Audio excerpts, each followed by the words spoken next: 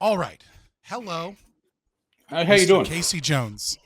It's Mr. OK title for you. Yeah, I don't know if you have whatever any weird title you want. sovereign citizen titles. You No, never no, know. no. Uh, I had, so, I had a girl. I had a girlfriend who tried to make me a Scottish lord for one Christmas. If you remember when they were going around the internet, oh yeah. Like all yeah. you technically all you need to do is like own property in Scotland, so you can I buy own like like a foot of land. So we could yeah, do. you just I own can do like a this little for you. bit of land. Yeah, yeah. Oh man. All right. So, I don't know a ton about you. Normally, because I came across you, sir, mostly because I guess you had a conversation with Andrew Wilson, and I didn't even like watch the whole conversation. I just saw a clip, and what struck me from the clip, and for the record, I had seen you kind of bouncing around the Twitter sphere. You know what I mean? Like something pops up, and you Yeah, don't really pay much attention to it, right? I'd seen yeah. tweets of yours before or something, and I saw him like really going for this like ChristPilled versus Redpill discussion, and he seemed very well, he was kind of in debate bro mode, right? Yeah. Which is fine. You know, I mean, I'm a debater myself. That's what most of my content is, debates. And I saw you just like very calmly kind of deal with the entire situation, right? And you were just like, well, no, like here's what I think. You know, and it was like, it impressed me, right? I was like, I've got to check out more about this guy. And then like I Thank you go and very I look, much. but well, it's because it's very easy to get flustered in those situations. Most people do, right? That most people like they can't they crumble when those things occur. And I saw that, and then I looked at you, and it was like polygamist with a banner of wives, military experience, former, former uh, adult star apparently at some Yeah, point, or maybe you made some yeah, content. And I was just yeah. like, this. And then I talked to you for a second, and you were like, "Yeah, I kind of lean towards anarchism and libertarianism as well." And I was like, "This has got to be an interesting story. Like I've got to talk to this guy." So here we are. Yeah. Well, thanks for having me Nice to on. meet you. Yeah, Yeah. dude. No, I've been banging the libertarian drum for I say about 10 years, 11 years Mm-hmm. now. I was previously uh, very much on I actually worked uh, for a while for our conservative political party here in Australia. Uh, Yeah, I saw that in your resume that you kind of said. yeah, What was a yeah, post? So you just discussed it. yeah, yeah. Yeah. And I think there's nothing like working inside government or politics to leave you completely disillusioned about the process. uh, Yes. and just how meaningless the differences between the two party system are.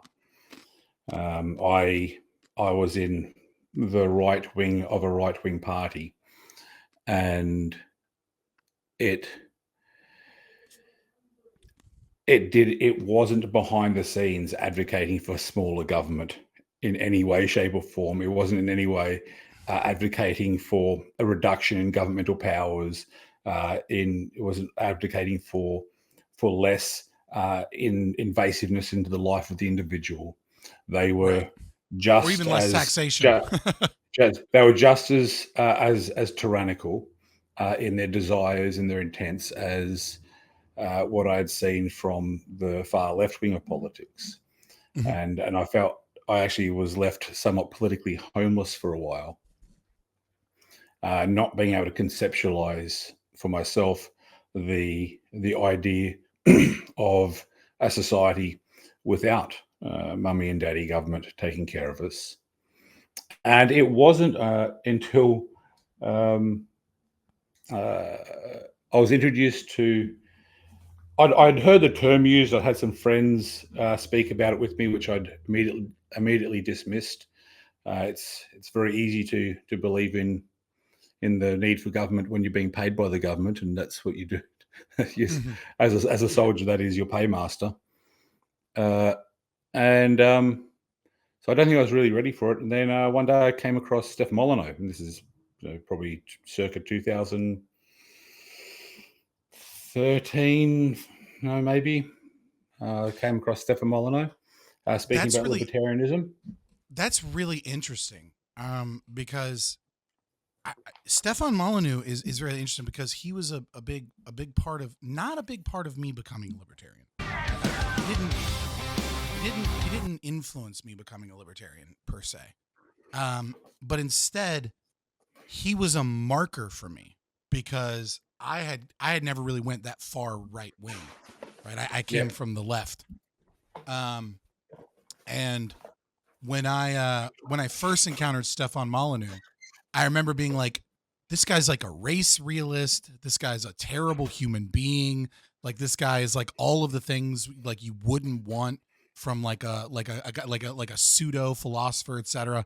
And then like I re-encountered him like, maybe like a year or two later.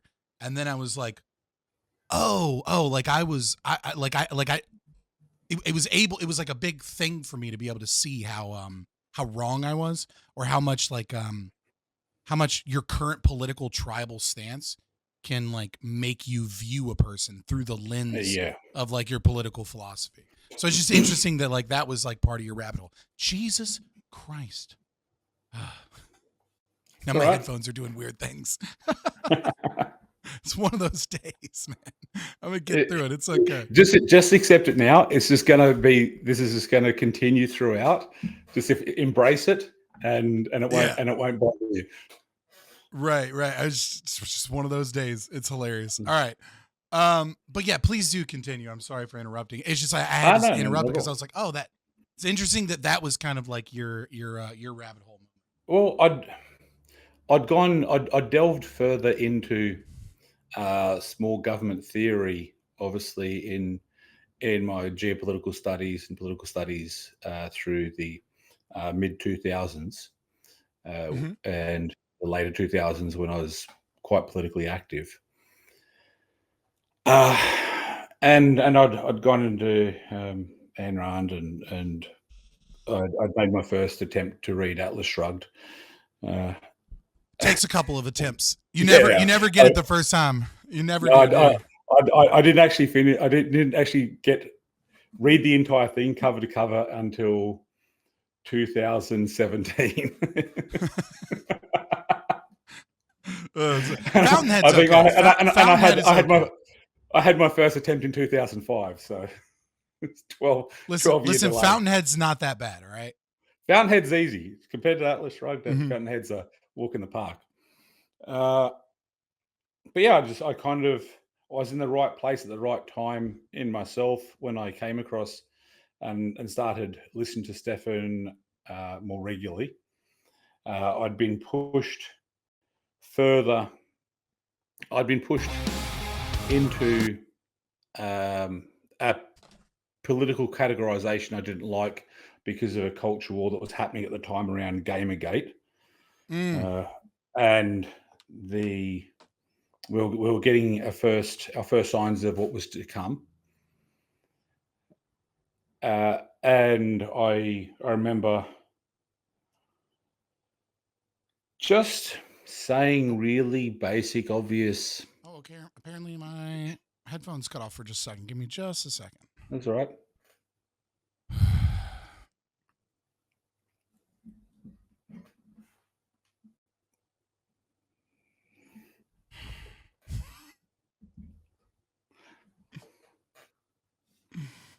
Oh my goodness. I tried to slyly switch from one headphone to the other and it worked. And it was there for just a couple of seconds. And then for whatever reason, it switched from my computer to my cell phone. So give me just a second. It's reconnecting the Bluetooth. And we're back. And we're back. So I'm not sure whether you were politically engaging in public discourse around Gamergate. Yes, in 2012. I was. Gamergate was. So I think we have very similar stories. Which is to say, I mean, obviously I came from the left. I came from a family that was super involved in politics. When I was in a baby stroller on like the Bill Clinton campaign tour, and like my mother and I used to watch Bill Maher like every Friday, like when I was a kid, and argue about it until my stepdad came out and screamed at us to go to bed. And then I kind of went communist, maybe not full blown communist, but like socialist, democratic socialist. Read a lot of Marx, read a lot of those things. I had some life experiences that we can get into, etc. But I started, I started pushing centrist, and then Gamergate was indeed kind of that moment where I started pushing right, but I never went like right wing per se. Like I kind of almost went center right and then went libertarian. Well, Gamergate happened at a time where I was, in many ways, culturally pushing further left in Mm-hmm. myself. I'd gone through some major life changes, and uh, I was certainly becoming more of a progressive in my in my life and the lifestyle and the life choices I was making. So no, I was engaged in a very progressive left wing community and very left wing forums, and I was writing and releasing essays and articles in a for the worldwide BDSM, kink, and alternative lifestyle and relationships community. Right. About issues relating to alternative relationships, sexuality, human sexuality, things like that. So a very open, progressive, left wing readership, and Yeah, I mean, then like occasionally, you don't get involved with the degenerates unless you're a libertarian or a leftist, right? Like there's not really a lot of like trad cats that are there unless they're there secretly. there's a lot there, and they're there There's secretly. a lot there, and they're there There's a lot secretly, there. right? There's a But they're not. lot But they're there. not. They don't have a voice in the community, is what No, I mean, no, right? Like they no, they know exactly to that. shut up. Right? No, There's a shut lot of up. Ted Haggers in bathrooms, like knocking on the door, seeing what's on the other side. Sure, but they're not. They're not out and about. But it was interesting. I think I had a head start by my prominent position in that community and the Mm-hmm. exposure it gave me to things that were coming, but were not mainstream yet. I heard the word cis probably 8 years before anyone else heard the word cis Yeah. be uttered in the public sphere. Um, Mm-hmm. uh, I remember engaging with one person who was uh, being an antagonist, and as a young lady, and I referred to her as such, and she immediately chastised me for misgendering her. This is what years before anyone even heard the term misgendered, Right. and I was like, how am I misgendering you? I mean, I actually had to go Google what misgender meant first, and Google didn't have an answer, but it led me to like some backwards forums that had made up words on it.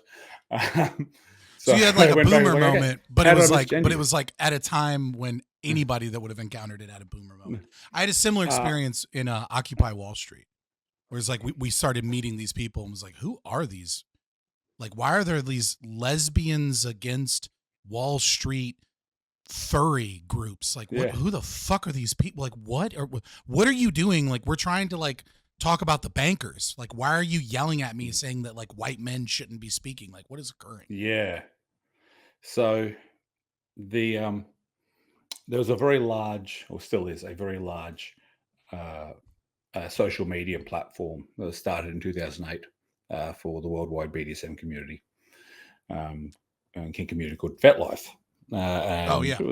it functioned reasonably well until about early 2013, which Tumblr discovered it, and then there was what we call the Great Tumblr Migration of blue-haired land whales, who just kind of invaded the space and started finding everything very problematic. So, and that's how I encountered this young lady, who I referred to as a young lady.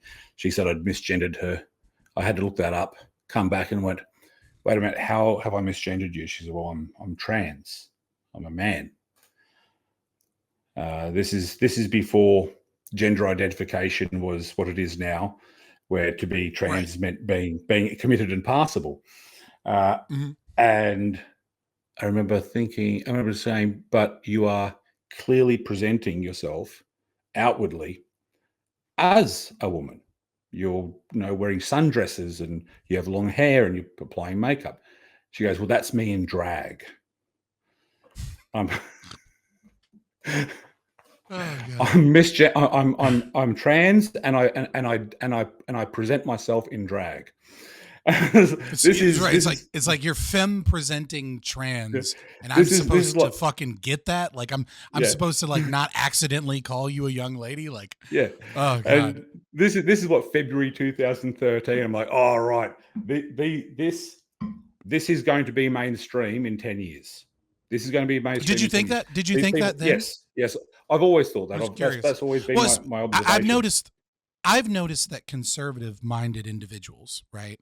Um, before the explosion of like of woke culture being presented in the mainstream culture, right?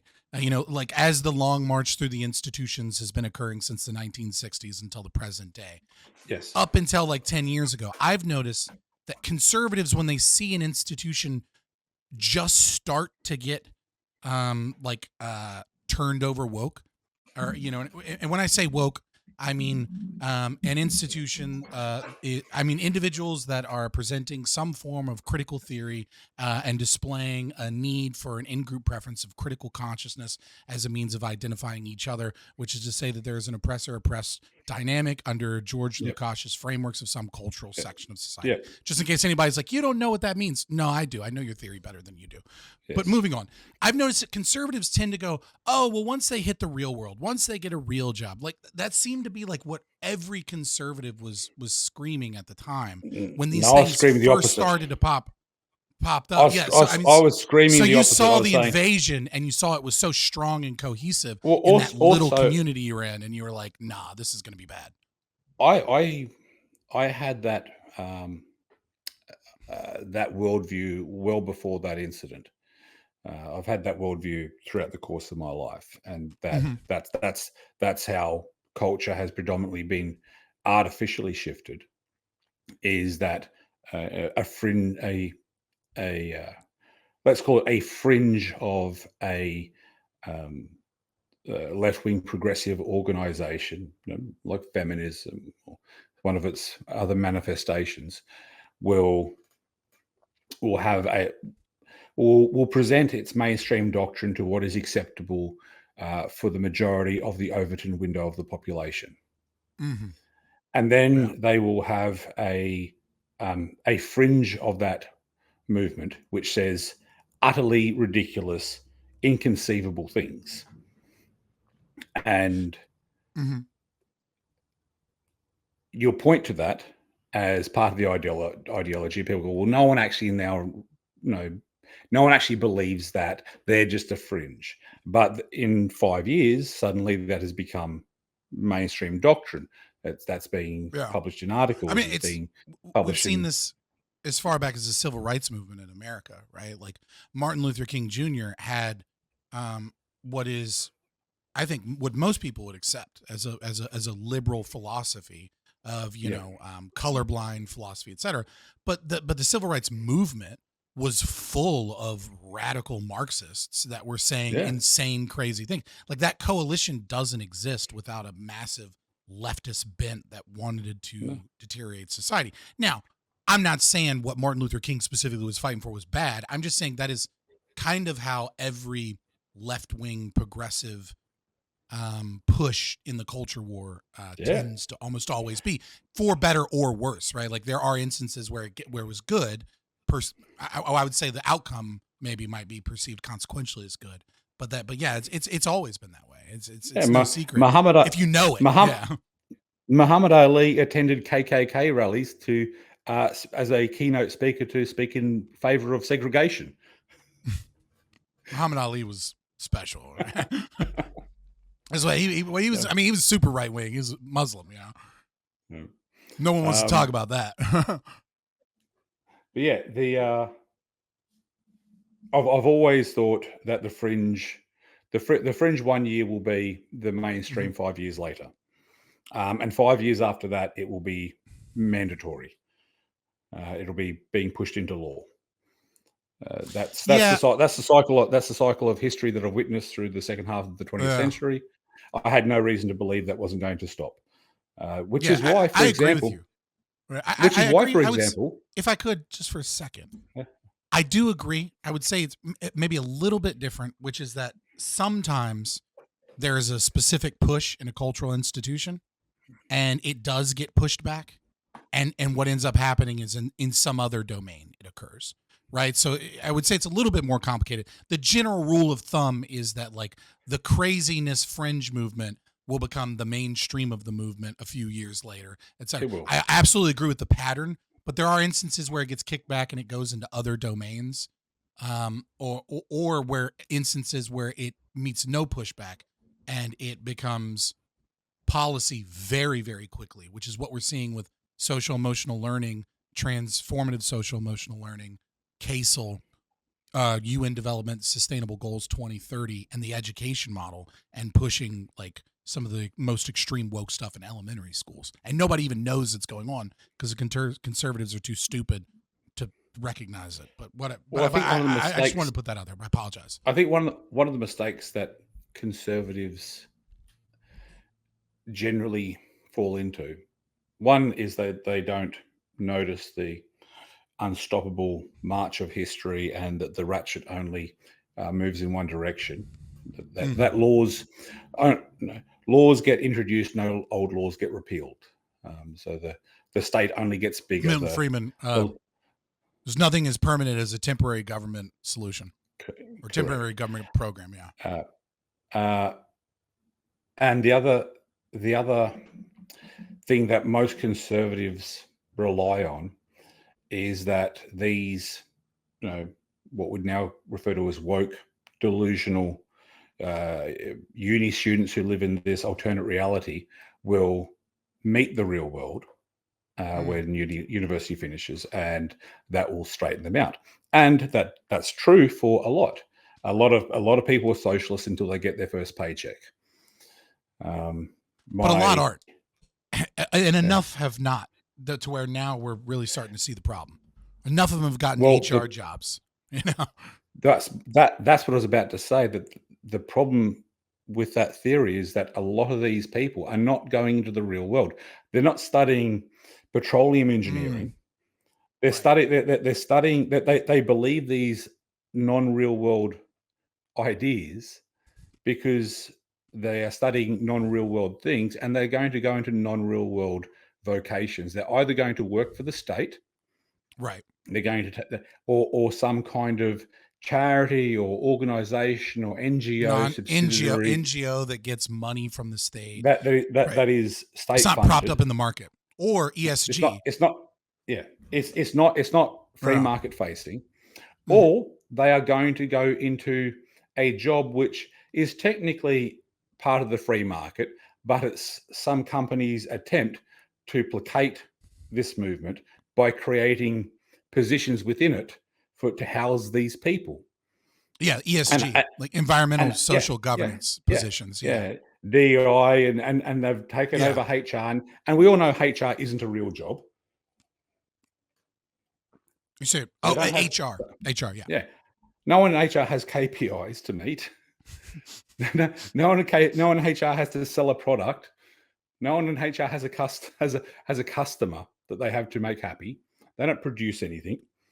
Right. It's a you're speaking my language. It's a non-job. I had a question. Screwball. I often think about this because I do wonder in the sense that if we are able to maintain artificial intelligence, and when I say artificial intelligence, I mean natural language models, right? NLMs or NLPs, whatever term you use, but like Chat GPT, et cetera. And when you look at programs like Microsoft Copilot, right? If you've seen like what the next wave of AI is, it's going to get rid of like 70-80% of jobs in corporate America, because with Microsoft Copilot, you're able to have it summarize an email, figure out what questions your boss wants to know, and then ask those questions of all of the data at a company, and it'll put out charts and give explanations and give its logic like instantaneously, right? So many office jobs are just going to be destroyed. And so I wonder, when you have such a big labor-saving device, combined with companies, big hedge fund companies like Vanguard and BlackRock, that are slowly starting to pull out of ESG because it's not making them any money, even though states and governments and the WF are doing everything they can to prop it up. It's there's too much turmoil and it's not enough money. I do kind of wonder if the market will kind of course correct some of this as a white pill moment. Like I do wonder if like NLPs and AI at the same time, if government gets enough control and they get enough control of government, it won't. Yeah. But I wonder I'm, what your I'm, thought I'm not is on white that. You're pilled black at pilled all. on that? I am not white pill at all. I haven't read Michael Malice's most recent book, but apparently he finishes it off with a very white pill upbeat tick to the end. So I'm looking forward to giving it a read and hopefully having a moment of levity. But Yeah, no, I it's all don't. right. I just don't see it in history. I don't see an example of any large empire or society being able to course correct mid midstream. It has never happened. They run their course, they fall, they get replaced by the next empire who didn't do all that shit. You know, China is not concerned about ESG. It's not concerned about DEI. It's not concerned about these things. And the next empire that Yeah. rises will not be. It will not. I'm not worried about China. I don't think China really has much power in this situation. I think people are a little bit too scared of China. To be fair, you're Australian, correct? Yeah. Yeah. So like the threat of China is a little bit more for you because if China, well, I'm just saying if China freaks out and has like one last ditch effort to like try and gain real power, because things start to go and they need a war, you know, trade routes, South China Sea, Japan, Australia, like that's an area and that like certainly could become tumultuous Oh, in if I was such a living in situation. Taiwan, I'd be very But concerned. But yeah, no, I'm not. I don't live in any daily angst about China. right. Uh, I I have my own.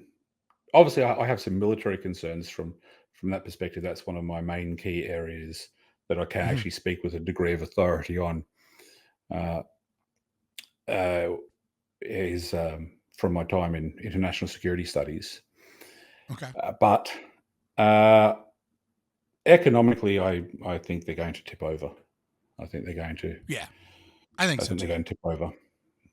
It's just whether or not the U.S. goes with them is really more kind of I think the question, right?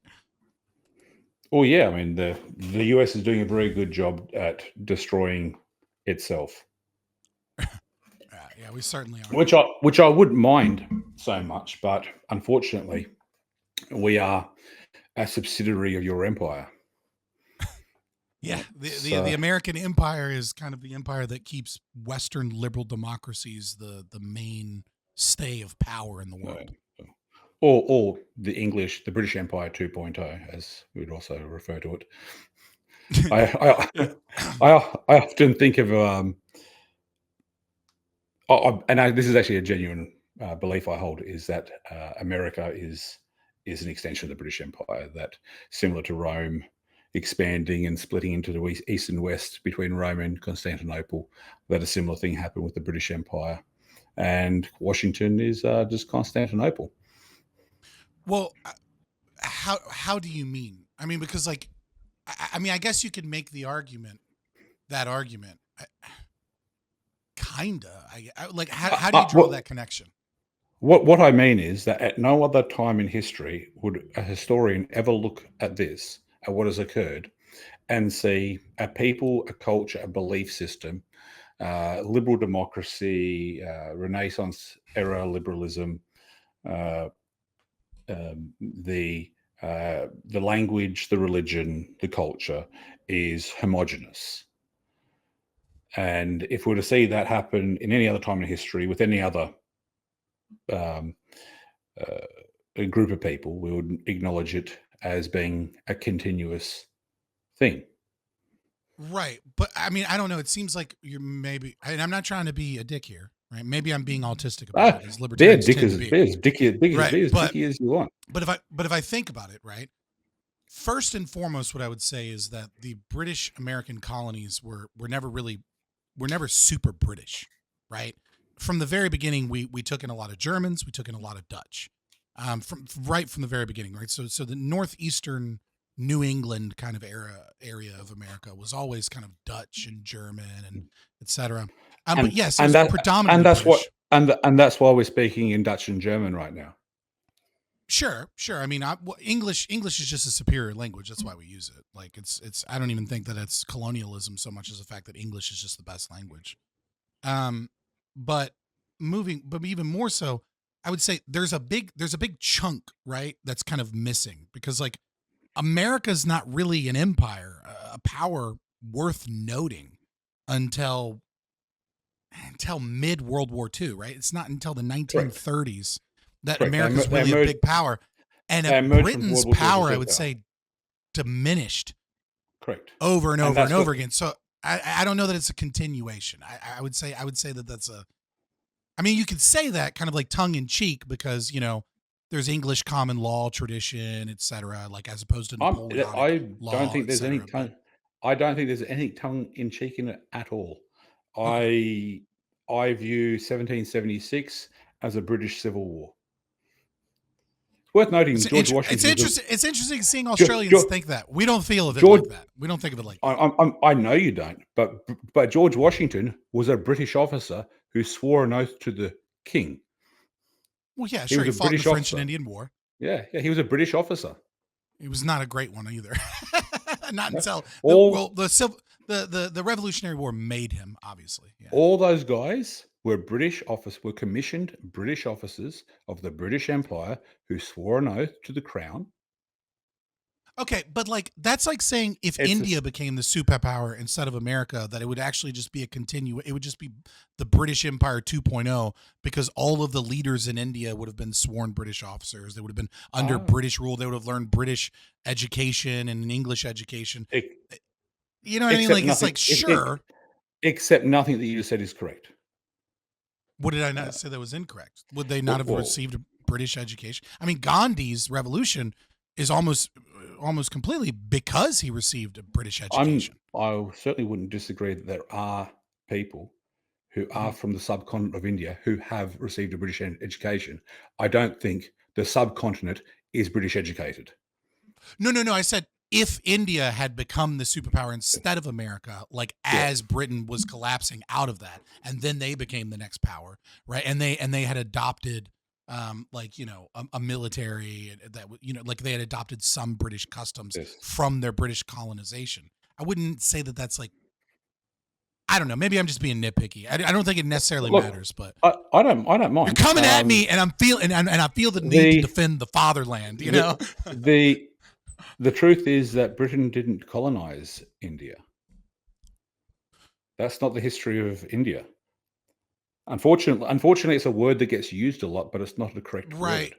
Yeah. I mean, so The the push root into word the for pu- colonize comes from coloni, which is yeah, Latin for farm, which is you take over yes, an area and you put retired soldiers and military in that area to interbreed, to intermarry, to have domain and property there, so that your culture becomes the dominant culture. And so, correct. like, I guess from a more historical perspective, I guess you could say that that wasn't colonized in the way that old empires used to colonize things. Not But I mean, I they guess, didn't but even try to. colloquially, that's kind of what we If mean when we say colonization, right? Like I'm Britain not is the sure. colonizer. I'm not. Well, that's what woke uni students like to say, who haven't actually studied history. And I'm not sure how Yeah. familiar you are with the history of Britain and India, but No, it's for, certainly for, not an area of expertise, but I have a cursory but the knowledge.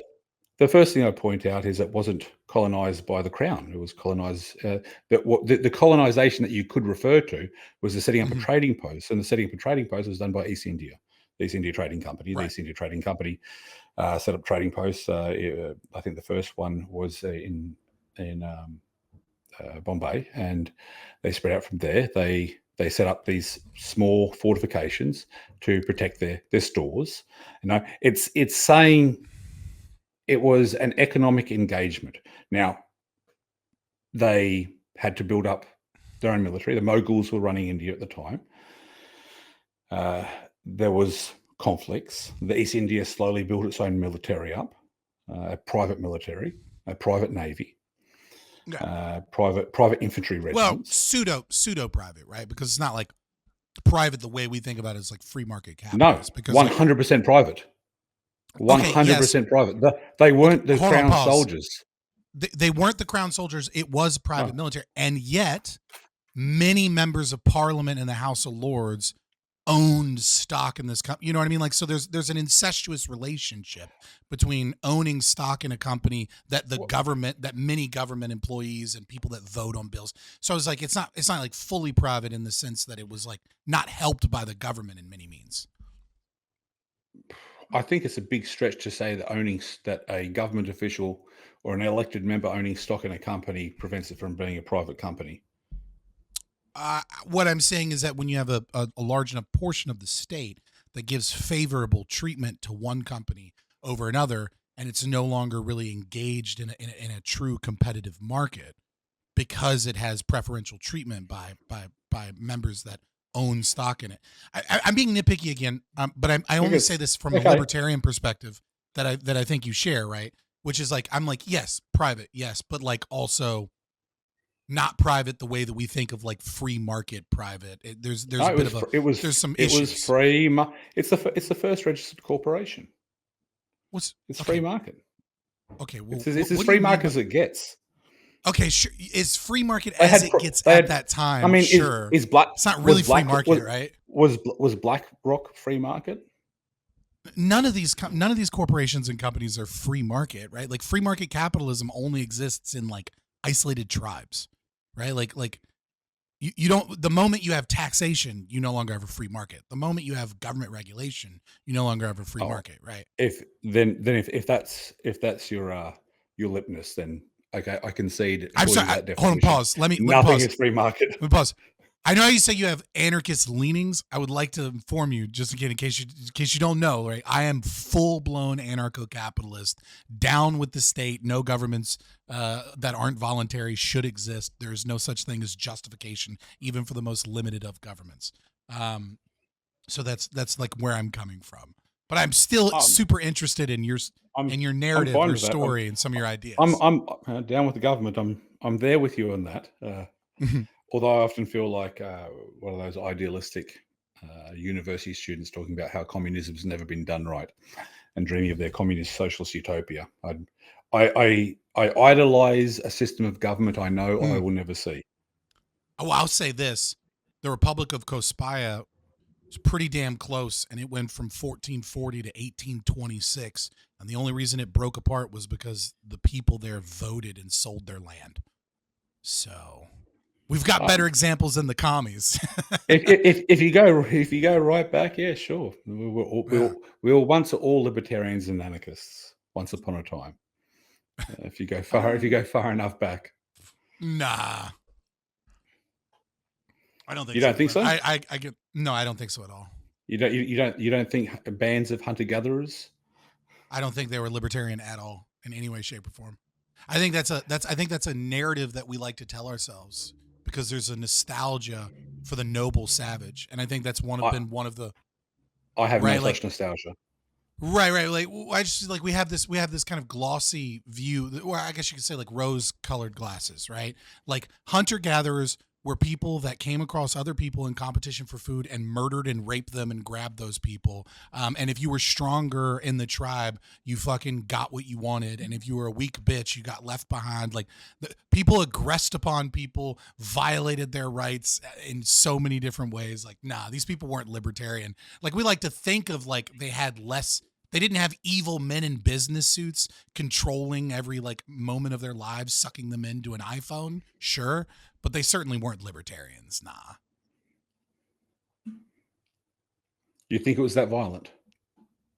I think we can look at burial grounds, and when we catalog the types of wounds that occur from burial grounds, we can know that like that there's a like orders of magnitude higher than anything we've seen even in any of the world wars in terms of population in a tribe, where like good 10-20% of the men have like are dying from battle wounds.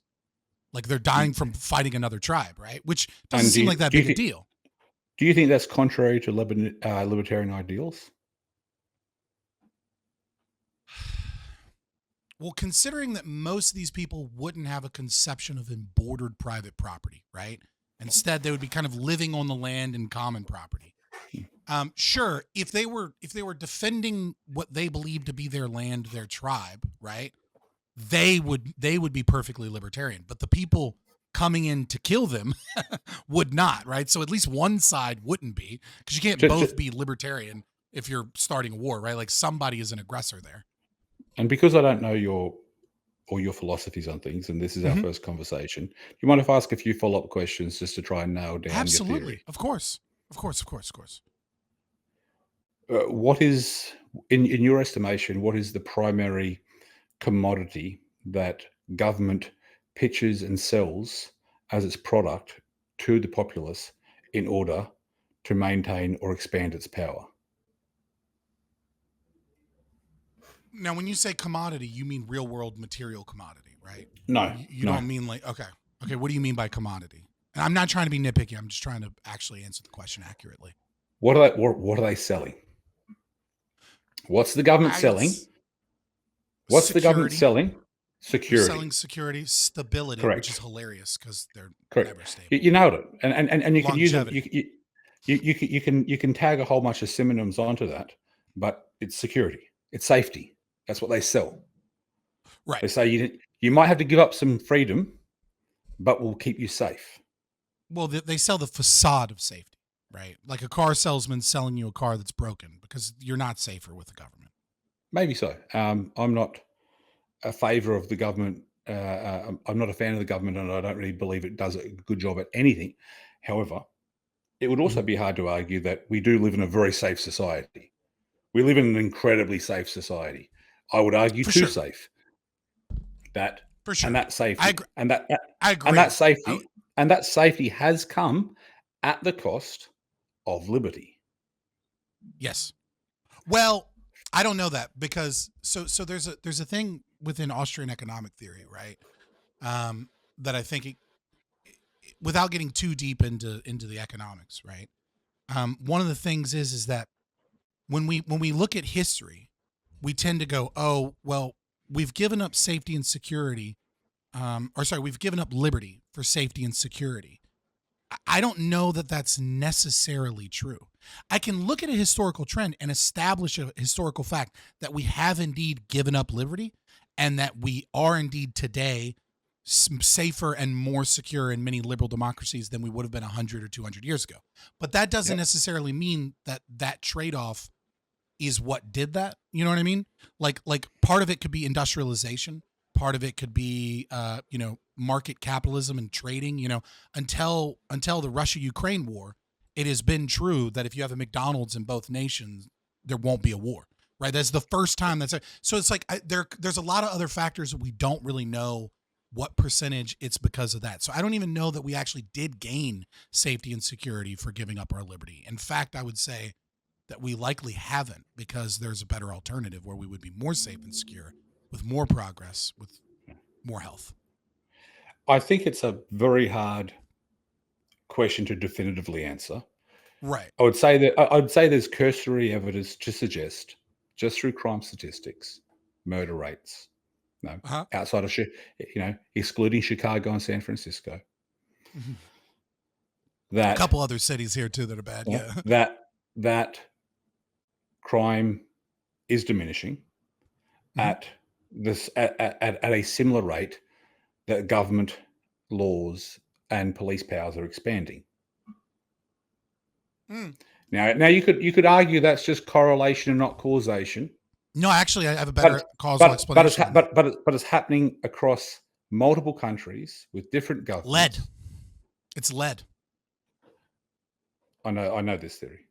Yeah. I think that has more explanatory power because it happened in countries where laws were where we were getting less strict, where the police had less authority, and at the same time happening in places where the police gained more authority. And this is, I would say that lead is probably a better explanatory factor. But I do also, if we zoom out a little bit further, right, I absolutely do agree with you that the state has gotten more and more power over the last, let's say, 200 years as opposed to the last 50 years.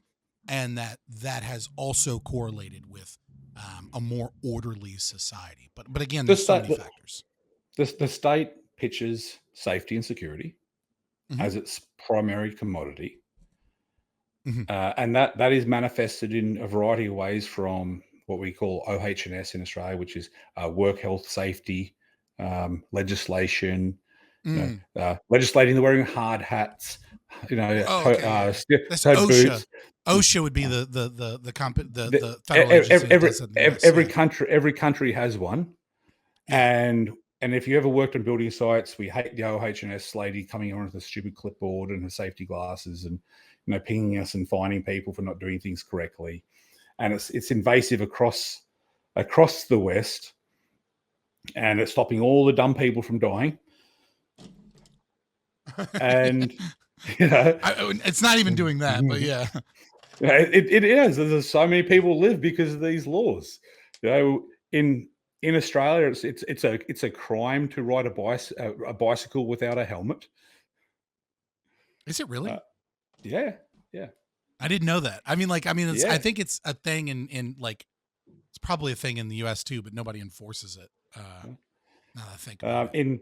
In 1998, they outlawed fireworks in Australia. How'd that work out? It didn't. Look, they still have professional companies that do it, but it's a criminal offence to have fireworks in private ownership, Right. and that's the way it is. So these laws, they are to a degree effective in stopping people from killing themselves out of their own stupidity. Uh, the expanded police state, at least certainly makes people feel more safe. So in the eyes of the average citizen, I think it's a fair estimation to say that the government has said, give us more power, let us take away your freedoms a little bit more, Hmm. and we'll make you safer.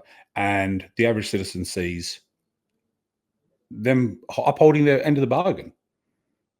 Yeah. No, I don't doubt in any way, shape, or form that the illusion is certainly well sold and effective in that regard. I will 100% agree with you on that. I think most people have there's this article written by Jack Donovan, who is a crazy character. He's a homosexual journalist that like hated pride parades and stuff, and was like all about masculinity with his homosexuality. And then he like kind of got into Nordic uh, culture, and may or may not be a white supremacist that goes out in the woods with a bunch of other like pagan gay dudes and has gay sex out in the woods. Right? He's like super racist sometimes. Wild to dude. But he wrote this article, great libertarian article, called Violence is Golden. He talks about how every single solitary aspect of the state, is backed up by violence, right? It is Yes, backed up by this correct. concept of like, or else what, right? It's like you can't be a pacifist, you can't do that. But there's also this thing that has occurred because you said this earlier. You said, we have too much security, you would argue. And it's this I thing would. where we're so separated from the violence that many people say silly and hilarious and ridiculous things like they want to live in a non-violent society, or that like violence is bad, or like all of these things that they've become so disconnected from the state apparatus that commits violence on their behalf on a daily basis, that they don't even recognize that like they live in a Yeah. violent society. Yeah, Like, the violence hasn't changed. The violence has just shifted, and it's localized, and right. it's isolated, and it's and certain groups have monopolies over the use of it. Mhm. So one of the sayings that I like very much from some of my libertarian and pro civil rights activists out there is that are you familiar with the civil rights lawyer on YouTube? I'm not specifically, no. No, he finishes off most of his videos by saying, uh, and remember, freedom is scary sometimes, uh, and Fair it's an enough. acceptance that we have we have rights. Well, you have rights, I don't. Um, and I have up slightly more than you, right? Like our rights are and violated too. and that, you know, we need, if you want to keep them, you have to accept risk, and you have to understand that if you want total safety, it means giving up your freedom. Mhm. And the inevitable conclusion of this, which I agree with, mind you, and which Mhm. is where I was looping back around to, is that a libertarian society is inevitably going to be a violent society. It's going to be a less safe society. I disagree completely. But there's a caveat here, and I think maybe. So, are you familiar with Hoppe? Have you read any Hoppe? No. Okay, so Hans Hermann Hoppe is kind of one of the bigger theorists in anarcho-capitalist or libertarian philosophy, right? Like you have Rothbard, you have Mises for your economic stuff, you have Hans Hermann Hoppe. He's one of the big ones. He wrote Democracy, the God That Failed, Theory of Socialism, Capitalism, a ton I'm of familiar books. with Democracy of the God Failed. Yeah, that's the one that a lot of people know because a lot of right Yes. wingers will read it and be like pro monarchy, yeah, and it's like that's not the point of that book. But all right, fair enough. Because his argument is that monarchies were better than liberal democracies. But setting that aside, so there's a concept of covenant communities and things of that nature. So when you get a little bit deeper in the libertarian theory, there's an option that it seems like maybe we forget or we don't understand or you're not discussing, which is there's nothing wrong with giving up voluntarily signing away liberty for security. The problem stems from the involuntary action in which the state does it. Because the state doesn't act, no one actually signs away their liberty for security in modern nation states, modern liberal democracies. Instead, what happens is that the government either just takes that liberty anyways and says, don't worry, we promise, we'll protect you, it's for your own good. Yes. Or there's some vote on some bill somewhere, right? And we mostly live in republics where 51% get to tell 49% to go F off.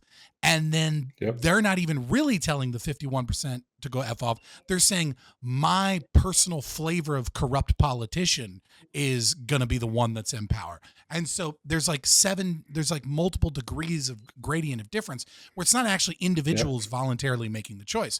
And so when we say like a libertarian society will be a more violent society, setting aside, that all order must be maintained by violence, right? Setting that aside, I disagree because when we look at let's say Honduras, in Honduras, there's this place called Prospera, Honduras, right? They're currently fighting the Honduran government because they have a legal right to be there based off of like UN charter stuff, et cetera. But they're basically an ANCAP society. When you go there, you choose a legal framework voluntarily. You choose to give up some of your rights so that an insurance company represents you, right? You say, here's some money and here's rules I'm willing to follow, et cetera, et cetera, et cetera. And Yes. so I don't David think you actually Friedman need that. discussed that in Machinery Freedom. Yes. So I don't think you actually need to bite the bullet that libertarian society will be more violent because covenant communities, rights enforcement agencies, et cetera, they offer all the same benefits of the state, but it's voluntary. Could I caveat my declaration maybe specified a little bit better for you? I don't hold the view that, and the view that is painted by the people who control our entertainment industry, that anarchy is represented by people screaming and rioting the streets and throwing for sure, trash cans through windows and everything's being on fire, and there's a dude in the background running along, on fire, and all the other things that they immediately claim will happen the second that government disappears. This is why you need us. If you don't have us, this is what's going to happen. Yeah. Everyone will die. Well, those are leftists anyways. Yeah. So I don't subscribe to that. That's not my proposition. My proposition is that without a government to provide safety, it's up to the individual to provide safety for themselves.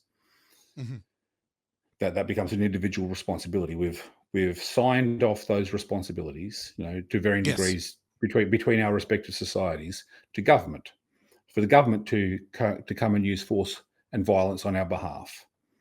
And with the removal of an outside agency to enact violence on our behalf, it's up to us to enact violence if we need to enact violence. There'll always be malfunction. There'll always be malfunctioning humans.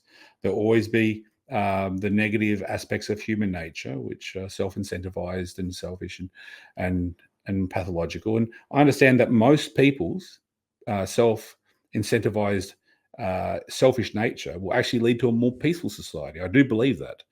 And I think there's a lot of historical evidence to that, but that will be interspersed with periods of violence. So I guess maybe if I could clear up what I mean by that is that I absolutely agree with you on that. And what I would say is that one need not get rid of the shackles of the state and protect themselves. That's a choice. What you're given now is the choice to defend your own property. The other choice is you and 10 other. You're given the choice. What do you mean? Well, in Australia, it's illegal. You're not allowed to defend yourself. There's no right to self-defense in Australia. Hold on, pause. There's no I'm right talking to about something. protection of property. I agree. What I mean to say is, like, we'll say one is given the choice. If the nation state were to completely dissolve, like the United States government or the Australian government were to dissolve, right? What I'm saying is if you were to live under a libertarian anarchist perspective, it's not, oh, now I have to defend my own land. It's, I have the right to defend my own land, but if I so choose, I can pay an insurance company that has a private police force that has a subscription model that can defend my land in lieu of this, right? So it's like, what I mean to say is that, like, some people may choose to take on that burden, but that isn't, you absolutely have the right to give up what it is to defend your own land, to voluntarily hire someone to do that on your behalf that does it better than you and would absolutely do it better than the government. And the reason they would do it better than the government is because, unlike the government, the business that you hire is incentivized to do it properly. If their rights are violated, they don't do it. You see what I'm saying? So, like, what I'm saying is, I absolutely love The Machinery of Freedom too. It was a great book. And I love it all. It's great. I want to see it happen. But I'm looking to Honduras to see what happens there, right? See if they get bigger. It's the intrinsic acknowledgement in all of it, though, is that there is still violence. The violence hasn't gone away. The violence is there with the state too. It's worse with the state. I propose a maybe a false dichotomy by saying either the government is perpetrating violence or the individual is perpetrating violence, and you said, you're wrong there.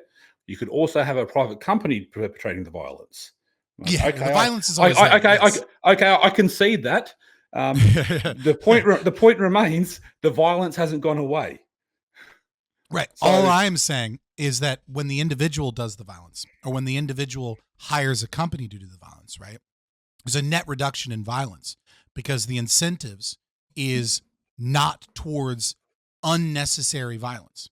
Because the private company might commit unnecessary violence, sure, but the state is incentivized to do things like, to make Karens happy, they're going to go into black neighborhoods and kick down doors for no reason to try and stop a drug war that they themselves fucking created, right? Like, and that's just like one of a billion examples, right? So, like, I agree. I'm just saying it's also important to note that the state's violence is almost mathematically impossible to not be more and unnecessary and cost more money.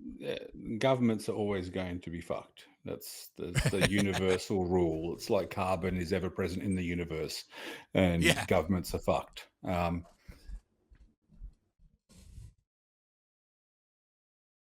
Of questioning. Oh, you're back. There you go. Sorry, you dipped out for a second. So the only reason for this line of questioning was that if you dig up some skeletons and they've got some arrow wounds in them, it's not evidence that they didn't live in a libertarian-esque society. Okay, sure. I was just saying that the absence, you're correct. The absence of evidence is not evidence. And we have limited evidence that the Aborigine people in almost all of the world were far more violent than Western liberal democracies at an individual level. But sure, you could say that they don't have a system of taxation. They don't have these other violent back-end things baked into the system. So were they more libertarian? Maybe. But Well, yeah. I mean, the if you modern take conception of private property rights like just didn't exist amongst these people because those ideas didn't exist, right?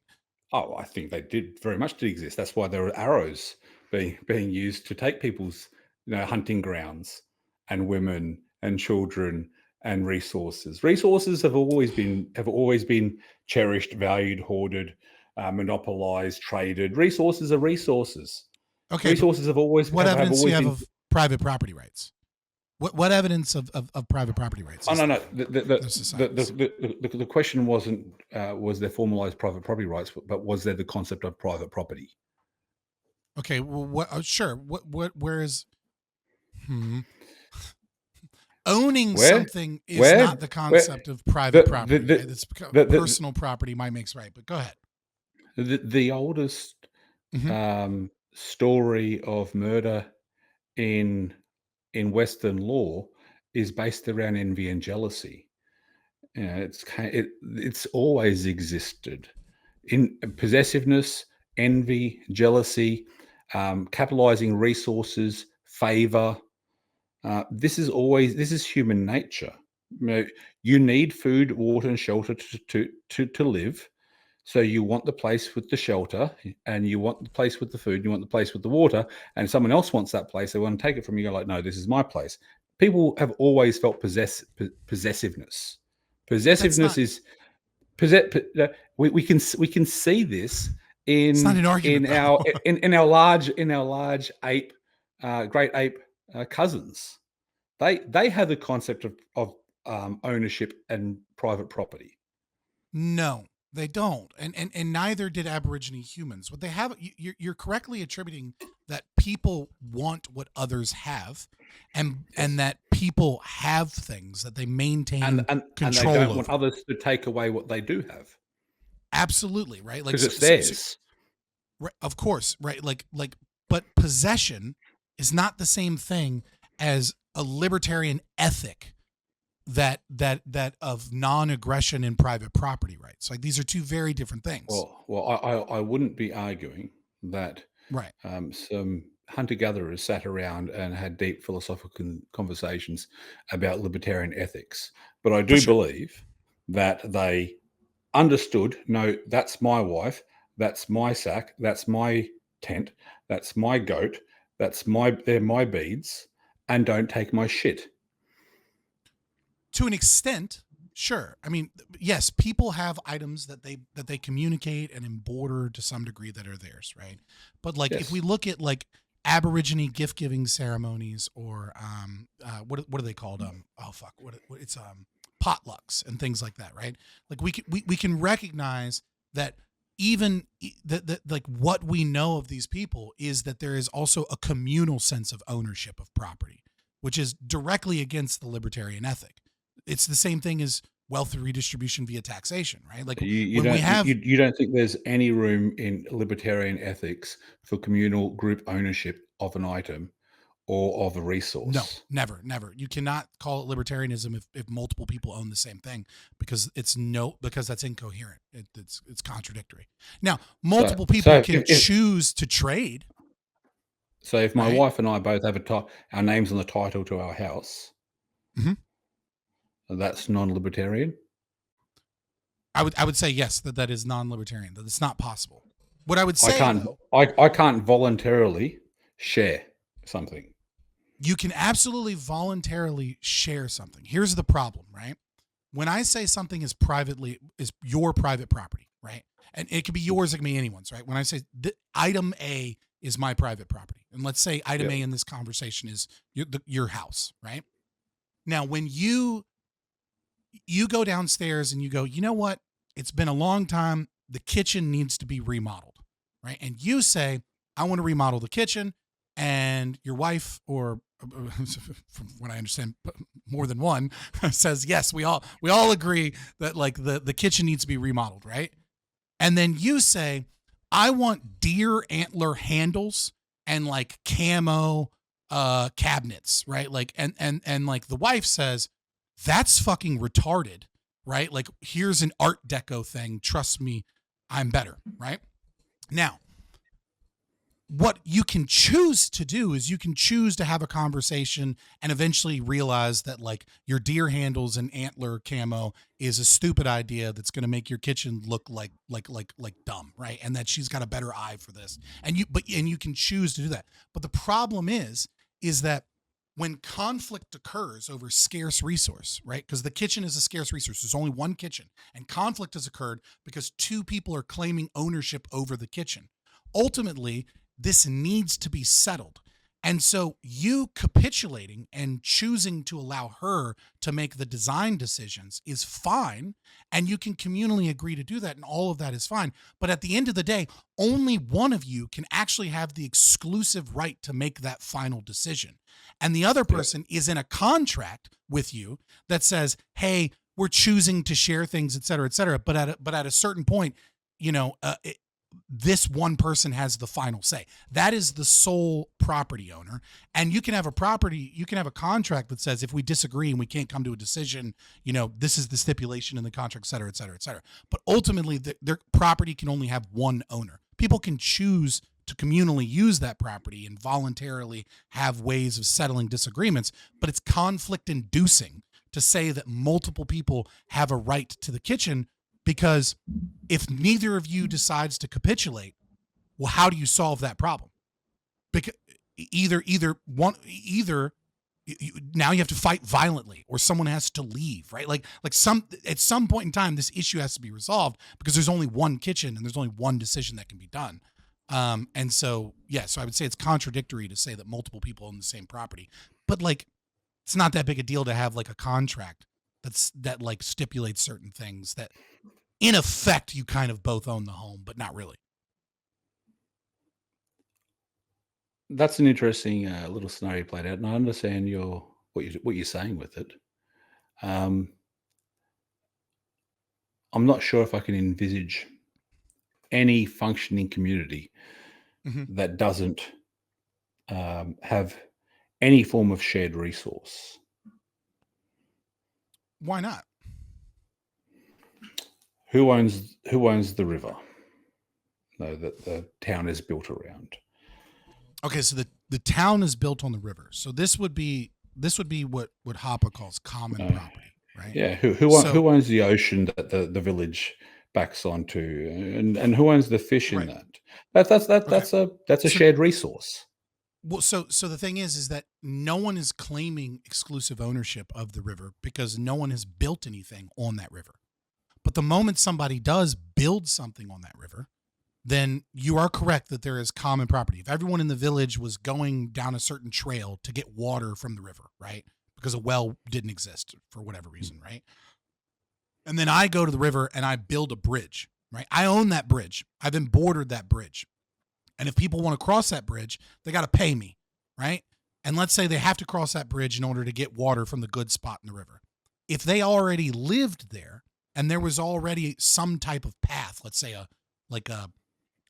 couple of logs that were kind of laid down that everybody was using, right? Then I would have to maintain that. And you are correct that there is something to the sense of like a communal sense that before someone creates the private property via homesteading, there is a conflict there where multiple people have communally decided to use something. But once those things are bought out, once those things are fully privatized, it can be that way forever. Right? And I'm not disputing that. My assertion is that if taken on, trying to get a libertarian, by the way, two libertarians to agree on definition of libertarianism is very difficult. So I'm just going to go with a very vague definition, and then you can spurg over it all you want later. No, it's fine. Right? It's fine. I understand. I understand that it's difficult. Yeah. That if we strip it back down to some very basic tenets of limited government, because we're not anarchists yet, we're talking libertarian principles. I would disagree, but that's fine. Yeah. limited, Uh-huh. what and whatever small and limited oversight committee your town has, or council your town has, is elected and directly representative of and by the community and the people that have elected it. That so limited government, extremely limited to make you feel better. The non-aggression principle, and private property rights. If we can just like start off with like those three. Now, those three principles apply to the vast majority of early societies, hunter-gatherers, bands. We see those same principles. Some of the best with the some really good, once again, David Friedman, but the cultures and societies that pushed into the Nordic, from Norway into Iceland and then into Greenland. You're talking about like the Icelandic Tane system, yeah. Yeah, had all these things. None of these things, none of these libertarian communities and societies, although I'm sure they didn't identify themselves as libertarians, we can at least acknowledge that they meet these three tenets. Were one, were free of were completely free of violence. For violence, violent incidents happened. Although once again, even the most bloody period of Icelandic history is still pretty tame. That there was respect for for private property. That common property still did exist, and that all these cultures universally have some prohibition against the instigation of violence, and the right, if someone does instigate violence on you, to respond in kind in self-defense. These are common principles that are found. So I go back to that.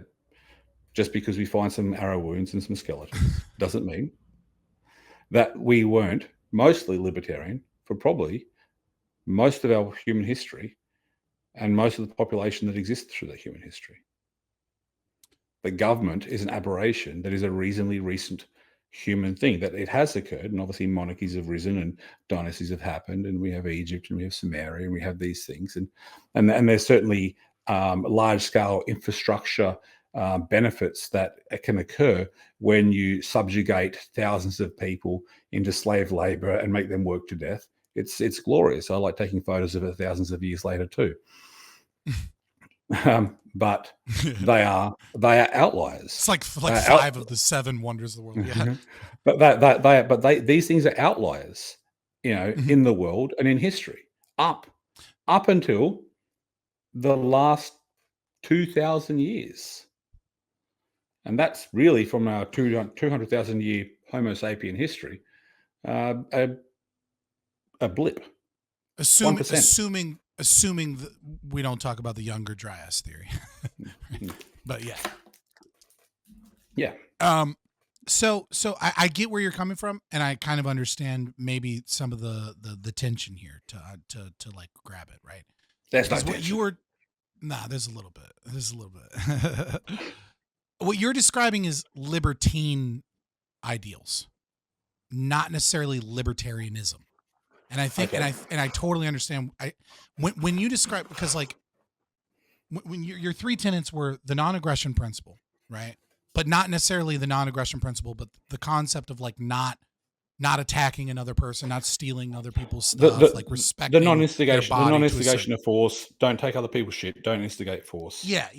And then some concept of private ownership, mostly, and then extremely limited government, especially when compared to the giant bureaucracies of the state today, or even the slave empires of like the early civilizations, etc. Yes. And so like I mostly agree with you. I would obviously get nitpicky about the first two, because the first two I think require anarchism, but that's like, but I get what you mean, like in idea. I agree with you. I do agree with you that like early people were more libertine, right? And libertine is exactly what you're describing there, right? Which is like, minimal, very, very, very minimal government. Like I don't want government in my life at all, but if I have to, very, very limited. Please don't come and take my things. Like I don't need this giant state, et cetera, et cetera, et cetera.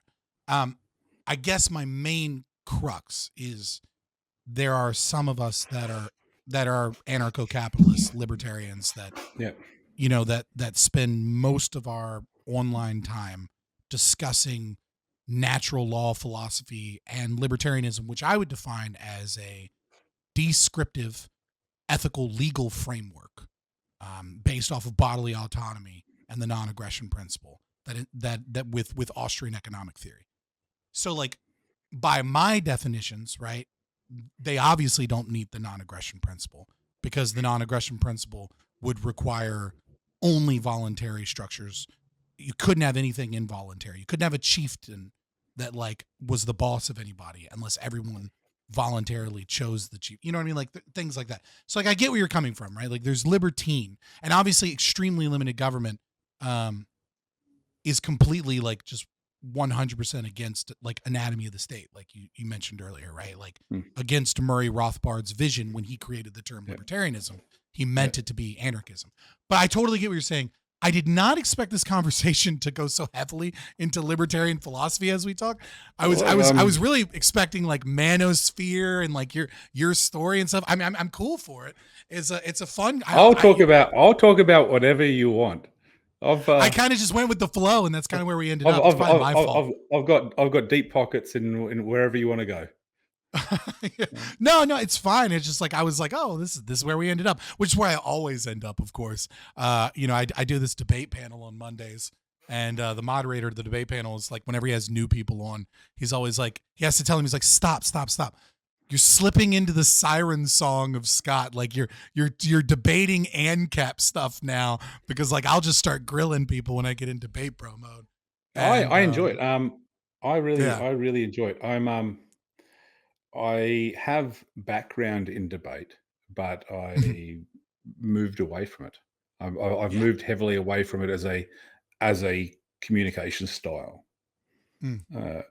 It's a little bit egotistical, and it becomes about.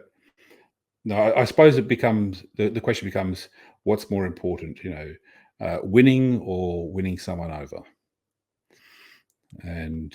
A lot of the time, I just want to, sit down and figure shit out with people. And if I come into it with a debate mindset, it stands in the way of that. It stops that from occurring. People get defensive, and I'm not going after them. And I need to try and start separating them from their ideas and understanding that we aren't our ideas. And we can find commonality, and we probably have a lot more in common than we realize. And then when they're really vulnerable, I slip in that they're wrong and I'm right. So like I agree with you. It really just depends, right? Like I think both are valid forms of communication for sure.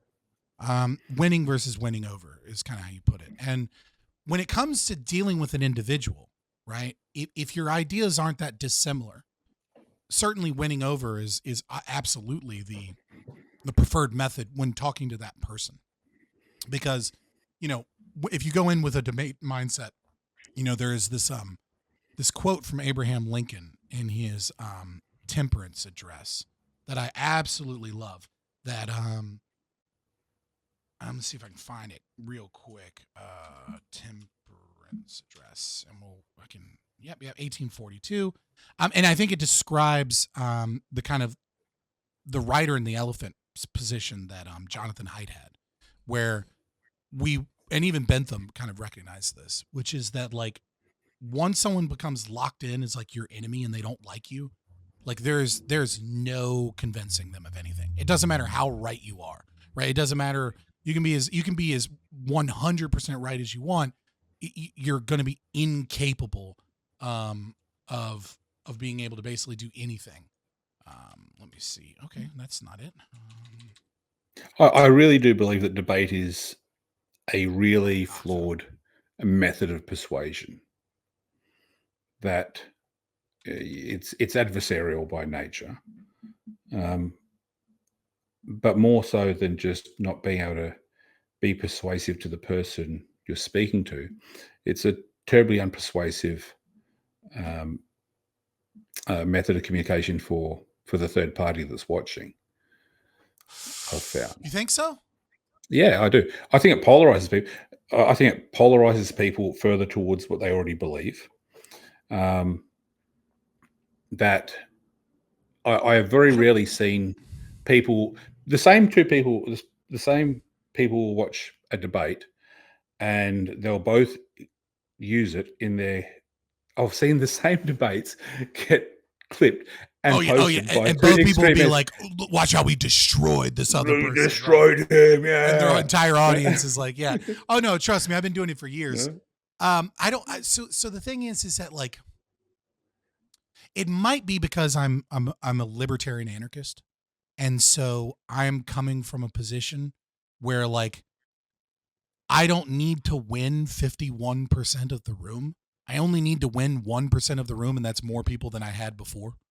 You know what I mean? Like, I'm coming from such a fringe position that like, if I can just get 1 or 2% of people to go, maybe, right? Like, then that is like a victory for me.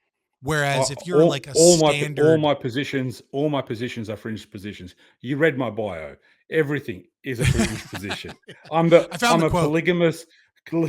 polygamist, farmer, veteran, conservative, ex-porn star. I mean, it's all fringe. So I have no political homeland at all. I wanted to read the quote because I think I Please love do. this quote. Please and do. This is Abraham Lincoln, former psychopathic, horrible president that started the Civil War. But he gives good speeches. Temperance Address 1842. It is an old and true maxim that a drop of honey catches more flies than a gallon of gall. So with men, if you would win a man to your cause, first convince him that you are his sincere friend.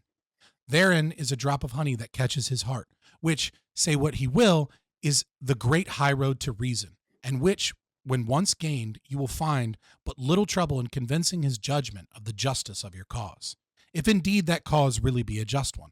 On the contrary, assume to dictate to his judgment, or to command his action, or to mark him as one to be shunned and despised, and he will retreat within himself, close all avenues to his head and his heart.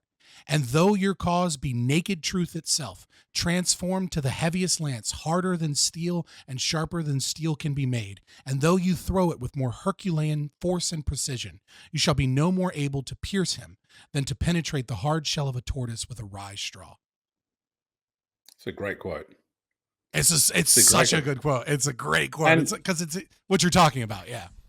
And we're seeing hard data come out of the last 10 years that demonstrate this, that show that people, I wish I could just pull up studies. There was a really good one that came out about 5 years ago that showed that demonstrating hard, irrefutable evidence that went contrary to someone's core worldview only made them more firm in that view. Yeah, I heard about that. That's where I stand on why I choose the method of communication that I choose. I get contrarian from time to time, mainly just when I want to make fun of things that deserve to be mocked. But if I'm engaging with someone in one-on-one, I find it a really ineffective method, and I've slowly developed my own method over just years and years and years of being the only person at the party who believes a particular thing, and everyone's agreeing, and I'll just pipe up and go, well, actually, I don't think abortion should be okay. And they go, but you're not a Christian, you're an atheist, and you're this and that. I'm like, yeah, but no. I think if I've got to draw a moral line somewhere, that murdering babies should be one of those lines that I have to draw. Like, I don't need to be a patissier to like a good cake, dude. Like, I'm sorry, it's fucking murder. And then I'll just have an entire room of 40 people just look at me like I just shat in their fucking salad. and just sit there and just gradually talk through it, and ask them questions about their beliefs, and it's So, amazing by the end of the evening how many people have completely changed their position, and it was because I went mm, into it with this, not trying to be coming from a contrarian perspective, but not being aggressive about it. And I'd suggest that's the reason I'm even sitting here talking to you today. actually, yeah, it is. Because I mean, I see ChristPilled, Redpilled stuff all the time, and I'm not super interested in talking about it because, well, I mean, this might be a good opportunity to transition to that because I do agree with you in that conversation. That's why I reached out to you because I was like, oh man, this guy's really calm. Like he's just trying to state something. And the to the video in question, it was you had posted on Twitter, and Andrew was um grilling you, I guess you could say, about the concept of like you being a nihilist, because you have a worldview or a philosophy in terms of the actions that men ought take in relationships as one of like, okay, the entire system is blown up and destroyed.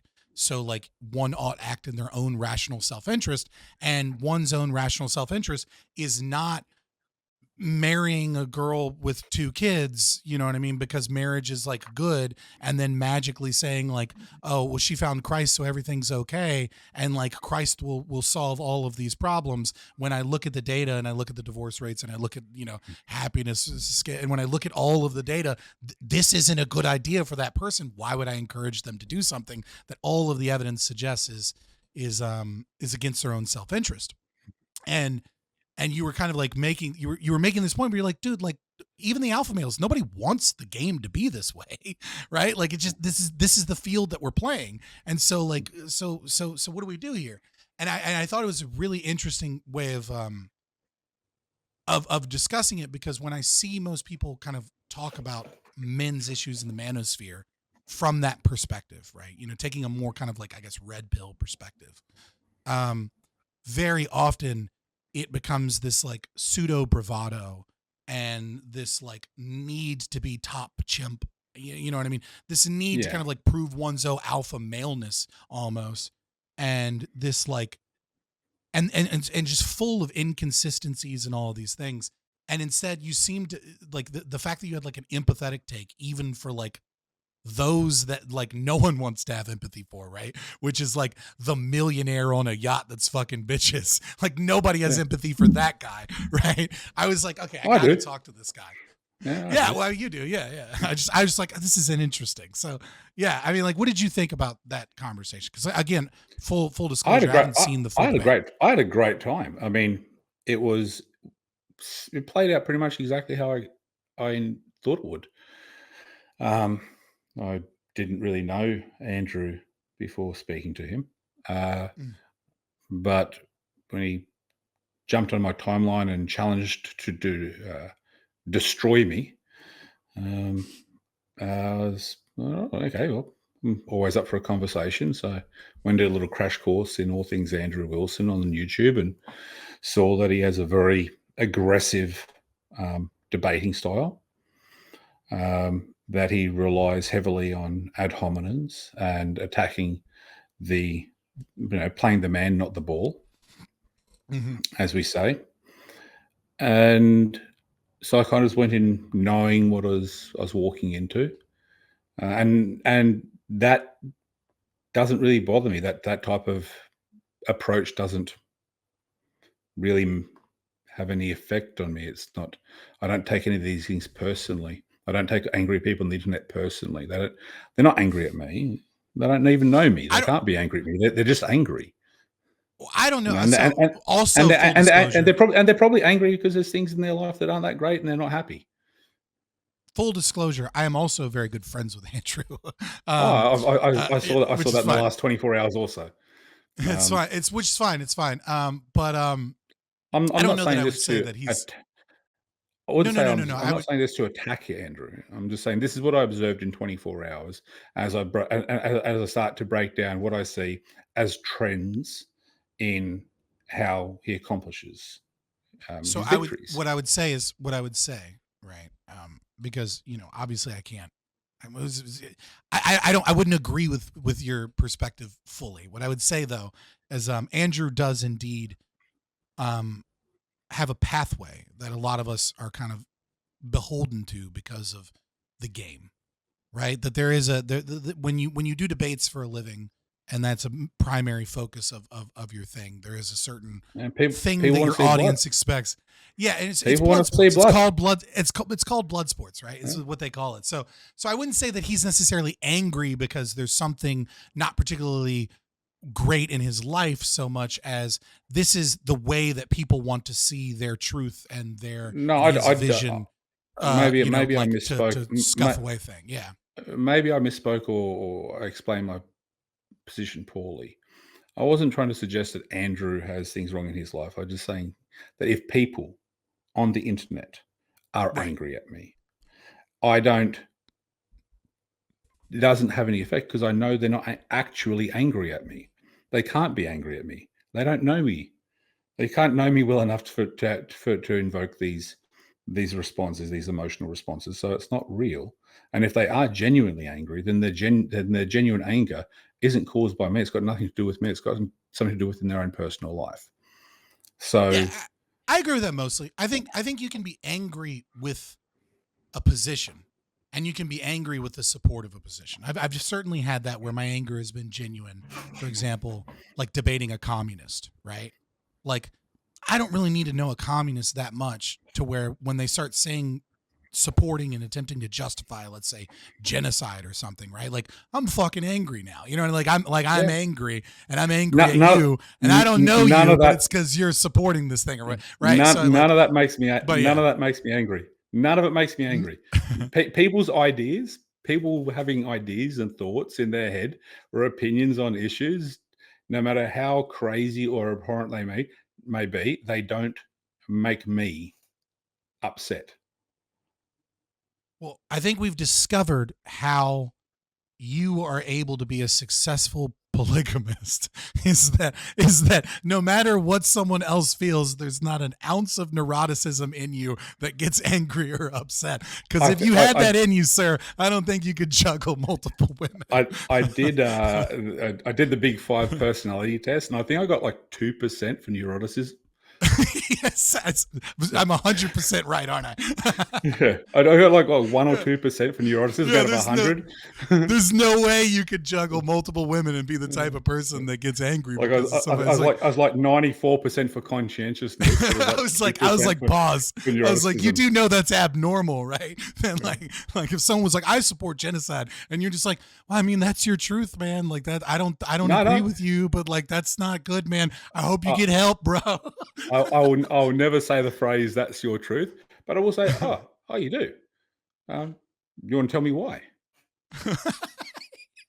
No? All right, brother.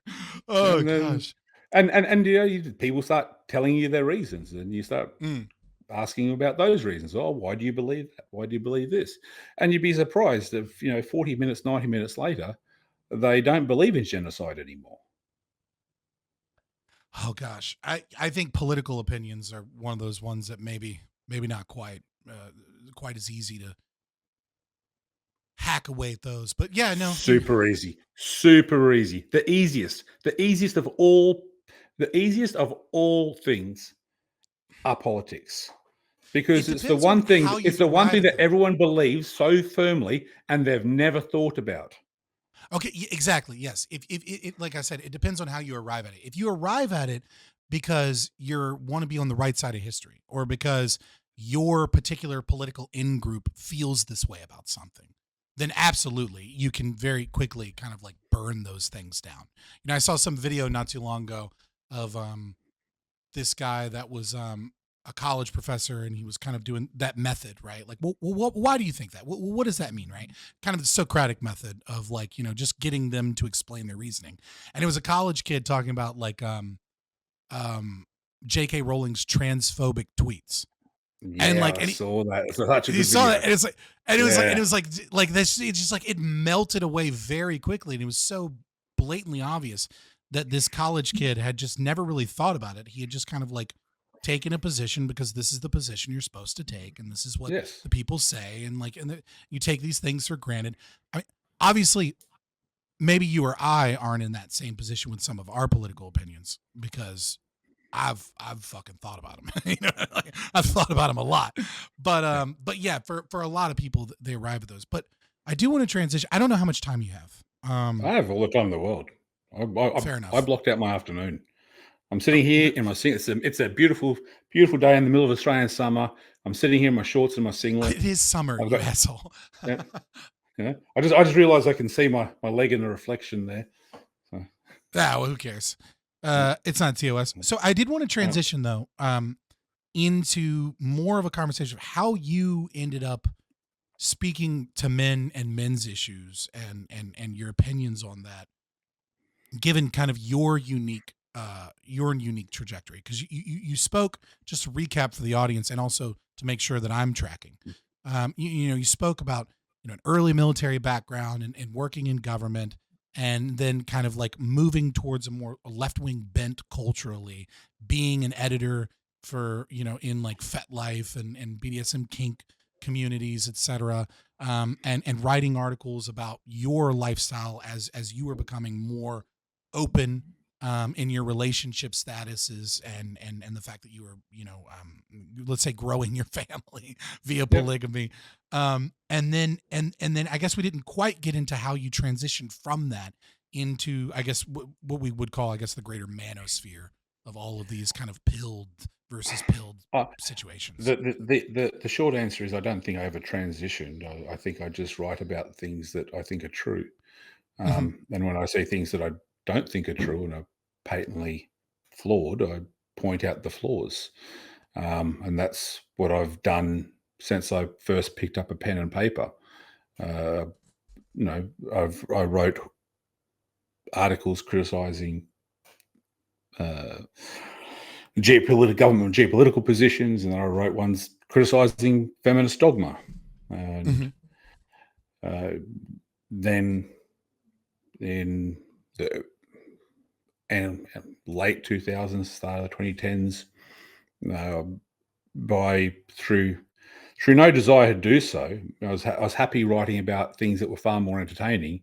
I would be challenged on particular issues to do with patriarchy theory and feminism, and this, the people would spout cultural Marxist dogma, and I go, oh, I recognize that. This has got a new coat of paint on it. Oh, the oppressor and the oppressed class again. I see. Oh, is it that old dog? Oh, that's being taught I new know tricks. that. Yeah, I know this one. Let me fix this for you. right.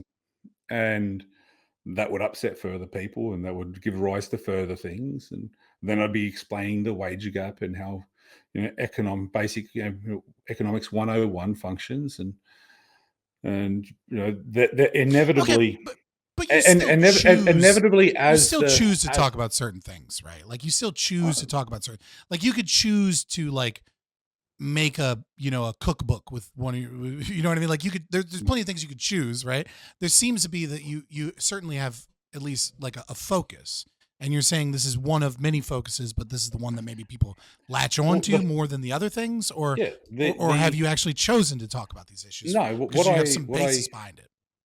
if I'm going to bother opening my mouth and saying something, or Mm-hmm. picking up a pen and writing something, I don't see any point to doing it if it's already being done and done better by others. I'm as an experienced non-commissioned officer, I don't volunteer for superfluous work, and I'm very Okay, yeah, happy to fair enough. outsource it to others. The only time I feel a compulsion to do or say anything publicly is if something isn't being said, Mm. or isn't being said in the way I think is actually communicating it to the people that need to hear it. So that, I think, as the cultural war shifts, um, ends up dictating, what I will say. I didn't decide 3 weeks ago. Wake up one morning, and go, you know what? I'm going to spend the next 3 weeks pointing out the ludicrous reasoning of the complete non-existence of solutions presented by modern Western Christianity to interpersonal and intergender dynamics. That was not a thought I had. But once I saw someone else say that that would solve all those problems, just trust me, bro. I can't explain them to you, but they'll be magically revealed down the line. Just sign up now. Were you That's the when I one? go, oh, well, now I have to. Were you the Now, one that wrote that you've like super long story on Twitter, like where you were like, "Just trust me, bro," and then the Christian was yes. getting cheated on, and they were like, "Just trust me, bro." The priest says like, like you got to support her while Tyrone is at the gym or whatever. I don't remember. Like I vaguely, I think I read that one, which is probably what pissed off all the Christ-Pilled people. That was like my Okay. fourth or fifth one in. Okay. All right. I remember that now. Yeah. Like Okay. Chase had long blocked me by the time I posted that one. I hate when people do that shit. Libertarians block me all the time. It's just because I'm being an asshole, and I'm like, okay, I get it, but also stop being a pussy. No, so I didn't get up and go, you know what, this is what I'll write about this month. What I did was I picked up my phone to scroll through it while I take a shit, and I see some fucking retarded things just being fucking spewed out, and I take a certain degree of umbrage to it. Not many things get under my skin, but I am very passionate. I'm incredibly passionate about the plight of young men, specifically in society. Right. At large, I've been very passionate about the feminization of the schooling system and the penalization of just typical masculine behavior in boys. And my last 5 years of my military career was spent as an instructor. And I was an infantry instructor teaching young men after they'd finished basic training how to become combat soldiers. And these young men all ranged between the ages of 17 to 19. I'd say 90% fit between 17 to 19, and were discards of our school system, our educational system. And almost without exception, they all claim to have some form of learning disability. They'd been told they were dumb their whole freaking life. They'd been told all the things that made them exactly who they are were wrong. And within a matter of weeks, these young men who had been told they were dumb and couldn't do shit and had learning disabilities were doing incredible things because I taught them in a way conducive to masculine learning for young men. Right. And they excelled. And, when they didn't do something right, or they didn't do something fast enough, they did lots of push-ups, or they crawled on the ground, or they had to run with full packs over to that tree and back in the distance, which they thrived on. And they excelled at. And before you know it, within 3 to 4 weeks, they're doing high level codes, ciphers, cryptographics, encoding, decoding. They're doing HF antenna theory. They're calculating antenna length by taking the frequency and dividing it by the speed of light minus 5% impedance, and running all this out, and then calculating their longitude and latitude, and throwing that up so they can bounce a HF wave off the ionosphere. And they're doing all this 4 weeks after they've been told they can't do basic shit, like, after being booted out of an educational system. So I have some passion about that. There's and when I see guys online, shilling non-answers to people desperate for answers, desperate for truth, desperate for potential solutions to a life that seems rigged against them, and I have a lot of empathy for them, and then I see some motherfucker spreading fucking bullshit non-answers to lure them in to bolster their waning group in society. Yeah, it gets under my skin a bit. I'm like, this deserves to be mocked. This deserves to be mocked for how ludicrous it is. I don't expect to end up in any, debating Andrew Wilson about it, but it deserved to be mocked. So I mocked it. And that's my how I ended up in this space is entirely reactive. I'm not an activist. I don't, care enough about anything to be an activist. Right. Um, It's not like Myron Gaines on Fresh and Fit or something, right? Like where your entire I, personality is wrapped up in this specific conversation. I have no book. I have no coaching course. I don't do one-on-one coaching sessions. I don't have a Patreon. I do it for the shits and giggles of it, and I will happily point out that the emperor has no clothes. It's interesting, you made me think, you kind of like triggered like a memory in me, right? Because like, not necessarily like the toxic masculinity as it is. But I remember when I was in AIT, which is Advanced Individual Training, which is what you do like after you go like your basic training in Yep. the U.S. Army, you go do Yep. training just to learn your job, right?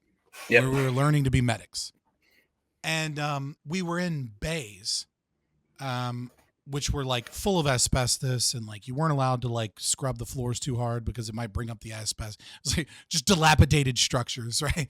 And like we were constantly like getting picked on by like our first sergeant to clean these bays, right? Yep. And like it was never good enough. And he was really just giving us like motivation, right? Like he was just shitting on us to shit on us and like fuck with us and and to make us better. And then he came in one day with like the post general to show off our bay, to be like, look how great this is, after he's been telling us how horrible we were, right? And so he goes through and it's spotless. But one soldier had left a bag of pistachios in a random drawer somewhere. And so he's going through being like, these guys are perfect. You're not going to find anything wrong with these guys. I have turned these guys into like perfect, clean machines. Right? And the general just opens up and there's this bag of pistachios. So what first drawer he goes to, opens it up. It'll be right. there. It was yeah. And Murphy's Law. It's a bay. It's a bay. So it's like there's just beds everywhere. And then there's like 3 desks. And then it just happens. Yeah. So he leaves and he comes back 10 minutes later and he loses his shit, right? And he's throwing these pistachios everywhere. He's like, fuck you, blah, blah, blah. I had a date tonight, but I'm staying up with you to smoke the dog shit out of you. You're all going to sweat. You're all going to burn, right? And so what ended up happening is we were like, we were like, man, fuck you, dude. Like we snuck people off post which we're not supposed to do, to get a power washer to power wash these showers because you kept telling us it wasn't clean enough, and like, and we never got any positive. We're like, fuck you. So what we started doing is, we started grabbing Post-it notes and we started fucking with First Art. We were like, I'm going to fuck with you. Right. And so we would trade details unknowns to him to get near his office, to get near his car, to get near anything that was his. And we would take these Post-it notes and we would take famous quotes and we would replace one of the things in the quotes with pistachios, right? And he would find us and he'd smoke the dog shit out of us and we loved it, right? So we would sneak into his office and then his computer desk would be like, with great pistachios comes great responsibility, and like, or like he'd go into his car and on his seat it would be like, a pistachio a day keeps the doctor away, and like he'd be like, motherfucker, it's like, where's Serpentine? Get your ass out here. And we loved getting punished. We loved being just for a good joke of a tiny little fuck you. Yeah. We didn't care at all if we went outside and we were punished and we were made to like carry bags of sand and do push-ups. And when you were talking about that, I was like, you could never in a million years explain to a feminist the fact that we absolutely loved getting the dog shit smoked out of us and being told we were terrible human beings because we wrote a pistachio a day keeps the doctor away and put it on his computer. Like, she could just never understand that concept because in so many ways it's difficult to understand the ways men need to be, I don't want to say groomed is improper, but like the way that men need other men that understand and speak their language at their core 100%. to turn 100%. Them into men. 100%. This is so vital, and this is something like I'm passionate about, and I've written about quite extensively. Is that we have these generations of men who, multiple generations now, who have grown up without that. We've seen now, I think, I'm not sure what the stats in America are like, but here in Australia, our primary school teachers, so that's great. What you call grade school, I think, is I think it's 97%, 98%, closing up to soon will be 100% female. There aren't any male. Well, no, there's some they thems. Get it straight. High school was dragging behind, but I think across high schools, I think it's 85% female, 15%. It's male. Basically the same here. I mean, I'd have to look at the stats, but it's roughly the same.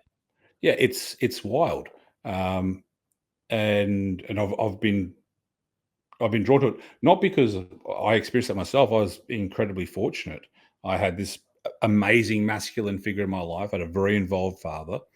He was an incredibly masculinely competent man, highly intelligent and very invested in my development as a young man, and essentially seeing this amazing privilege that I had that others missed out on, and hearing the experiences of other young men when I was a young man joining the army, and how unique and different my lived experience was from everyone else's. I was like, holy fuck, how is this not the norm? How is this not the norm? And it's only gotten worse from there. This is, I became aware that I was this outlier by having a active, masculinely competent father in the home who prioritized his son's development above everything else. Was this rare thing? Everyone, you go through your life and you think that whatever you're experiencing is what everyone else is experiencing, right? Or similar, and yeah. Yeah, and it's not until you get out into the real world that you suddenly realize that we have all these different experiences, and it became one of the things that's really kind of shaped my public engagement. Is I can't back down from those issues, even if I'm not there to talk about that or write about that. I'm writing about BDSM and impact play or shibari or something, and then some fucking what? What was the shibari? I got BDSM. It's Japanese the rope binding. Yeah. I've known a few rope bunnies in my life. Yeah, I'll leave it at that. So I used to teach that, and I'm there just trying to talk about shibari, and then some blue-haired spastic will pipe up about patriarchy, and they'll just say something about men being this privileged class, etc., etc., etc. And I was like, okay, I didn't want to be talking about this, but I'm trying to imagine you like 10 years ago, like with a the mental image I have right now, right, is like some chick fully clothed, right, like on a lectern somewhere, and you're like, and you want to make sure this is nice and like with your thick Australian accent, nice and snug when you pull this, and then she's like, your power imbalance. It's like, bitch, what are you talking about? Like, I'm trying to explain why the arms need to be flat together or you're gonna hurt her fucking elbows. Like, what are you talking about? Like, this has nothing to do with and that's what these motherfuckers do. They sneak it into anything. My wife, when she was doing her teaching degree, was fucking which one, sir? Number one. Okay. When she was doing her teaching, she was doing her masters of teaching, and they had it in the course of like how to talk about feminism in classic literature, how to work that it's these compulsory subjects that they have to take to become a licensed teacher, of how guiding them how to push anything into anything, how to push woke progressive politics into the most random of all subjects, and that's their kind of the ideology. Since pause. Are you aware of pedagogy of the oppressed? Is that from Saul? No. Paulo Freire. No, I'm not. Paulo Freire. So Paulo Freire wrote this book called Pedagogy of the Oppressed. Okay. If you really want to, if you want to go down a rabbit hole sometime, you should start to look into this. And the reason I say this is, if you go to Google Scholar right now, we can actually, I'll do it on stream. Or not stream, but I'll do it on the screen for you, so we can, and I can just share it. So we'll go real quick, because I think it's important to show this. So let me just present, share screen. Where is it? Okay, can you see that? Yep, I can. Like, it's one of my most searched things that comes up immediately. Okay, can you still see it? Yep, I can. Okay, well, I mean, can you see his page, Paulo Freire's page? Yeah, I can. Yep. Okay, so you can see right here, just the English version alone, 122,000 citations, with the version in Spanish, sorry, not Spanish, Portuguese, 79,460, so about 80,000, right? Altogether, his entire citations, 550,235. Okay. Now, for reference, Pedagogy of the Oppressed has some 40,000 more citations than Sigmund Freud's any of his works. Okay. Yeah. This person is the #1 cited social scientist ever, period. End of discussion. Nobody matches his numbers. What is Pedagogy of the Oppressed? Even if we go to Karl Marx, well, Karl Marx would be political theorist. He wouldn't be a social scientist. That's one of the most referenced. Right. That's the Communist Manifesto. But if we look at Marx, he's about 100,000 behind. He's about 100,000 behind. Wow. Okay? This guy has about 100,000 more citations than Karl Marx. Okay? That's crazy. Okay? Now this book, his seminal work, Pedagogy of the Oppressed, okay? I'll stop the screen. That specific work is about how to use the education system and how to use literacy and the system of teaching people how to read as a means of teaching them to be Marxist thinkers. How to interject Marxist philosophy into the education system. That's what pedagogy is, right? How we teach. And so and so that's where you have these things called generative themes, Freirean kind of things. So yeah, this has been a long time coming, and it is bad. Yeah. One of the things I noticed recently, which I think is the next wave, most people aren't on about. I did a video on it, shameless plug, but whatever. Sexual citizenship for children. That's your next phase, is a recognition that children, that their sexuality is being stifled by the education system, by conservatives thinking that there's this pureness to children that is actually a myth, and that's actually discrimination against different sexual identities, and we need to let children express their sexuality at like the youngest of ages possible, to include sexual relationships with other children, like in elementary school and things. You reckon? Like that. That's the next step. Yeah, sexual citizenship for children, I think, is the next place where this goes in the education system. I can see why you'd think that, based upon there's been huge pushes in Australia. There's a push. Actually, Australian literature. I actually have like 20 studies from Australia based upon sexual citizenship for children. There was a big push that was introduced successfully into the first state of Australia in 2016, I think, or early 2017, called the Safe Schools Program. Mm-hmm. And which sounds great. I mean, safe and schools. I mean, safe. Who doesn't want schools to be safe? It's like the Patriot Act in America, right? After 9/11, how could anyone be opposed to safe schools? Right. And it was in this incredibly graphic sexual education. I use that word lightly, for very young children. Mm-hmm. And there was this whole curriculum that had different levels and it went all the way down to like year 1 kindergarten. And it got pushed through because everyone was like, oh yeah, safe schools. And no one even looked at it. And by the time people looked at it and started freaking out, they got branded with homophobia and people's careers got destroyed for trying to oppose it, and it's freaking wild. So I'm finding myself in this weird cultural dichotomy between these two conflicting forces that both seem to Mhm. be coming from predominantly the left-wing progressive side of politics, which is one side which seems to want to uh, teach 3-year-olds about sex and gender and how to transition and how to have anal sex.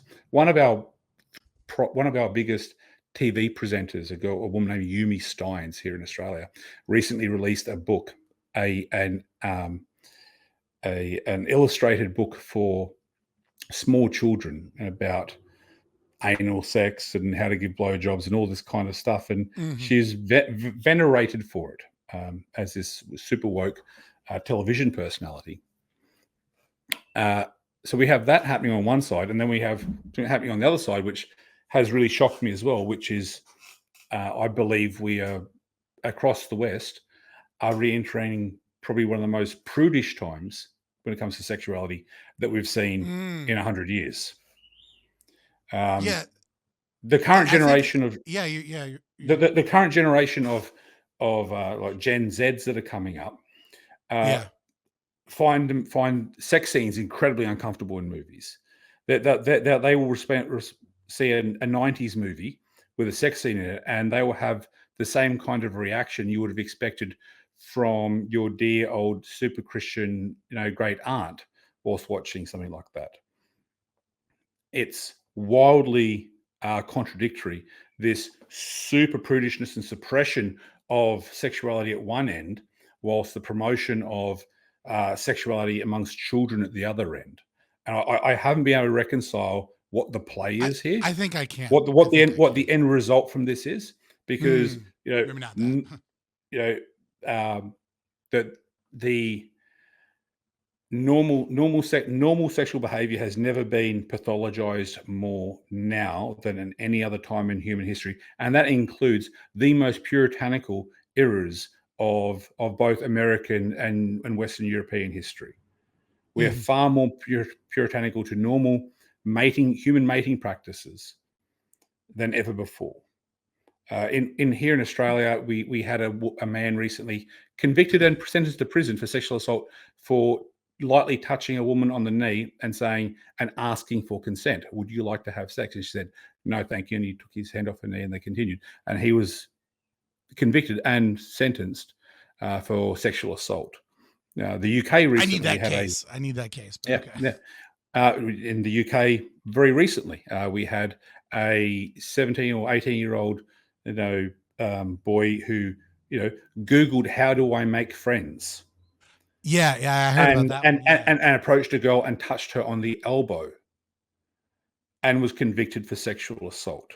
The rapid expansion of sexual assault laws, sexual assault legislation, and the state and progressive culture policing normal tame sexual behavior is at an all-time high, and this is when, contrary to my predictions of the march of human history, was I saw this slowly increasing of sexual liberation that started, with the introduction of the pill in the 1960, and increased all the way through and was increasing up to the early 2000s. And then in the last 10 years, everything's been rapidly reversed in the opposite direction. Whilst at the same time, while this reversal has happened, we've had this massive push of hypersexual education or indoctrination into early childhood education. And I can't reconcile how the same political movement holds these same causes simultaneously.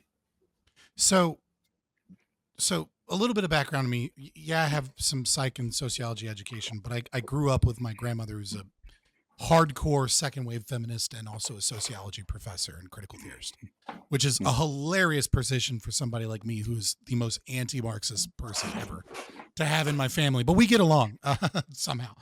And so I'm, I've read a lot of this literature. So what I would say, I think I can marry these two. but it's going to take a second to get through it. Yeah. I'd love to hear your thoughts.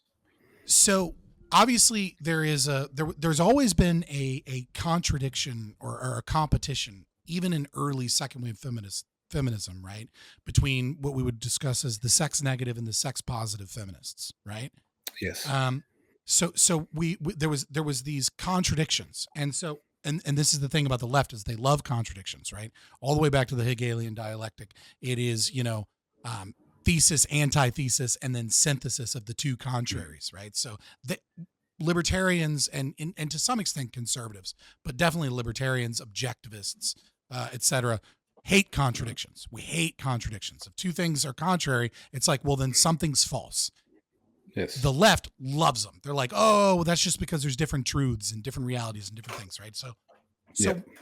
from the inception, there was sex negative feminism and sex positive feminism, right? Sex positive feminism, talking about women's liberation, the ability to go out and have sex, the ability to be free the nipple, all these things. And then the sex negative feminists that were saying, hey, your presentation is actually kind of like your internalized patriarchal oppression, like your internalized misogyny, and you trying to gain validation from your nudity, you trying to utilize your body instead of who you are as a person, is just feeding the sexual predation of males, etc. So this contradiction has always kind of been in the left. What has changed is a few other things have been added. So first we'll go with the natural progression of oppressed oppressor dynamics. Okay. The natural progression of oppressed oppressor dynamics, be this in class warfare with traditional or classical Marxism, into low communism under like a Stalinistic state, be it in feminism, be it in any of these domains, queer theory, which is, gender abolition, it's the same thing. Queer theory is, cis heteronormativity sits at above all of these other diverse sexualities. And like, these people are fighting against cis people and fighting for trans rights. And what they don't understand is that their own theorists like David Halperin are saying things like gender is an identity without an essence, that gender actually doesn't exist, that like the entire goal is to destroy the concept of gender itself so that we can all agree that there are no such thing as male, female. There is no such thing as man and woman. Yes. Then we'll truly be free of the shackles of gender once nobody recognizes gender. And if you still recognize gender, then you are off to the re-education camps with you, sir, off to the gulag with you, because you are a reactionary. But nevertheless, what happens when the oppressed-oppressor dynamic occurs is that there's a natural progression, which is that there is an understanding that the oppressed need liberation. They need freedom. So they need the ability to act. And as those negative rights, as they see them, right? So negative rights are, you have a right to non-aggression, right? You have a right to not be taxed. You have a right to not be touched. As those negative rights, the government or society imposing their will on you goes away, the system is not actually based upon liberation.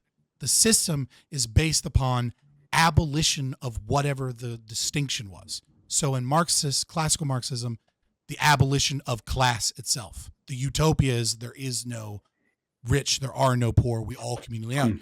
For queer theory, it is there is no gender, right? So as those restrictions start to go away and the evidence of your oppression goes away, you have to maintain your oppressed status, and you have to constantly add and add and add and add things.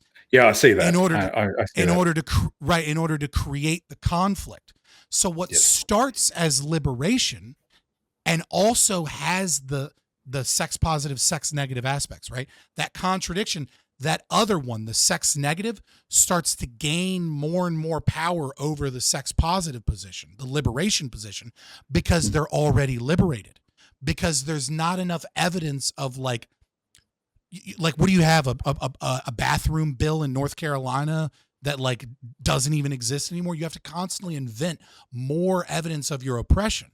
And so what ends up coming in is the negative position starts to take over the positive position, because the need for more offense, the need for more victimization, so what you do is you introduce all of the things that you're later going to call conflict. You liberate the sexuality, and then once the sexuality is liberated, it becomes evidence of your oppression itself, because the game can't stop trying to invent from both sides some form of oppression until the distinction is gone. Gender has to disappear, class has to disappear, etc. It is a conflict-inducing philosophy that is contradictory, and that's why we see the transition from one state into the other. That's why we're starting to see now Gen Z. I would just add real quick, there's a couple of extra things, right? Which is like online dating, and has made it to where, like, you know, and I'm sure you obviously know this, where like top performing males are able, you know what I mean? Like some of the sex negativity of young men and prudishness, right, is coming from the fact that there's like this small percentage of men and like this 50% of women that are off having loads of fucking sex, and the rest of the people are kind of being left out of that market and stuff. So there's some natural phenomena of technology that's also kind of like adding fuel to this fire. Two questions. That's as far as I see it. Do you think that these people genuinely believe it is possible to abolish gender, to abolish sex, to make it go away? Do you genuinely believe that, or is personally, I don't believe. My personal position is, from watching these people for the past 25 years, is that they're not genuine. There are some people, some young idiots who are genuine in it, but they're mostly what we'd call useful idiots. I don't see any of these movements genuinely giving one a flying fuck about the people that they tend to advocate for. Feminism isn't about helping feminists. Sorry, feminism isn't about helping women. It hasn't helped women. It doesn't help women. No. It makes things worse. It lowers, you know, female happiness, you know, and life enjoyment, and success, and, you know, in every metric. You know, I don't think the people that apply the cultural Marxist theory to race have helped race relations, or have they helped the race that they deem oppressed? Of course not. I don't think things are better for them as a result of that, and I don't think they went into it to help them. I don't see any genuineness in any of these movements. Mm-hmm. So, in order to answer this question, I came up with a loose theory of understanding these leftist positions in a pyramidal structure, right? We have to think of leftists as a pyramid. And once you can realize that there's a bunch of different, I'm going to give you 4 categories within the pyramid from bottom to top, and recognize that just because there's 4 categories doesn't mean that these categories are necessarily discrete, right? Like it's a transition, right? Okay. So at the very bottom of the pyramid, you have useful idiots. This is the majority of left-wing people. These are people that don't understand the philosophy. They don't really have an understanding of the philosophy. They just vote Labor, or they vote Democrat, and they take their kids to the drag queen show because they think that's what like proper progressive people do, right? Yes. Like they don't, do they think they're helping? They may or may not think they're helping, but they think they're one of the good people, but they don't understand any of the shit, right? So Correct. They don't really get it. Correct. Up above them, you would have the vanguard, right? These are your black bloc protesters, your Antifa. These are your people at your protests, right? And these are also your Karens and HR that are like intentionally trying to only hire certain people, right? Like these are activists, but they only have some of the political opinions. They don't have a deep understanding of the entire philosophy, right? They just went to college, they learned some things, and they think these things are right. But like if you were to ask them about David Halperin and the fact that queer theory is ultimately gender abolitionist, they wouldn't even believe you. They'd think you're full of shit. They wouldn't, like I could show them that and then they'd be like, who's this guy anyways? I just know that trans rights are human rights, right? And I know that you conservatives are pieces of shit and I'm going to fucking throw a Molotov cocktail the next time we go to a protest or something, right? Then above them, you would have the intelligentsia. These are the true believers that work behind the scenes. They're not at protests. They're at your universities, right? These are your professors that are publishing research. They're driving the philosophy. Do I think the people that write this philosophy believe this philosophy? I'd say it's 80-20. I think they're so wrapped up in this psychologically that they believe their own shit. Yep. And then some of it is for the grift. Some of it is to be the even more woke than the other woke person, because that's how they prove that they're one of the good ones, right? But for the most part, they believe it. And then at the very top of the pyramid, you would have what I call the Marcusian elite. And these are people that push these ideas, but they don't push these ideas because they're true believers. They push these ideas because this is a really easy way to control the population. These are your people. That's what I was talking about. These are your Yes. World Economic Forum people. Yeah. These are your people They're that the ones go, I'm talking about. these are the people that go, fuck the farmers. We're going to put in these environmental regulations because we want food to be more expensive, because we want more control. We want you to eat the bugs. We want you in your pods. We want you in walkable cities. We hope that you own nothing and you'll be happy for it because you can order everything off of your Amazon thing, but you can't actually own any property. And these people, they buy half of it, if that.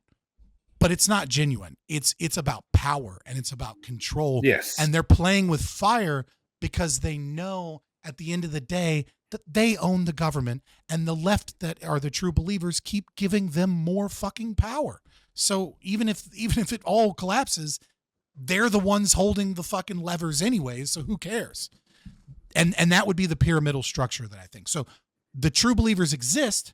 They're in the intelligentsia and in the vanguard. I definitely believe there are people within it who believe it exists. My wife number one is from that kind of pedigree, a similar pedigree to yourself. Hardcore socialist, could quote every bit of second wave feminism literature off the top of her head. It was from a family of it. Went to the correct schools, the correct suburbs in eastern Sydney. Was from the right demographics, the right racial group. Everything else was lined up perfectly. Right. Spent her time in a kibbutz and living in a socialist commune and did all that kind of stuff. Oh wow, that's really going. Oh no, it's just all the way through. National leader of a youth socialist movement, attending like the world forums for it, all that kind of stuff. So I've hated her. Well, I sat down and I said, "That's really interesting. You believe that? Why do you believe that?" All right, you fucking. All right. But yeah, so that's my answer. Is that to those two questions? You said you had two questions, but I went on for a long time. No, that was good. That was a really good answer, and it very much married up to my observations and my perception of what's happening at the top. I don't believe the people that top part of the pyramid has any belief in it. Zero, not even the tiniest bit. I think they have zero belief.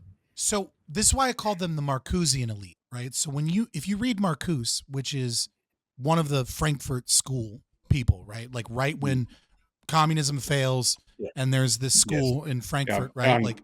I'm very well aware and read on the Frankfurt School of Economics. Fair enough. So when you read Marcuse, you recognize that Marcuse is a little bit different, which is that he's not like this classical communist that's like, bring about the revolution and destroy the government, and then we'll all live in the communes and everything will be happy, right?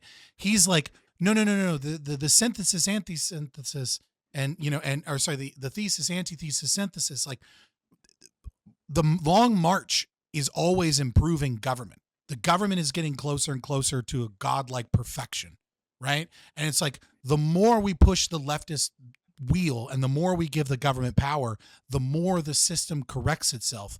Like, some people die or like some things go wrong, but we learn and we keep making the system better and better and better and better, right? In a way, he's kind of the 50 million father. here, 50 million there, it's all good. Yeah, right. In a way, he's kind of the father of the like social democratic socialism school of thought, right? And so the reason I call them the Marcusian elite is that I do think they are true leftist believers.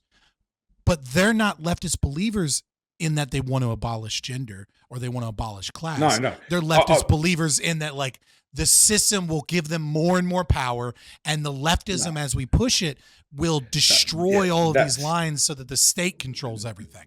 That's what I meant when I said what I said. Yeah. To clarify, I don't believe they give one fuck about gender theory. I don't think they give one fuck about racial oppression. I don't think they give one fuck about maybe climate change. feminism. Maybe. No, I don't probably think not. I'm saying maybe's a zero, hard maybe. Right? Zero. All they see is this is a means to totalitarianism. And that they are pure leftists in on the spectrum that you perceive left and right as being totalitarian control to to anarchism at the far extreme right. On that spectrum, of understanding the political spectrum, they are pure as hard left can go. They are Mao. They are Stalin. They don't give a fuck about the peasant farmers. They just want total government power and ownership over everything. Oh, for sure. And they will use whatever emotive cause they can pitch to a artificially disenfranchised population to push for more power. So the second question I had for you was, do you genuinely believe, and this is a segue, that, as you said, we do in fact have a increase in current mating culture of a increasingly small demographic of men capitalizing a much larger demographic of women in the dating market? I mean, I believe it.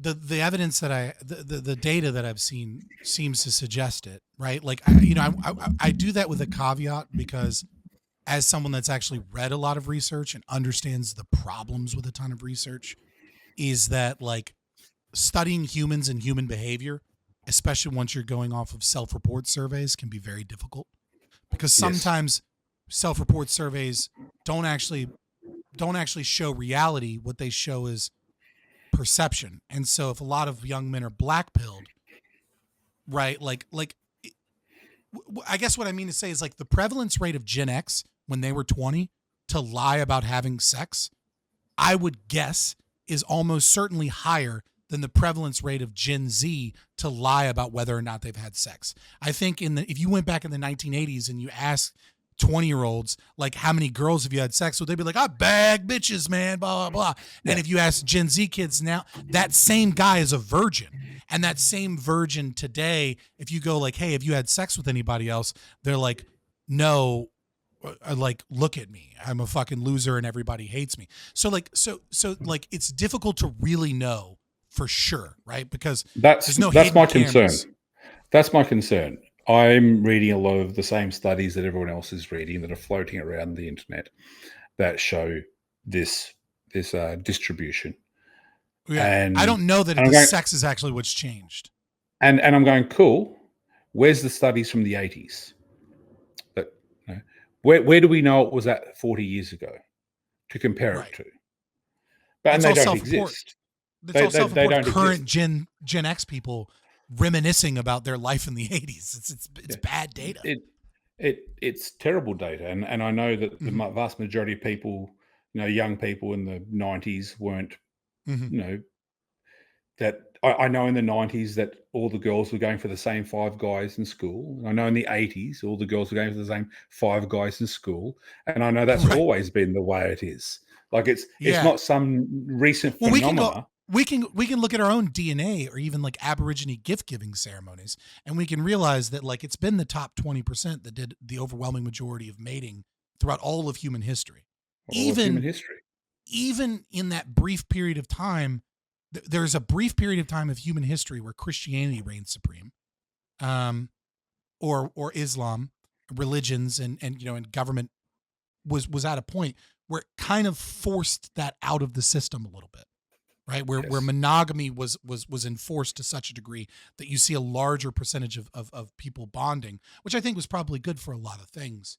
But yeah, no, I agree with you that, like, so the other thing too, right, is that I think there's this problem of the availability heuristic that is becoming really, really, really dangerous to the psyche of young men. And what I mean by that is there's like this whatever podcast. Andrew does the whatever podcast, but there's a ton of them, right? Like there's Fresh and Fit. There's these huge podcasts, right? And it's the same model, which is you're in a major city, you go and you get like 19 to 25-year-old OnlyFans girls and club girls that are in the city that are low IQ, and you bring them on as an example of like what's wrong with modern women. And it's like, I don't see, where is like the 25-year-old, like, where are the girls that are in like rural Pennsylvania, right? Like, where are the girls that Yeah. are at churches? Where's like the other 85% of humans that aren't like OnlyFans girls or club sluts, like represented in these podcasts? It's silly. Even me in my life, previous to me deciding to go all Amish on a homestead, I ran sex parties in Sydney for 10 years. I held epic giant orgies, and I worked in the sex industry, and I did all these things. And even from my visibility into that world, the representation on whatever seems skewed heavily. Like Right. they are literally the worst of the worst. Like I know right now it's modern day Jerry Springer for right OnlyFans now I personally know at least 200 sex workers, at least 200 that I personally know, and none of them are that bad. Like maybe one or two, like extreme cases. Yeah, okay, I'll give it. There's one out of that 200 sex workers that I know, female sex workers, and maybe 20 male sex workers that I know.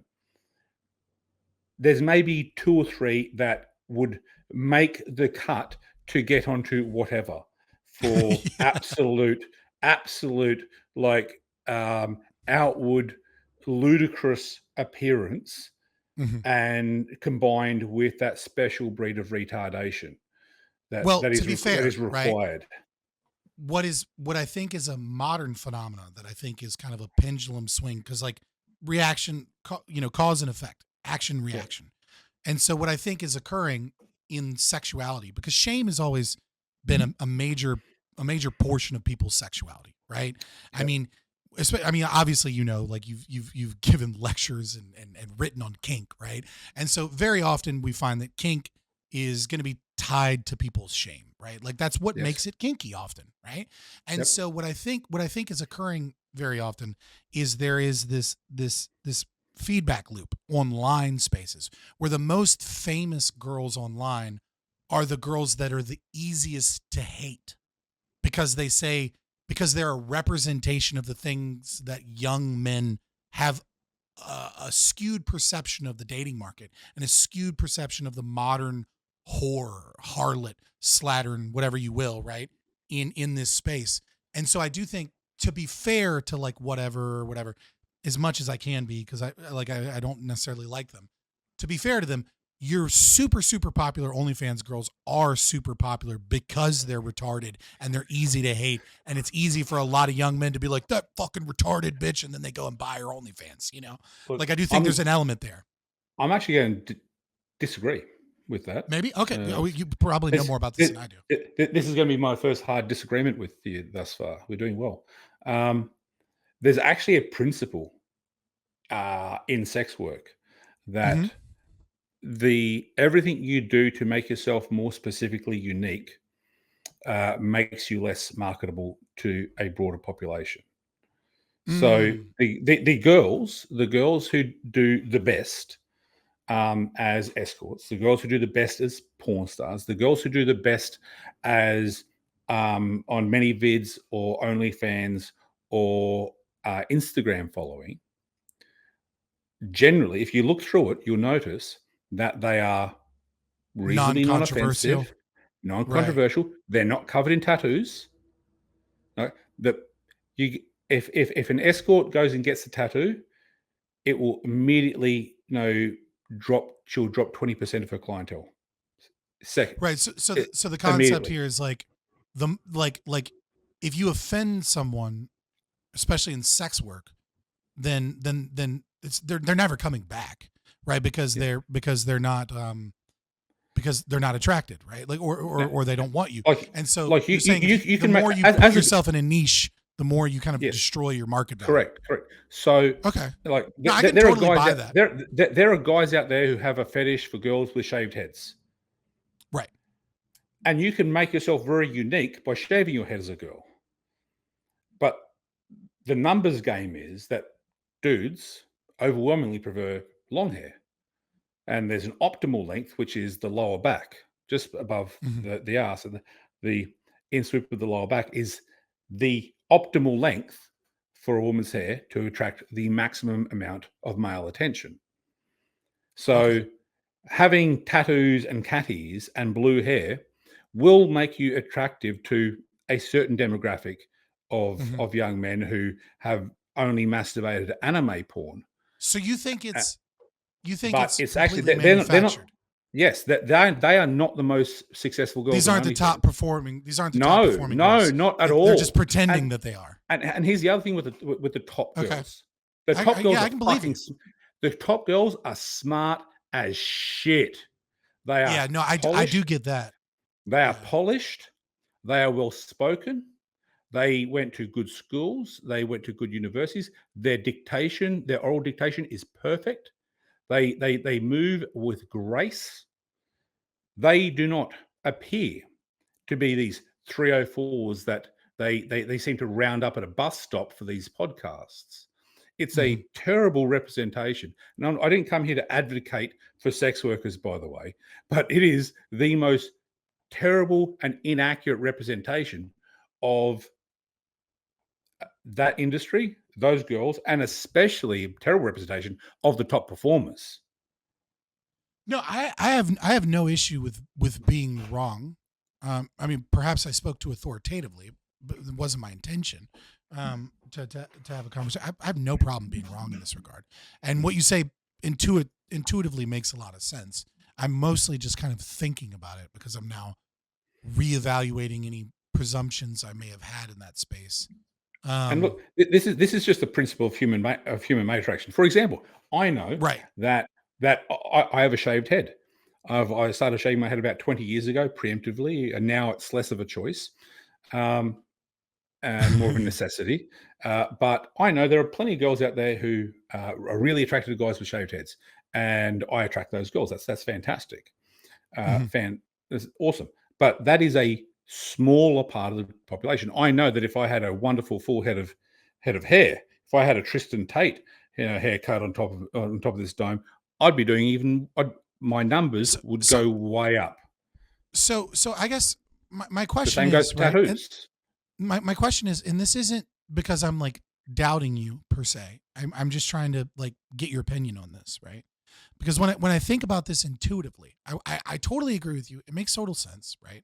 And it certainly, it certainly doesn't surprise me as someone that's been in, not necessarily, obviously I haven't been in the adult industry ever. I mean, I know a couple of people, but like I've never had anything really to do with the industry. But as someone that's been in the online politics debates, but like I know that industry well. And so it doesn't surprise me at all that all of this is manufactured bullshit for clout and stuff like duh. But my other question is like, there's a part of me that thinks that like, yes, I totally agree with you, but shouldn't there be some counterbalancing effect, especially when we start talking about fetishes, where yes, you're hitting a niche market, but wouldn't you also be a core? Wouldn't you also be there be less people involved in the niche market, right? So, if right, because it's a harder market to hit, and also wouldn't there be a Yes. higher percentage of like whales, those dudes that are like really into it because it's their fetish? There's a great democratization of the sex industry that's happened since OnlyFans came out. Mm-hmm. It's quite likely been a net negative for the whole of Western society, but for the people inside the sex industry, fuck OnlyFans. Yeah, I hate it. But for the people inside the sex industry, it was the best thing that ever happened. Back when I first started doing, performing on film, I would make, a couple $100 for a shoot. Men get paid the fuck all. And I basically had retired. I'd basically retired. In fact, I had retired from it. And then OnlyFans came out. And I got basically pressured to go back in.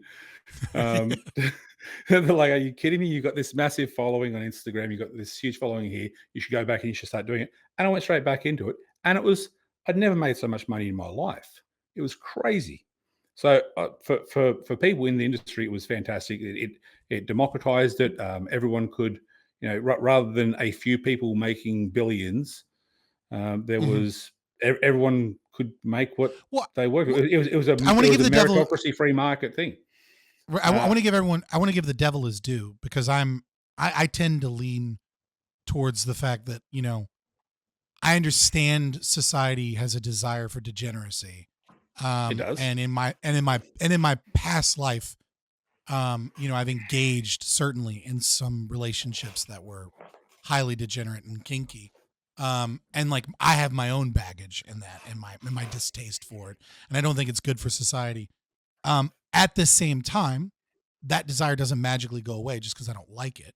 And also, I do want to give his devil his due too, just to add to what you're saying, which is that like safety, right? Like I think OnlyFans has massively increased safety as well for sex workers because Huge. the ability to have sex or just the popularity, I think, correct me if I'm wrong because I'm kind of just vibing from what I'm hearing from other people, but the popularity of like solo content has increased because it's more about the fame and the connection and the parasocial relationship with a girl, right? Yep. As opposed to like having to see this girl get railed by like 10 dudes in like Yep. in the next film. It's more like, oh, I give money to the girl. I'm okay with seeing the girl play with toys. And so like there's also less of a need for some girl especially to go out and engage in more and more dangerous behavior or behavior that's just more psychologically The damaging, the etc. I would say from my own inside visibility from the industry before, during, and since, that the potential to exploit or harm someone reduced dramatically. Right, because you could just That leave. You the could be like, that "Fuck you, I'm the gonna go the do my the the OnlyFans." Yeah, the power imbalance that existed yeah. across the sex industry around the world, the bottom dropped out of it. The bottom dropped out of it immediately. All these sleazy fucking producers had no leverage anymore. Hmm. They're pressuring performers into doing things that they weren't comfortable with disappeared.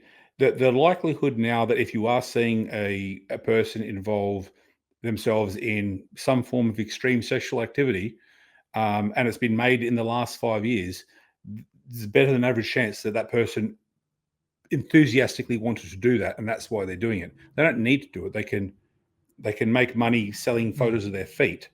There's enough things out there that Not they discounting trafficking victims, for the record, but not yes. discounting trafficking victims, but trafficking is honestly,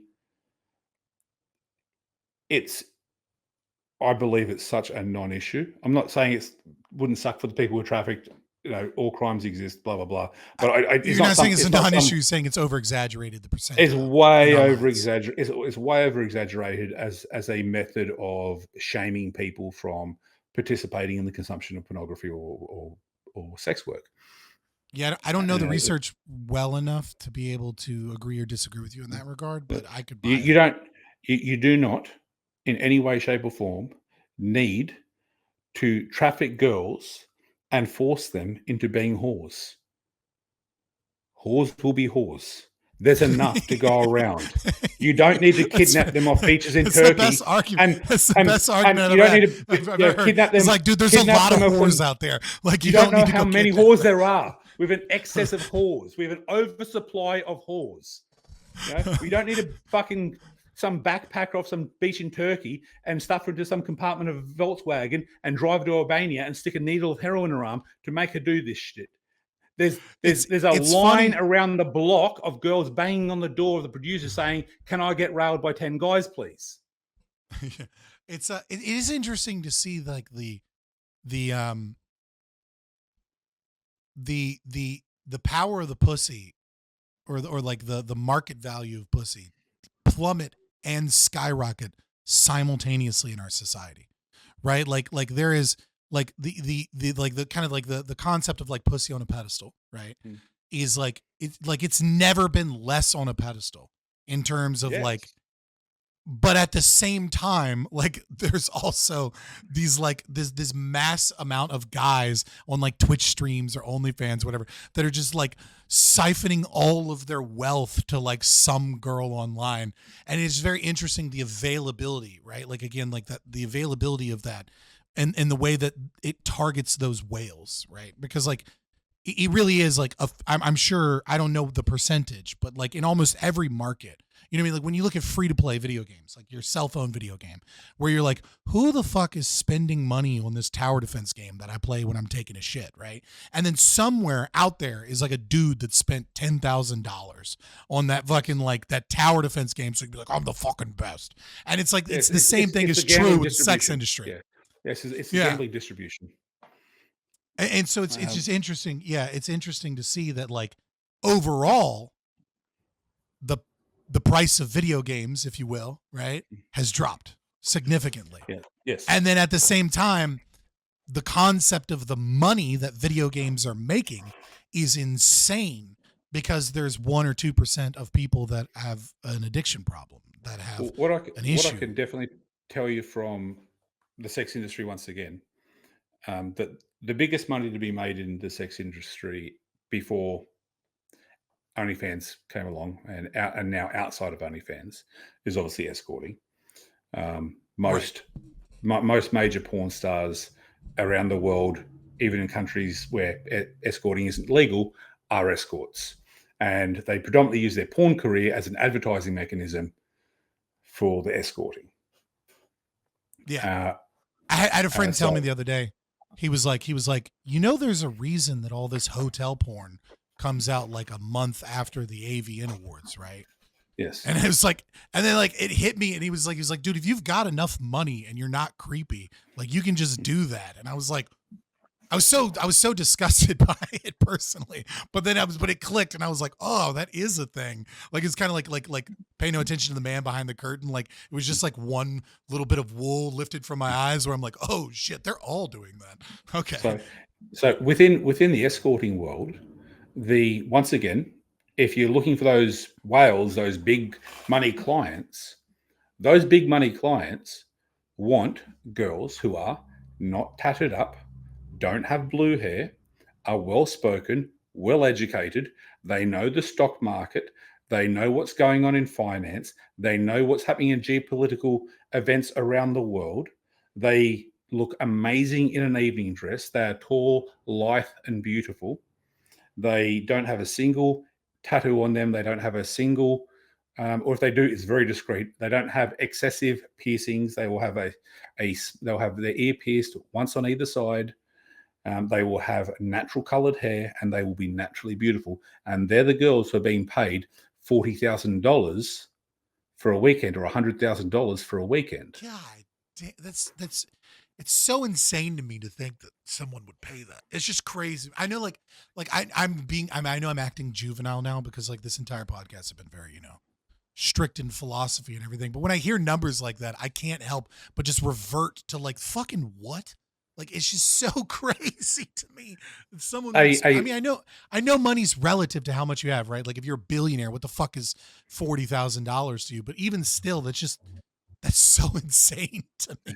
So those big Oh, money God. clients, that they don't want some skag who with the cat ears and blue hair, you know, that Right. is actually, you know, about 20 pounds overweight beneath that latex and covered in tattoos and excess piercings. No one wants that. That's a niche for people that don't have a lot of money. That's a niche for teenage boys who've grown up on anime porn. That's who that niche is. So what you're saying is when you talk about these modern day kind of Jerry Springer manosphere podcasts that attack utterly retarded females with right-wing talking points that are more often than not wrong, and it's not even because Redpill's wrong. It's because these arguments are just really bad, low IQ arguments. But they're better than anything these girls can defend against, because these poor girls I don't know. Like I don't know how they feed themselves. Some of them. I don't know how they chew gum and walk at the same time. How do they remember to breathe and pump blood simultaneously?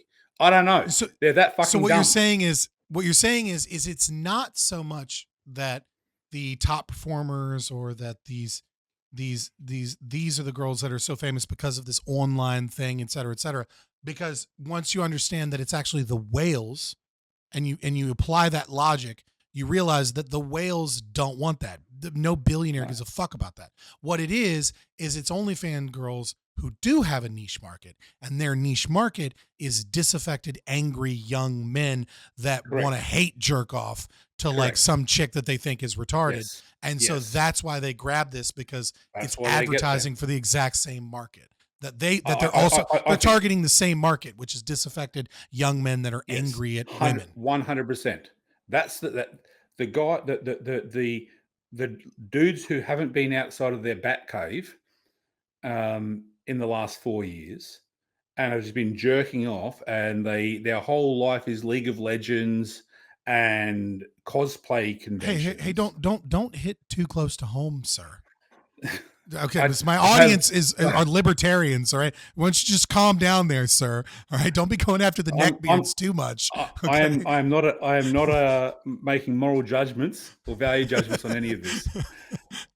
I'm saying that there are a whole bunch of young men out there who haven't spoken to a real life woman in several years, who have grown up from the youngest age watching Japanese cartoons like Dragon Ball Z, which slowly evolved into more and more adult content, that they absorbed Japanese designed and marketed, video games and Japanese designed and marketed platforms and consoles, and that we have this whole anime culture that slowly sounds like you're just a little salty that porn. you're losing money to hentai, sir. You're going real hard on anime, and I think you might just be a little mad about your competitor. I think they've capital. I think there's a lot of money to be made, and I take my hat off to anyone who wants to go out and make it.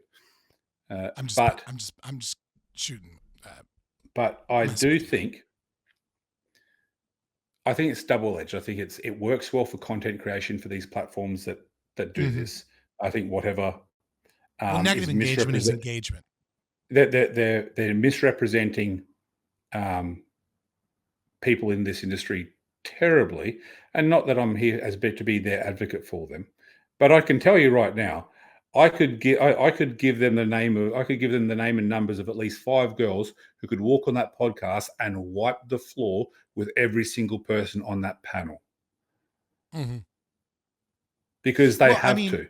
That's the level they work at. They have to sit across from some of the most successful men in the world and engage that person and be entertaining to that person and talk about what that person has to talk about, and not come off as a bimbo, actually engage. They are so on top of it. Most of these girls are postgraduate educated, and they are so well read and they are so well versed, and they can go toe to toe with most people on most subjects at the drop of a hat. So I would slight caveat, right? Which is like, if you drag someone down to an idiot match, like kind of situation here, which is to say that I agree with you, and you're probably right, and that is interesting to think about and thinking about it from that perspective. I will say, though, terms, it's a rigged fight. Right, I will. Yeah, I absolutely agree on that too. I will say though that there are some people in the online debate space that occasionally go on those shows. People like Destiny or certain debaters. Myself, I don't go on them, but like people that are at it. I just lost you for 30 seconds. Yeah. Okay. I was just gonna say, like, there is a I would say just small caveat, which is that like sometimes those shows do bring on competent debaters, and if you've never been in if you've never done an online debate thing, you might come off looking a little dumb comparatively. But I totally get what you're saying, right? Which is like, I've met geniuses, right?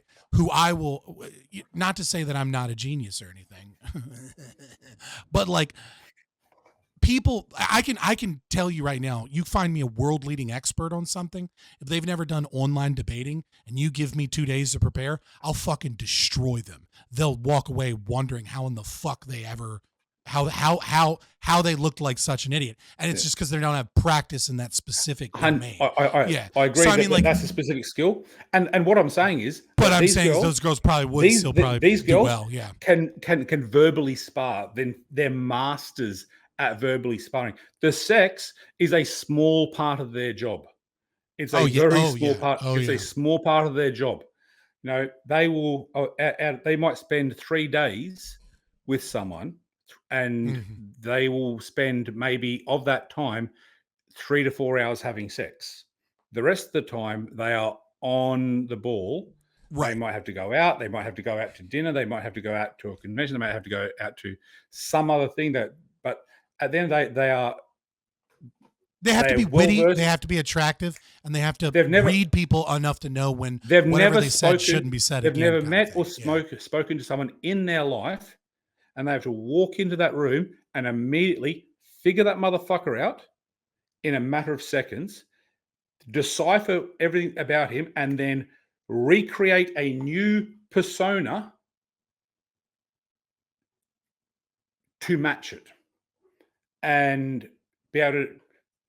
They don't get a dossier of what things he's into before they walk in there. They have to just quickly pick it up and just roll with it, and be able to verbally joust back and forth in an entertaining and engaging manner. I don't ever want to meet these bitches. Just for the record, for anybody watching, in when I put this video up for you and everything, I don't ever want to meet these bitches. All right, I am very comfortable. They're savages. Listen to me. Look, I don't have a lot of things going for me in my life. My verbal wizardry and intellect is what I have.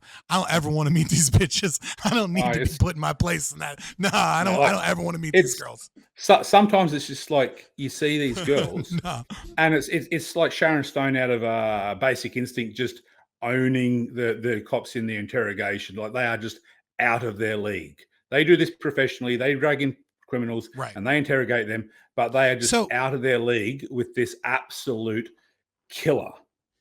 So moving on, right? I think we may have beat that a little bit, but moving on, in terms of this, what I was trying to illustrate, and you did a great job of elucidating the other half of that, which is that the OnlyFans girls are not representative of OnlyFans girls, at least not the top performers. They're representative of the same people that go there because that's their target audience. And almost certainly many of those girls are pretending to be dumber than they actually are anyways, because anybody that's a millionaire that has a niche audience like that is probably not that fucking stupid in real life.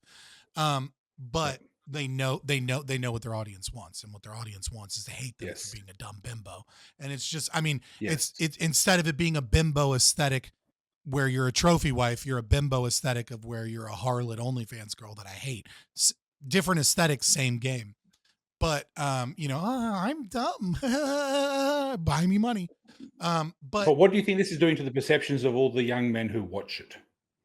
That's kind of what I was getting at, is that what I was talking about was the other aspect, right? Which is the club girls, right? These girls that aren't OnlyFans girls. They're just supposed to be like girls. There's this weird idea that all of these young men are getting, that like these girls are at least somewhat representative of like their, who they're supposed to be chasing. Right? Like who they're supposed to be targeting in the dating market, which is like Miami club girls in their teens and early 20s, which like, I don't know who needs to hear this if you're like a young man, but you should not be trying to find Miami club girls that are like 9s or 10s and are retarded. Because those girls are going to cheat on you. Those girls are going to be stupid. Those girls are going to do horrible things to your life. And those girls are going to waste all of your money because of this desire to be fed substance of some sort, and their ego needs to be fed. And you're going to be trying to maintain them in the hopes that they don't leave you. You're going to ruin your life. Like if you're a young man, like it almost seems like, I guess what I see is I talk to young men too, right?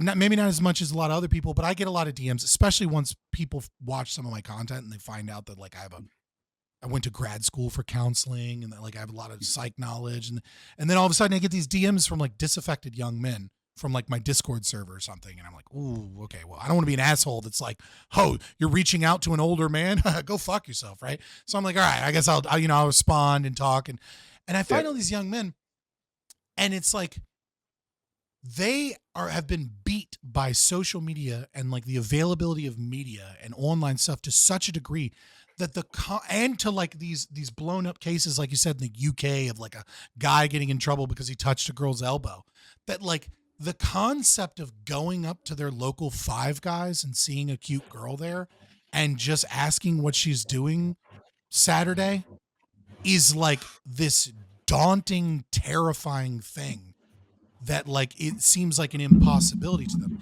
And it's like, look, I'm a dad, so like I kind of checked out of the dating market the last few years.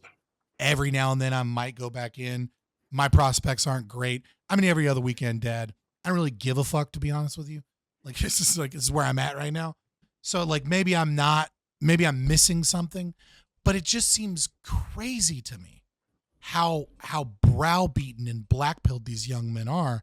And it seems like it's a big part of it is this kind of nihilist this lie that the red pill people are selling, that the situation is actually worse than it is. And it is bad. Don't get me wrong. The data is bad, but it seems like they're making it even worse, which is making the problem worse. And then the Christians come in and go, hey, you know that God that everyone's been leaving for the last 100 years? Well, just ignore all the data and all the problems. Just get married, bro. Like, don't worry about no fault divorce. Don't worry about alimony. Don't worry about any of those things. Just find a nice Christian girl and get married, and like everything will be fine. And it's like, I don't know what the right answer is for so many of these young men, but I know what it isn't is not knowing about lotion, not knowing about facial moisturizer, not knowing to go outside and go for a fucking walk, and not having the balls to at least practice talking to fucking girls to the point where you can go ask a girl out. And it's like, I don't understand why it has to be the end of the world if that doesn't work out for you. You know what I mean? Like, just try again, my guy. Like, it's not that bad. I don't know. Well, you touched back on my core emotional driver, if I was to have one, which is my care and empathy for young men who've been fucked over by society and then discarded. That there gets to me quite a lot, and I actually see all the things that you're saying in the Red Pill. I think about 4 or 5 weeks ago, I wrote a short article. I always use up my max word count. Yeah, we're in Australia. There's birds everywhere. All right, cool. Let's go. No, it's chill. It's chill. I wrote a short article essay that I could squeeze into a Twitter post, and called Plato's Cave and How the Red Pill Left the Real World Behind. And obviously you'd be familiar with Plato's Cave and the allegory from Plato's Republic, where people are people in the cave only see the world in the cave, and then people go out and they're like, here's the real world, and they come back in the cave and they go, hey, here's the world, and they're like, nah, dog, you're crazy. You're the crazy one. And that's exactly what I think is happening with the Red Pill quite dramatically with these the main source of content coming out of LA, Vegas, and Miami, and that these are not good representative. These are not good representative economies and environments that especially represent Miami. That represent the real world. Well, how many millionaires have boats out in Miami? It's like, dog, like the competition in Miami is like a totally different place, man. Yeah. And I see it happening from a few places. So I see intentionally or otherwise that the main content creators between Vegas, Miami, and LA are, well, as I said, that these places attract successful men, and wherever you have successful men attracted to you, have hordes of extremely beautiful women trying to leverage their beauty to access the wealth. This is not a representative of the real world. This is not the real dating market. The real dating market doesn't look like this at all. The No. real dating market, women are, like when all these like little red pill lads online are calling objectively beautiful celebrity women mid, you're like, you've kind of detached yourself from reality a little bit, Right. And you're setting yourself up for failure. You're not going. There's going to be a beautiful, lovely, plain girl who you think is a mid because she doesn't dress up like a cat or something, or Right. it's you're divorcing yourself further and further from the reality, and as you're doing so, the problem is being magnified greater and greater than what it is. That is true. I've noticed a lot of young men that like it's almost weird. They have the beauty standards of women now, right? Like they expect beauty from women that is insane. And I've tried to tell young men before, they're like, "Oh, this girl's mid or that girl's mid." It's like, dude, none of that shit matters if she's not repulsive and if you cut the lights down low in the room and she has a decent ass. It's like if your girl has a somewhat passable ass and the lights are low and there's a TV program on the background and you see that and you don't get hard, like that's your erectile dysfunction. That's not a problem of the dating market, right? Like this concept that like Margot Robbie's not good enough for you when you're a fucking loser is insane to me. And this is what I'm getting at. This is another problem with some of these shows, and I'm not once again attacking any of the ones who run whatever or Fresh and Fit, but like they're just dragging on girls who don't look like normal girls. Right. This is not a good representation for these guys to be what they should be looking for. Mm-hmm. These aren't good women. These aren't good women. This isn't what makes good wives. This isn't what makes good partners.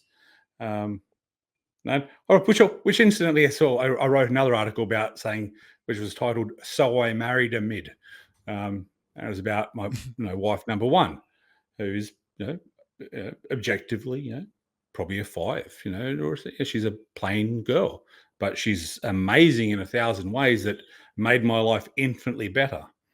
And like that's smart. That's smart purchasing. That's where you need to be looking as a guy. And this is, and I say this as a man who's slept with countless models, but the one I wanted a wife was a mid. The one I wanted to like settle down with and have a family with. Just don't let her see this. No, she knows. She's like, to me, she's fucking beautiful. I'm just messing with you. Yeah. No, and I say that as well. Like, to me, she's amazing. To me, she's beautiful. I can't get enough. I can't stop staring at her. I think she's incredible. Yeah, I remember I had this thing, speaking like from an experience standpoint, right, as opposed to data, etc.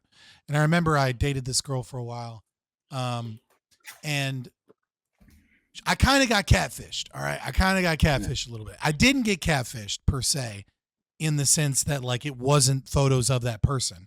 It was just they very clearly chose photos where they looked better and where they were about 20 pounds less, right? Yes. And then and this is like, it was online dating. And I showed up for the first date and I was like, my initial reaction was like, ooh, okay, this is a little bit bigger than I wanted, right? But I went on the date anyways. And I fell in love with her personality. I don't fell in love, but I liked her personality.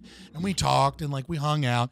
And I remember a few weeks after, and then we started dating. And I remember a couple weeks after that, I was like, I remembered thinking about my initial reaction. Obviously, I didn't tell her this, but I remember thinking my initial reaction was that I was unattracted to this person, right? And because obviously it wasn't deeply unattracted. I wasn't repulsed. It was just not. I was like, not what I want, right? And then very quickly it was you learned I liked her. And then within a few weeks I was physically attracted to it. I was not even a few weeks, within one date, I was physically attracted to her. And later I was even more physically attracted to her. And there's this concept that I feel men don't understand, is that the process of pair bonding from the male is a little bit different than the process of pair bonding from the female. And one of the things that happens when you pair bond as a male with a female is that they become more and more physically attractive to you. And Yeah. when you start to lose that, when the relationship gets on the out and out, when the arguments occur, when all those other things occur, you start finding that person less and less physically attractive, and it becomes easier and easier for those other women that weren't much of a competition out there to all of a sudden this idea of like, well, I'm going to go cheat on this chick, right? And it's like, so it's like if you really fall in love with someone's personality and who they are, and like you can have engaging conversations with them, and like they're easy to talk to in a way that they don't piss you off, or it's easy for you to communicate your problems, like that mid is going to become an 8 or a 9 to you. That's just how your brain will trick you into looking at that person as gorgeous, because at the end of the day, it's just like I said, so long as they're not morbidly obese, it doesn't fucking matter when their face is in the pillow and the lights are low. It doesn't matter. Beauty is only a light switch away. Really, though, it's true. No, what you're saying about attraction is true. When you meet someone and they are a mid, they're not staggeringly beautiful. Oh my God, they're so hot. Just a plain girl, but they're quality, they're lovely, they're supportive, they're not neurotic, they're not causing drama, they can cook, you come home and they've done the laundry and you're like, yeah, you can stick around for another night. Yeah, right. You weren't an extension. Okay, cool. No worries, not kicking you out yet. That's where the game is won. That's how you win as a young man. And I don't see many significant influences in this space spreading that positive message. Right. That to be fair, what you're seeing shown to you is not a representation of the real world. That's the first thing. This is Plato's cave. It's not the real world. That the real world is vastly different. It's not as bleak. That, hey, yeah, just so you know, women have always, been phically and at face value attracted to the top 10% of guys for all of human history. That's never going to change. But the great thing about being a man, one of the best things about being a man, is that you can make up for significant flaws and lacking in other ways. That the algorithm that controls and dictates female attraction to men is really broad, has a huge amount of inputs, and of the 4 biggest inputs, looks is the fourth down the list. Right. I mean, you can't make yourself tall and you can't make yourself hung, but like basically everything else can be fixed.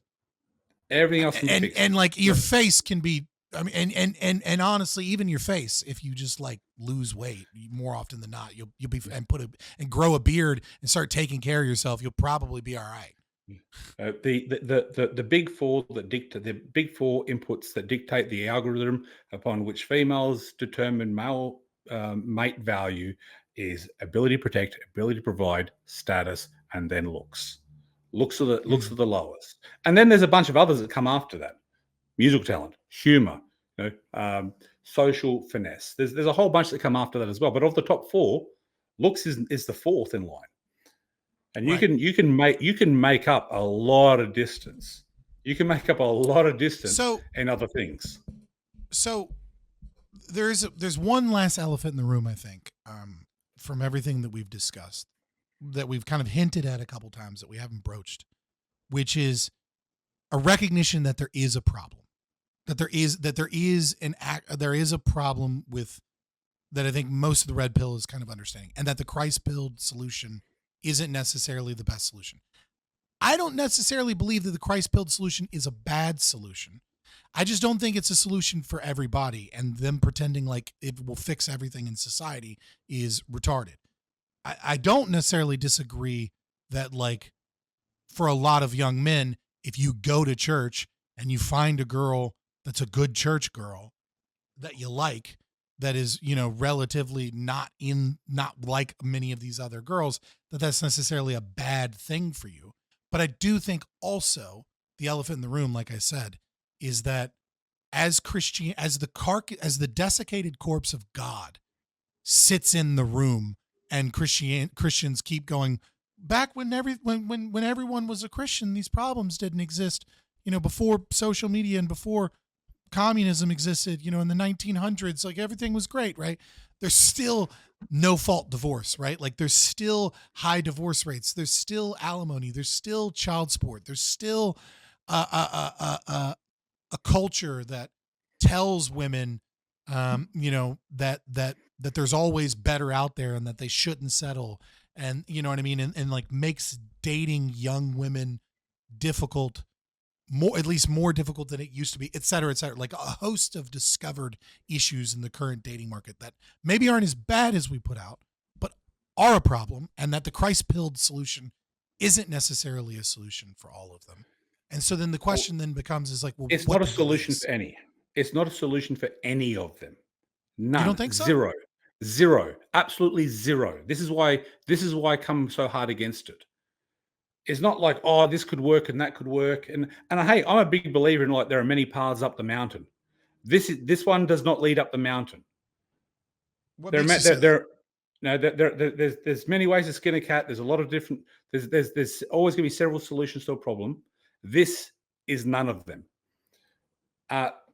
It's none of them because not only have they not presented how it's supposed to solve a single problem that they're facing, that all contemporary evidence would seem to suggest that, well, they might have caused half these problems. That the feminization of Christianity that happened in the evangelical movement of the 1800s started half this shit. Right. That feminism is not a left-wing issue. Yeah, they pretend like it. I mean, it is, but it is. They're fat and they have blue hair to help identify them more there. But you find just as many ardent feminists spouting the same rhetoric in your local church. So I understand that argumentation, right? But my issue, right, is when you say it's not a solution for anybody, and I look at some of the data, right, and we go, religiosity is correlated with more successful marriages. And even one of the things that makes it difficult to know how much better it is what's known as serial monogamists, right? So a serial monogamist is someone that gets married and then divorced, married and divorced, married.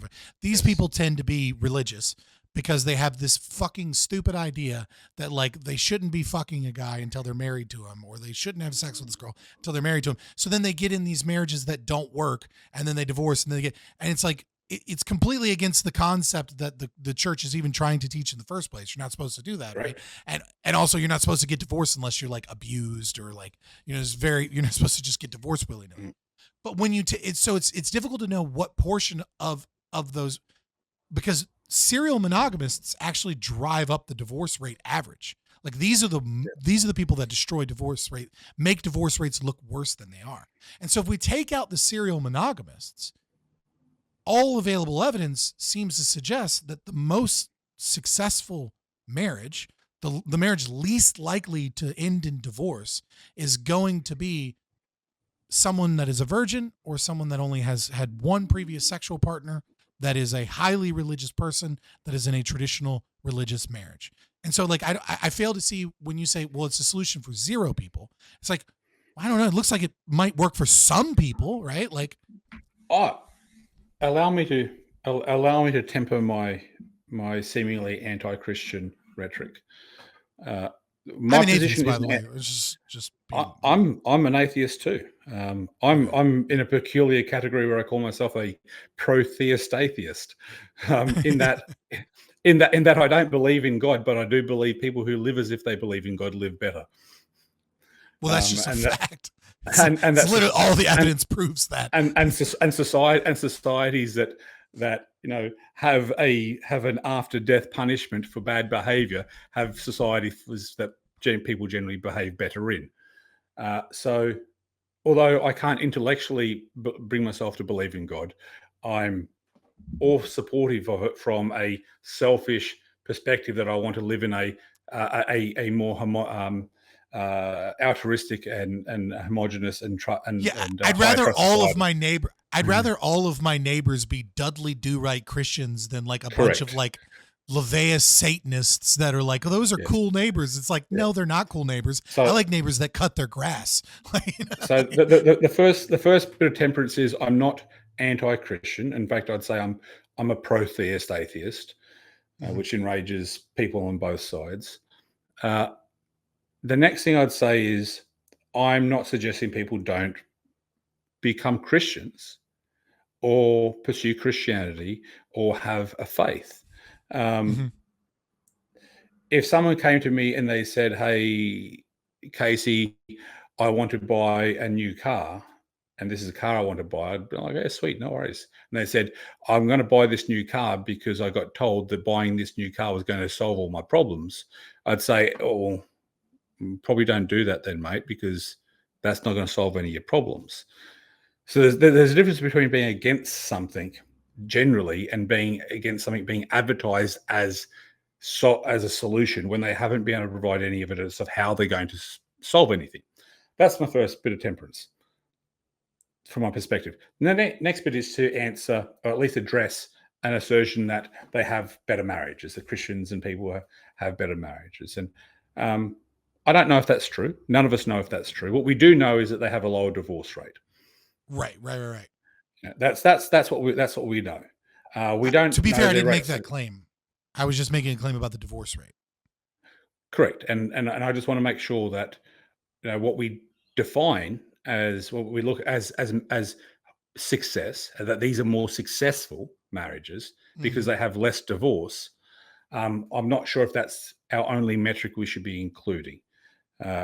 I, from my own upbringing and exposure and experience into the Christian church and living in the Christian church for all my childhood and early and throughout my teens and early 20s, it is rampant with infidelity and it is rampant with paternity fraud. That across the general population of Western society, paternity fraud rates, and that is men who are unknowingly raising a child that they are unaware is not biologically their own. That's what we mean by paternity fraud. Ranges about 27% of fathers. 27%. 27%. They are some of the conservative studies, and that one's taken from Sperm Wars by Dr. Robin Baker. But there are other studies who have the number well over 30 into the mid-30s. So if you become a father in Western society, have between a 1 in 3 to a 1 in 4 chance of unknowingly raising a child that isn't even your own. Now, the places where paternity fraud seems to spike, we see spikes in paternity fraud, are places where divorce is really, subcultures within Western society where we see divorce is really socially condemned. And infidelity is really, really socially condemned. So the infidelity still occurs. The affairs are still occurring. Christians are still cheating on Christian husbands are still cheating on their wives, and Christian wives are still cheating on their husbands. They're just not leaving them. So I would have to I don't want to. It's an interesting way of looking at it. I would have to look at the data more because we have a dilemma. That is interesting. I would, if you can send me some of that data at some point, let me know. So we have a dilemma. What is worse? Your wife leaving you? That's bad. That sucks. She takes a bunch of your shit. You get raped through the coals. And then you start again. You build your own life again, right? You find out that she's fucking, her personal trainer at CrossFit, and she leaves you for him, and she takes half your shit, and that's sad. And you have a little teary moment, and your mates come over with some beer, and they pat you on the back, and then they tell you stop being a faggot and get back to work, right? Okay, and you rebuild your life. Pause. Alimony and child support. All right, bitch. Like, it's more than sad. This is fucking a lot. But I feel you. I get where you're child support, yes. Alimony we don't have in Australia, so that's one thing we got right. Okay, fuck you. Now, but even those things included, even alimony, child support included.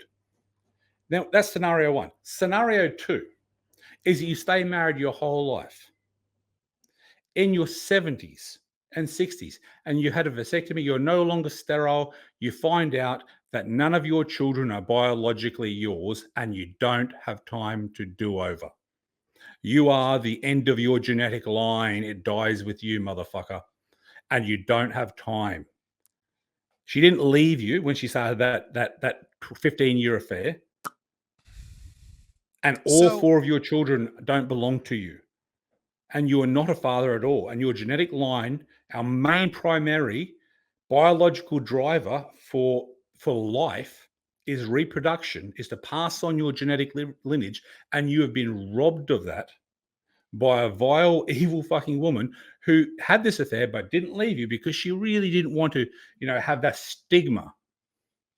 So I'm with you. I do understand the inner Gaia, right, aspect here of the rhetorical kind of like position of being in that story, right? Story A is obviously far easier to bounce back from than story B because there's nothing to Yeah. bounce back from in story B, right? You have no genetic line. The problem, like I'm with you. I would like to see the evidence and the data on the prevalence rate of paternity fraud in Christian communities, in churches, especially as you said, the more it's frowned upon. So likely the more hardcore it is, It is a hard right? topic to get good data on. Right, for sure. So, my other issue is right though, right? but Like, yes, we if see we're talking about, spikes. We see spikes when there's extra social shame for just leaving, fucking off from your man.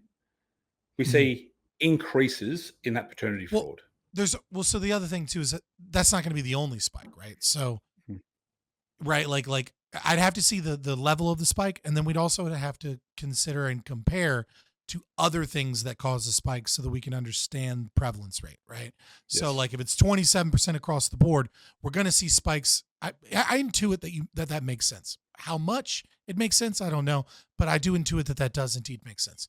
At the same time, financial incentives is going to be another spike, right? So the most sexually promiscuous people that have multiple sexual partners that are then going to lie because one of those sexual partners is more likely to stick around or more likely to be financially viable is going to be a spike too. And so we're probably going to see that low socioeconomic status communities like inner cities, et cetera. And then we have to balance all that out, right? So it might be lower and then higher. I don't know.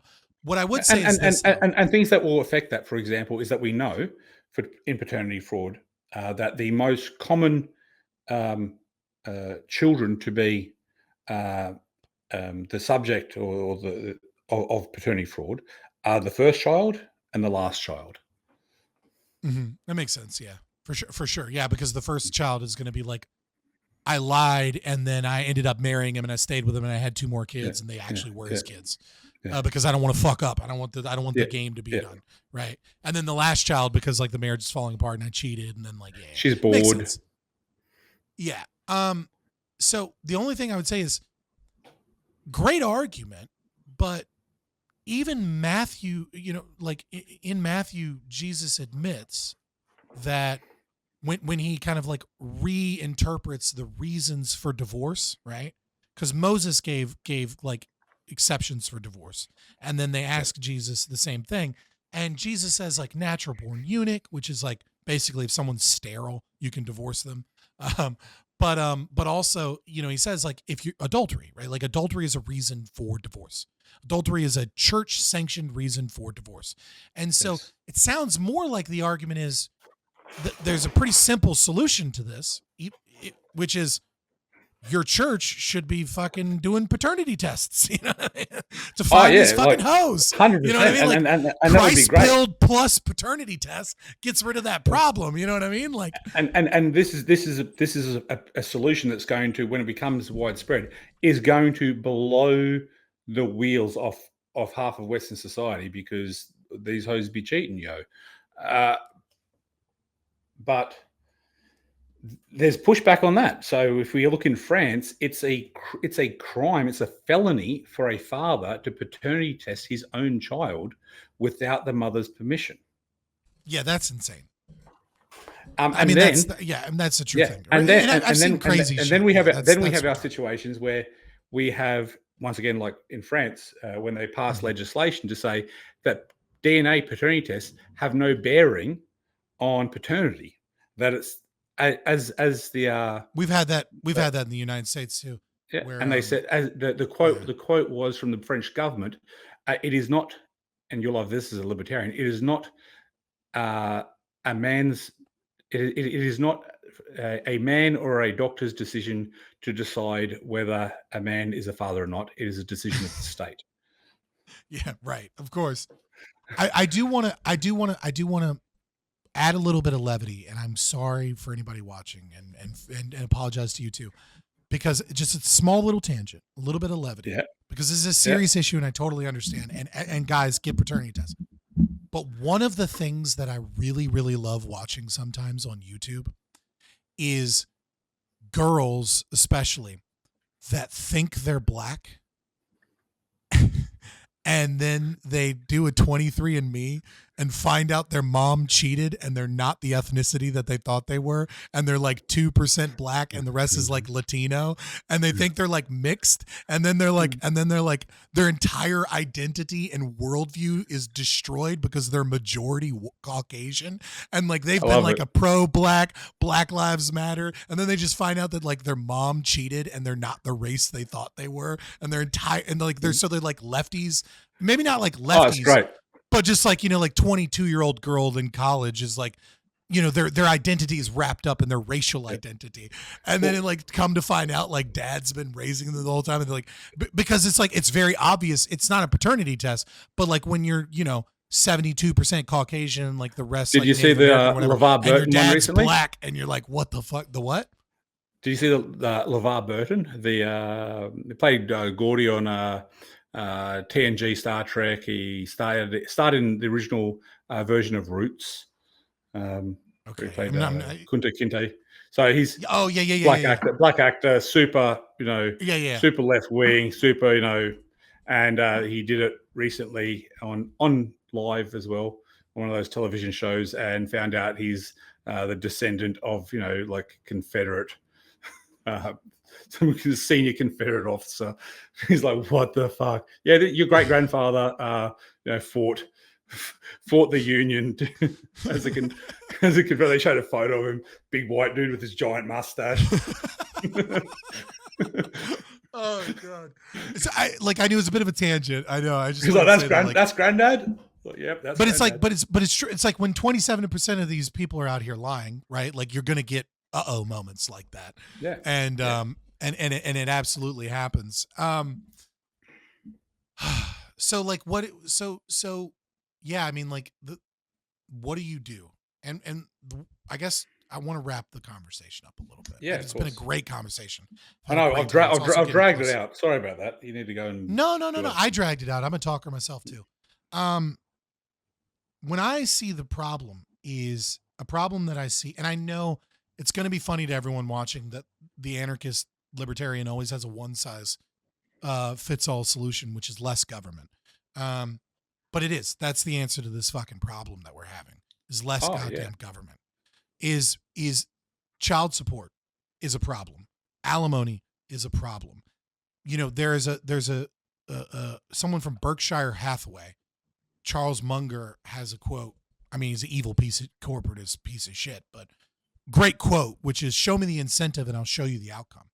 Right? When you are incentivizing via the state relationships to break up because you're going to financially support females, you're going to have these fucking problems. Yes. And yes, the death of Christianity used to be an incentive towards monogamy.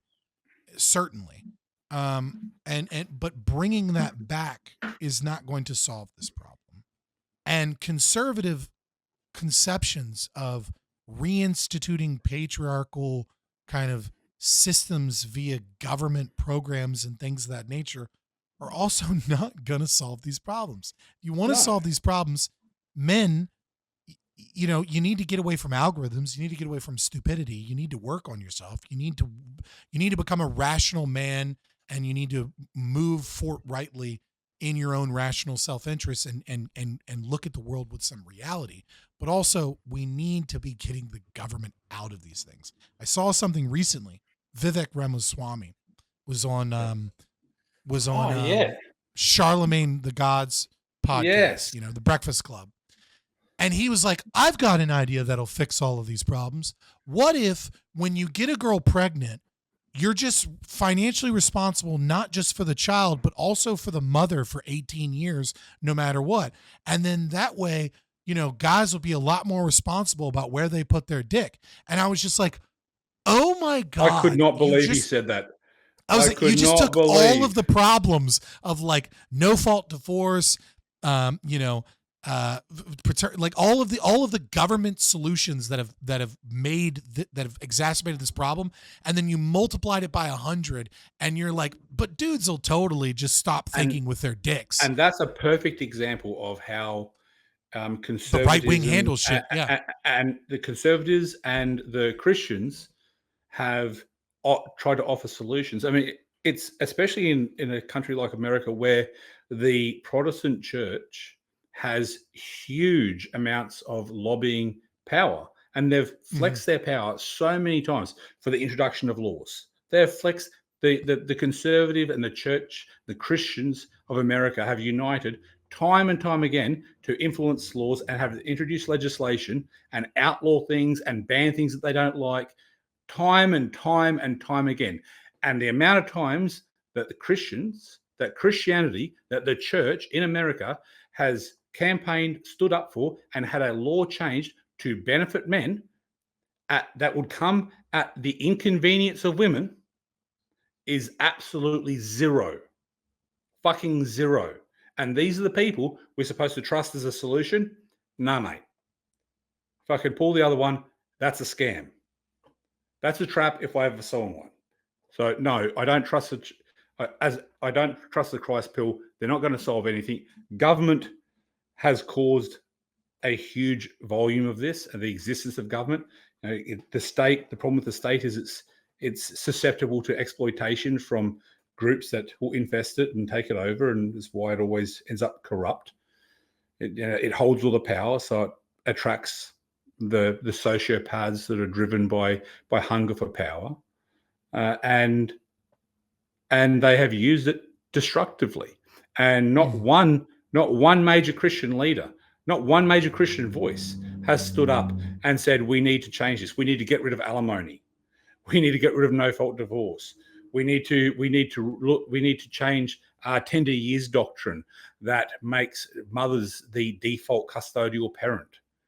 We have all the data. To be fair, we have all the data that shows that single fathers raise children for infinitely better outcomes than single mothers do.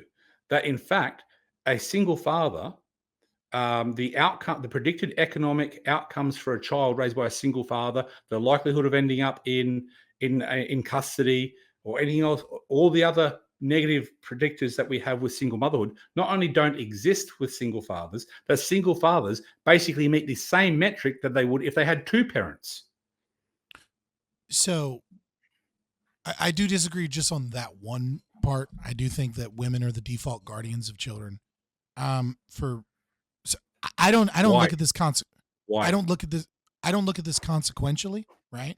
I look at this from a rights of children perspective from libertarian philosophy, which is that children have human rights because they are humans, right? They have the exact same rights as adults.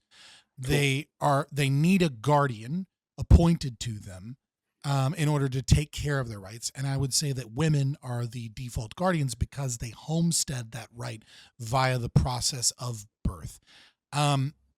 The father is not the default guardian because they're not the first to homestead that right.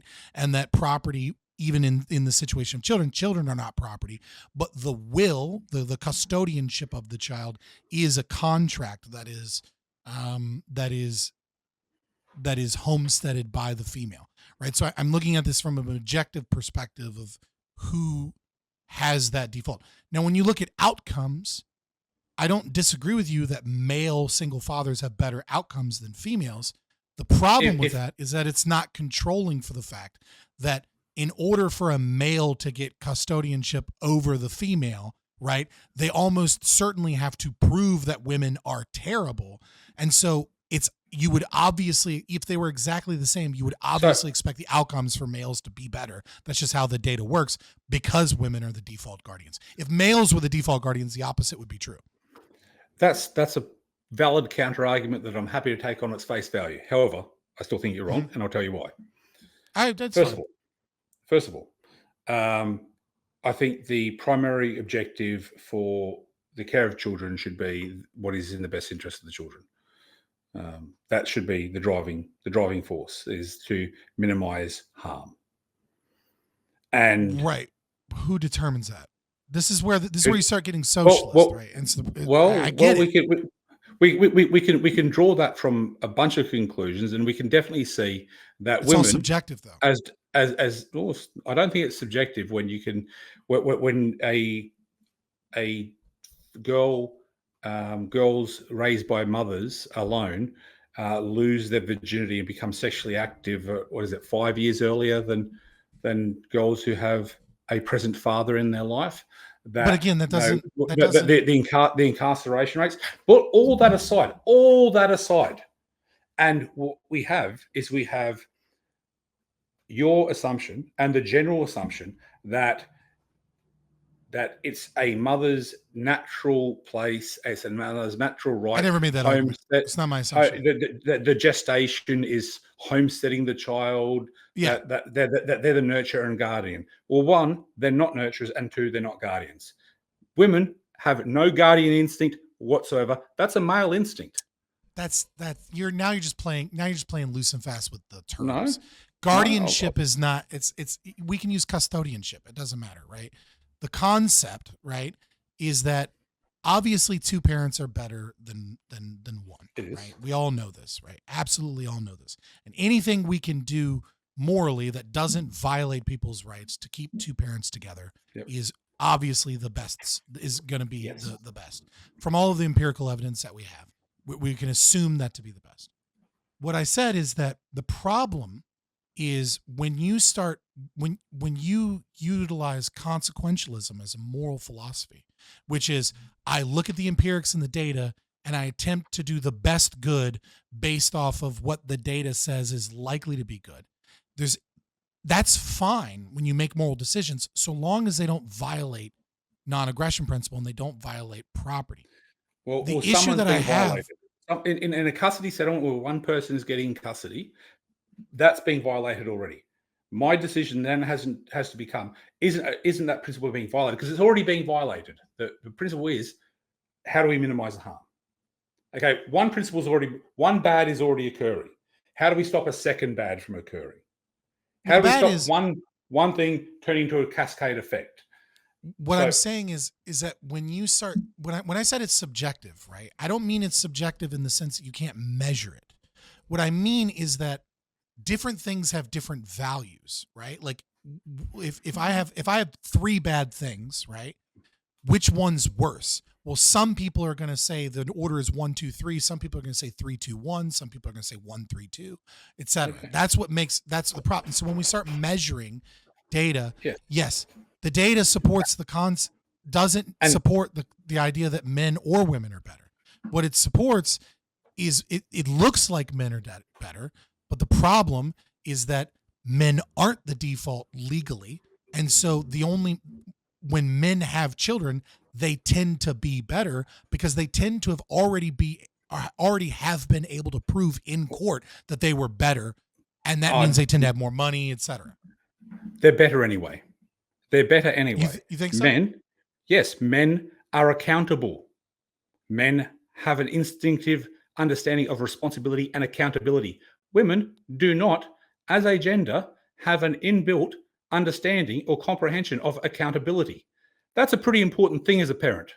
That's a pretty important thing. And all observations of society have no like I agree with the idea that men are held more accountable in society than women. But that doesn't mean that women don't have like a concept of accountability, right? Like that women have never been punished for bad decisions. I honestly don't, and they may be punished, but when that happens, they can't comprehend why it's even happening. It's hilarious to watch. That's not true. It's very satisfying. It's very It's not satisfying to watch. But It's they not are true that women can't get, like you're saying, no woman ever has been fired from a job and been like, yeah, I figured out why I was fired from the job and it's because I did this. Like that's Look, never occurred in human history. Like, no, obviously theoretically, that's not true. I'm sure all things are possible. But Shush. I'm So but I'm not. you're being hyperbolic. No, I'm not. I'm being very serious. And I think what all people can do as a counter argument is try and point to exceptions that prove the rule. And I'll go further. Okay. So not only are men more responsible, not only are men more accountable, and even if you say that isn't intrinsic, we can say legally that is held true by society.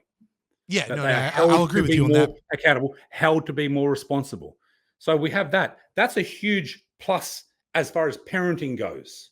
Next thing is we have the outcomes, which you want to discount. So we'll discount all the outcomes that I can point to, and we'll just stick I'm not with. trying to discount the outcomes. I'm just saying that we don't have good data on the outcomes to be able to make a decision. Next, but even if it did, it wouldn't matter to me. We'll forget about that, and we'll just go.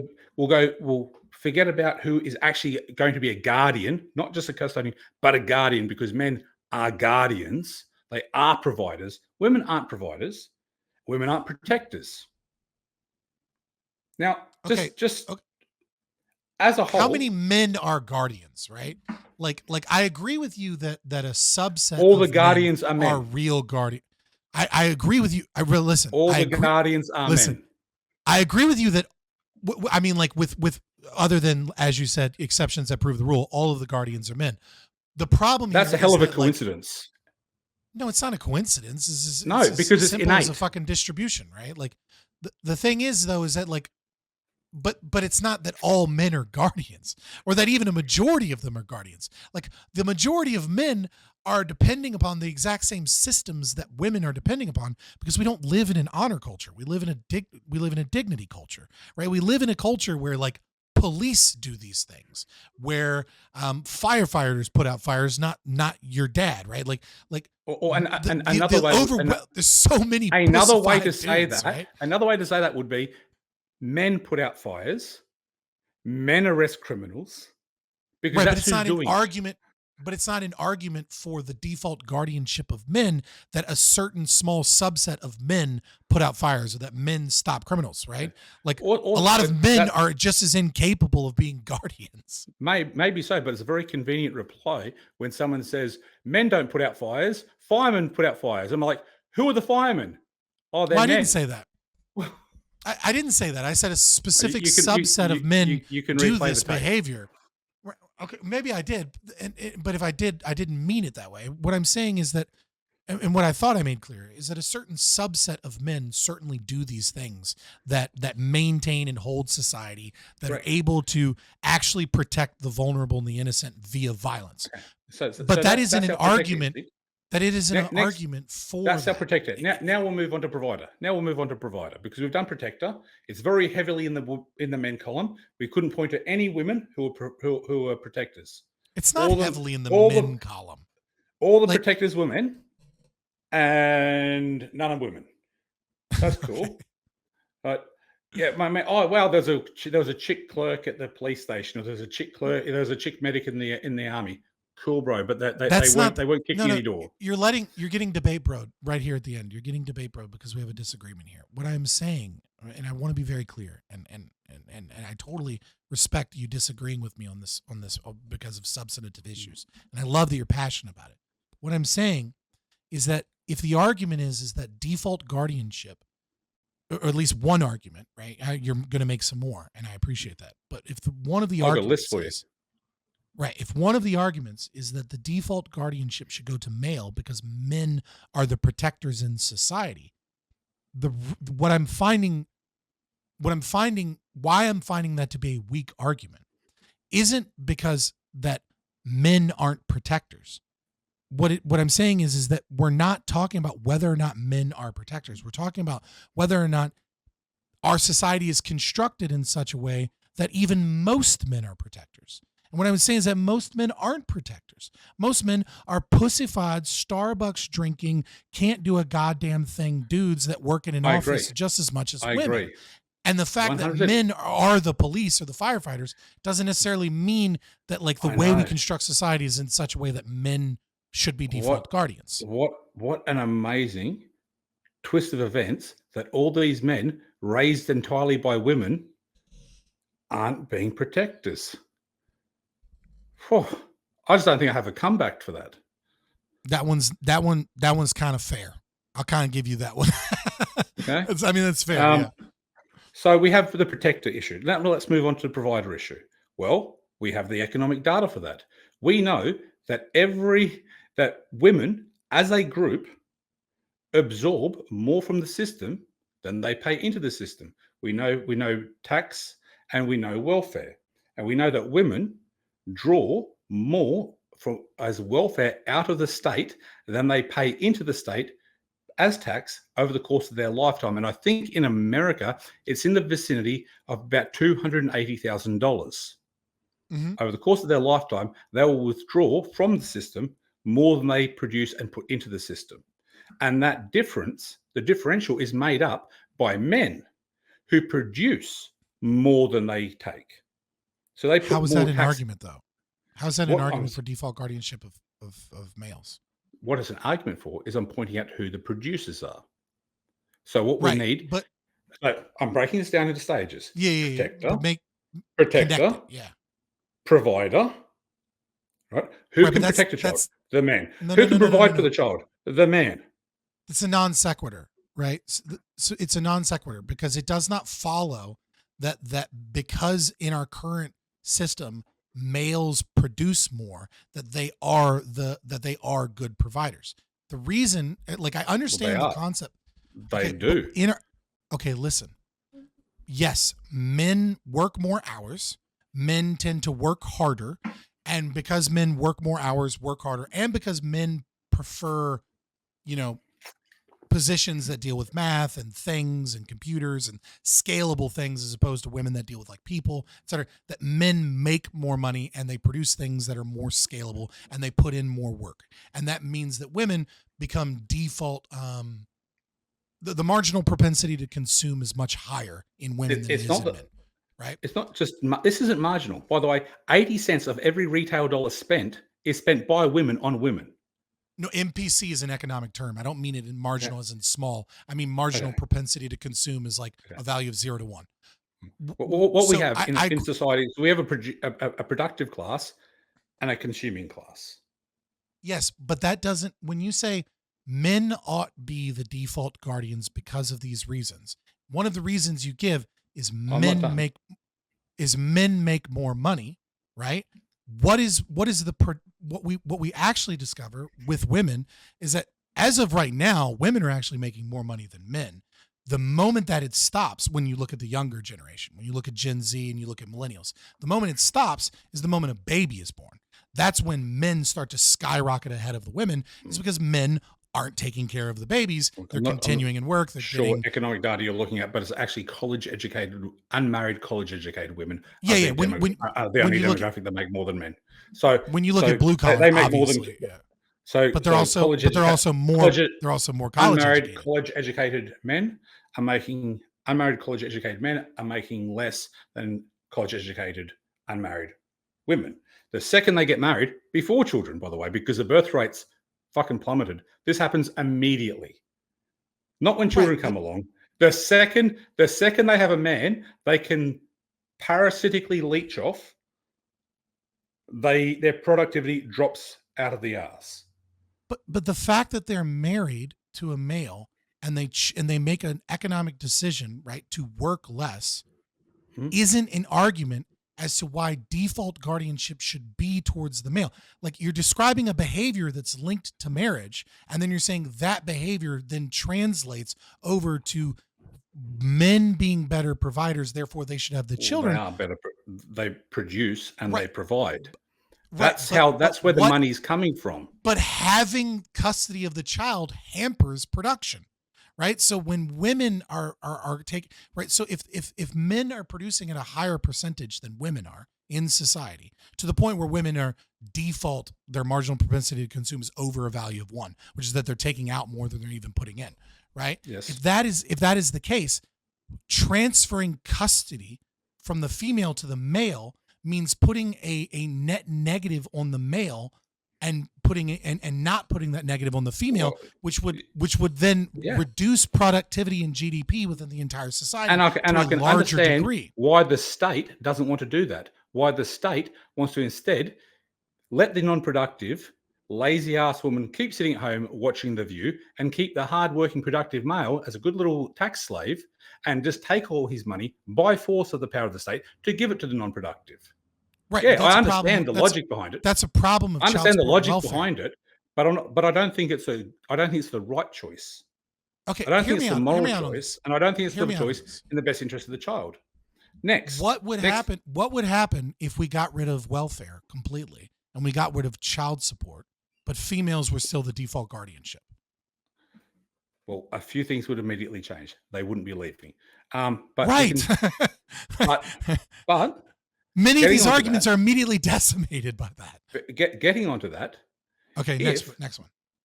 if we changed the default custody parent to the father, the rates of women just fucking off would also drop out dramatically. Right. I absolutely agree. My problem is that there is an 80% of all argument divorces against are being the initiated by non-aggression. women. No, absolutely. Right. Well, it's because So they're you can- you- incentivized. You can They're leave, incentivized to but leave. you can't take this man's kids with you. You can leave if you want. No worries, go for it. Go nuts, honey. No one's making you stay, but you don't get to steal his children on the way out the door. Okay, here's another problem with this entire argument is that is that like even if the default guardian wasn't females, it still would be. Like even if there was no default guardian or the male was the default guardian, all of these fucking simp judges would still give women custody the moment they cried anyways. The real problem here is not default guardianship of male versus female. The real problem is welfare and no fault divorces, which the state shouldn't be involved in divorce or marriage anyways, but it's welfare. It's the worth fact that you noting. transfer money from the male to the female. That's you're the not going to problem. find you're not going to find me arguing the benefits and the merits of the welfare state, so we can put that one to bed. Now, Fair enough. it's worth noting that for Mhm. the vast majority of our own cultures, our combined Western European, British descended culture, up until quite recently, fathers have always been the default custodial parent. And when Yes. that was the case, and that was for these reasons, because the father would protect, because the father would provide. Now, and that happened. The father was also a head of household during those times. The right? second Like, the second that it's the a second very that different changed, society. the second that changed, we had divorce explode, and we had children not being provided for or protected. The rates of abuse and neglect from single mother households of their children is catastrophic. It is catastrophic, and it's only occurred since that change was made. But I'll go one step further, and this will be my final point, and then you can tell me I'm an idiot. This will be my final point.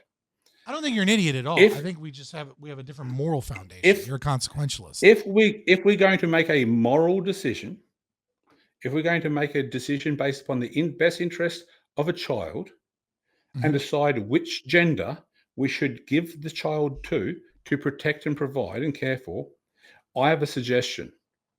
We don't give it to the gender that holds massive parades celebrating their legal right to murder them. That's like a bumper sticker, right? Like it's not really No, it's not. No, it's not. No, it's not. Because even postnatally, over 90% of infanticide is perpetrated by mothers. No, I totally the vast majority of kindercide is perpetrated by mothers. The vast majority of physical abuse of children, of striking children, hitting children, is mothers. It is not fathers. We have one gender who celebrate their right to murder their vulnerable, innocent, and unborn child with its own heartbeat, with its own unique DNA. And they celebrate being able to murder them. And they're pushing and pushing and pushing for more laws to be able to murder them later. Full-term abortions, partial birth abortions. Now there's laws being pushed through, and they're being pushed through in the States, and they're trying to push them through in America, and they're trying to push them through in Canada and in England, trying to push through that mothers who conduct infanticide should not be criminally charged because they're suffering with obviously depression. This isn't accountability. Going back to our accountability argument, this is not accountability. You can murder your child, that's okay.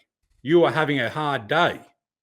We don't see this. We don't see this kind of levity and nonchalantness extended when a father commits an act of infanticide. It is a national news story. It is monstrous. How could this man do this? It's rare, but when it happens, oh my God, do we hear about it for months on end? Women do it. Women pop out the baby and just shove it into a trash can. Another Tuesday. She was probably having a bad day. This is not like objectively, take the gender wars out of it. Take all the presumptions out of it. Take everyone's misconception of this maternal instinct that doesn't fucking exist. Throw it out the window and just look at the facts. We have one gender who is responsible, who is accountable, who protects, who provides, and who doesn't express an overwhelming desire to murder their unborn children or recently born children. We have one gender who does all of those things, who doesn't protect, who won't provide, who celebrate, who aren't accountable, who aren't responsible, who allow this abuse to occur, and who routinely murder their children and get away with it, or have minimal punishments imposed. This is a very clear choice. If these two people were in front of you and I read out their resumes each and say, who do you want to babysit your kid? It wouldn't take long for you to come up with an answer. All right. So again, like I respect your passion here. I just respectfully disagree. Now I already gave my reasoning because I think, because of homesteading principle, right? And how that has to be done. But if we want to look at this consequentially, and we want to look at this like from like a data-driven perspective, you're like a lot of the data that you're using doesn't seem to really like you're telling a story with it. You're letting the data tell a story that isn't true. So, for example, when you bring up abortion, I'm looking at a Gallup poll, recent Gallup polls, right, from 1995 to 2023. Just pulled it up real quick. Like, as of right now, it appears that 55% of women support abortion, 41% are pro-life, and for men, it's 48 are pro-choice and 47 are pro-life. Right? It's not like men are this massive pro-life group. They're 50-50, and women are 55-41, with women always having a larger cohort of I don't know, which probably means they're pro-abortion, which probably makes it 60-40. Yes. But even still. And how many of those men are just saying what they're told to say? Well, I mean, if they're just saying what they're told to say, I don't know that they're great. I don't know that makes them good fathers either, right? If they're okay with a murder because like they want to fit in or get pussy, they're probably not good dads, right? Like, unfortunately, saying the right thing might end up with you losing your child. Fair. The thing is, though, again, is that like when we talk about like women abusing children, you're absolutely right that women are more likely to abuse children. Some of that, we don't know what percentage, but some of that is going to be access to the children, right? Frustration with the children. If women are if there's a lot of stay-at-home moms, or there's like a large portion of the childcare is going to be left to women, and if women are going to be default guardians, obviously women are going to be around the children in much, much higher numbers, which means you're going to have much, much higher rates of abuse. That Or maybe said, they're just more violent. well, And all the that data shows said, that. All the data that shows that. said, that said, I let you go on for a while, right? That I did. said, um, men don't suffer from postpartum depression, right? And we do need to recognize that there is certainly a demographic of females that don't have appropriate pair bonding with children when they're born, and that those and something's wrong. We don't know whether or not, we don't know what chemicals are. We still don't know what it comes from.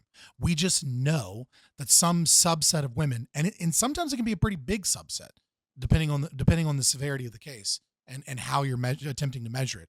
That some subset, even up to 2 years out, have zero connection with the child, and and have a disdain for the child, and with an inability to be able to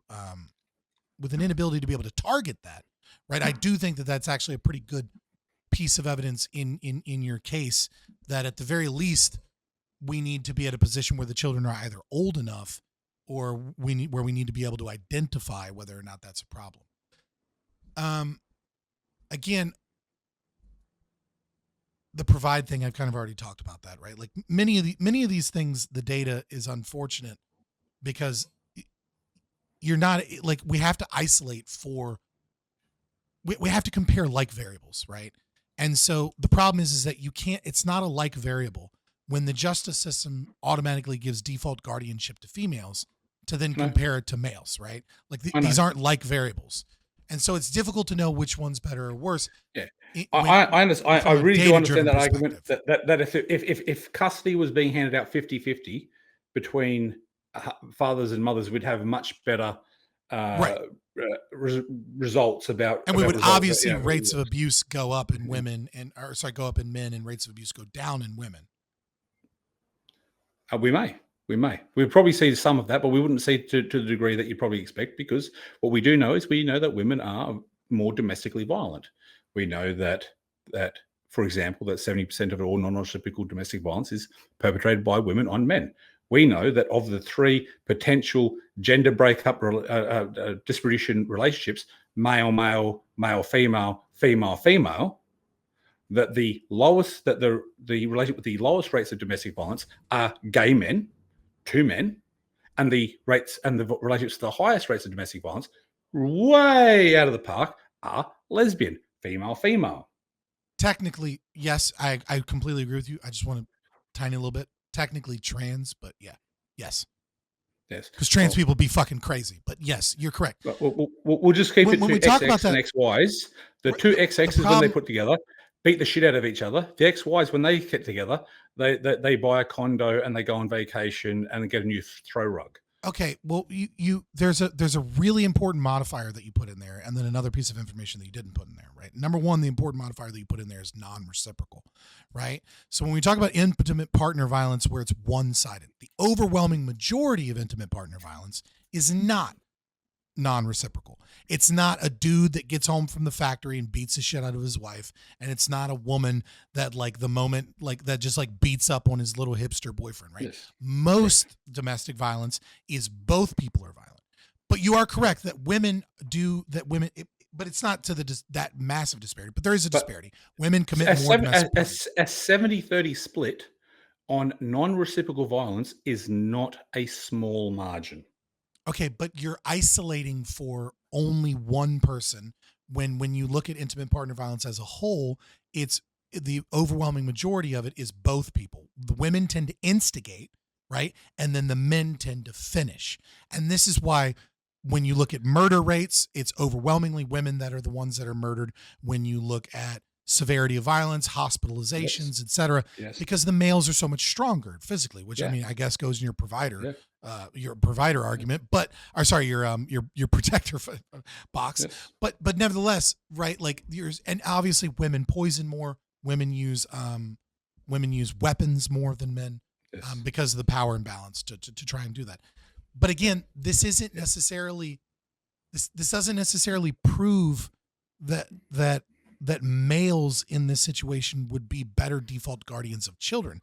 This just proves that women, when that there is a societal expectation that has to have some percentile. Is it all of it? Is it none of it? I don't know, but some portion of it is going to be the fact that men can't hit women without being treated like they're absolute utter shit, and that women can get away with slapping men, or that there is a kind of a presumption that when women hit men, that it's not actually that bad when it can be. Men don't Right. want to hit women. Men overwhelmingly don't want to hit women. Well, women overwhelmingly don't want to hit men, right? Like this is also true. I'm not It's sure. not a majority of women.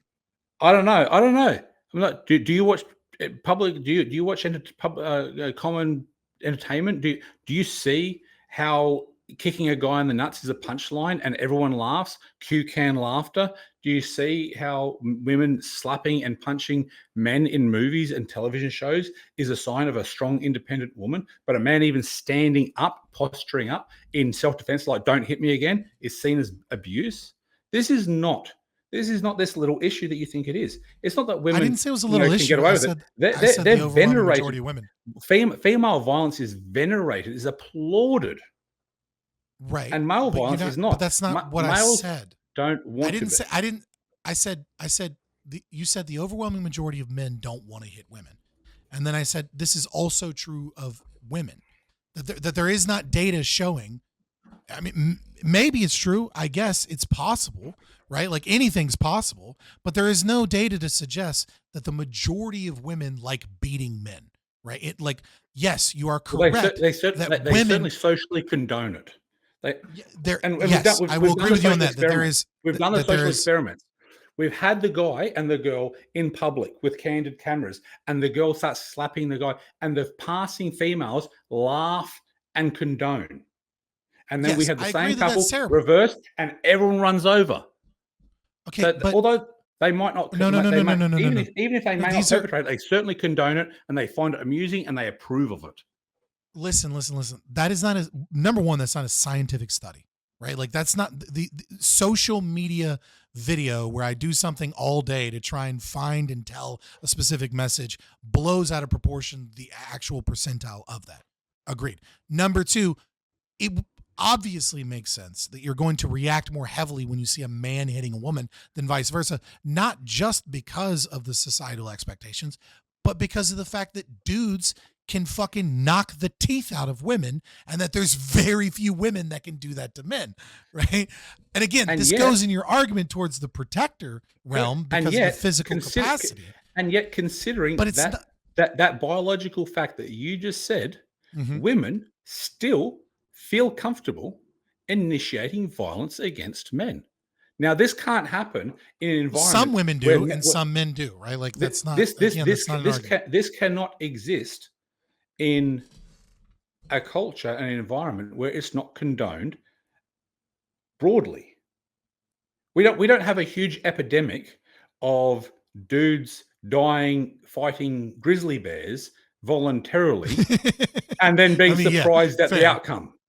We don't have that. Dudes are going, if I do that, I'm going to fucking die. And if someone was to do that, we'd be like, well, that was pretty fucking stupid. What do you think was going to happen?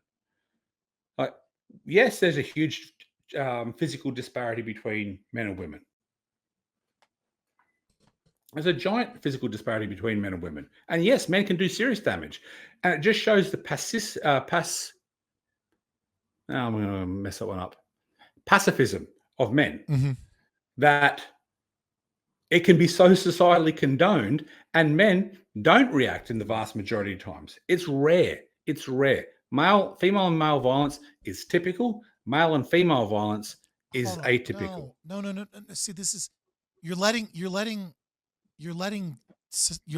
narratives get ahead of actual data and evidence, right? Which is it is not female on male violence is not typical. It's not. Are there people within media and typical. Feminists? It's not typical. It's typical. It's typical. Okay, what does typical mean? What does typical mean? Define typical. I want you to like spend the next month just looking, just watching. So you're telling me if I go out there, it's so pervasive, we don't even see it. It is so pervasive. Girls, I'm not asking girls for you to tell me to go striking do boy. listen. I'm not Common. telling you Skip to it. ask me. I'm not telling you to ask me to go out over the next month and try and gain my anecdotal evidence. I'm trying to say, where is the data that supports the concept that most women are out here beating men? Like that's like we say it's typical. Like what does typical mean? At least 15%, at least 20%? What does it have to be typical? I think that more than 50% of the female population Okay, so most.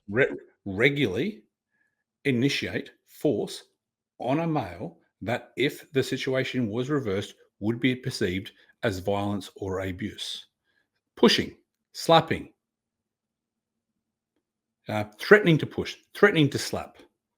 Okay, but again, this goes towards the reason we got on this tangent about intimate partner violence between men and women It's about who's responsible for a child.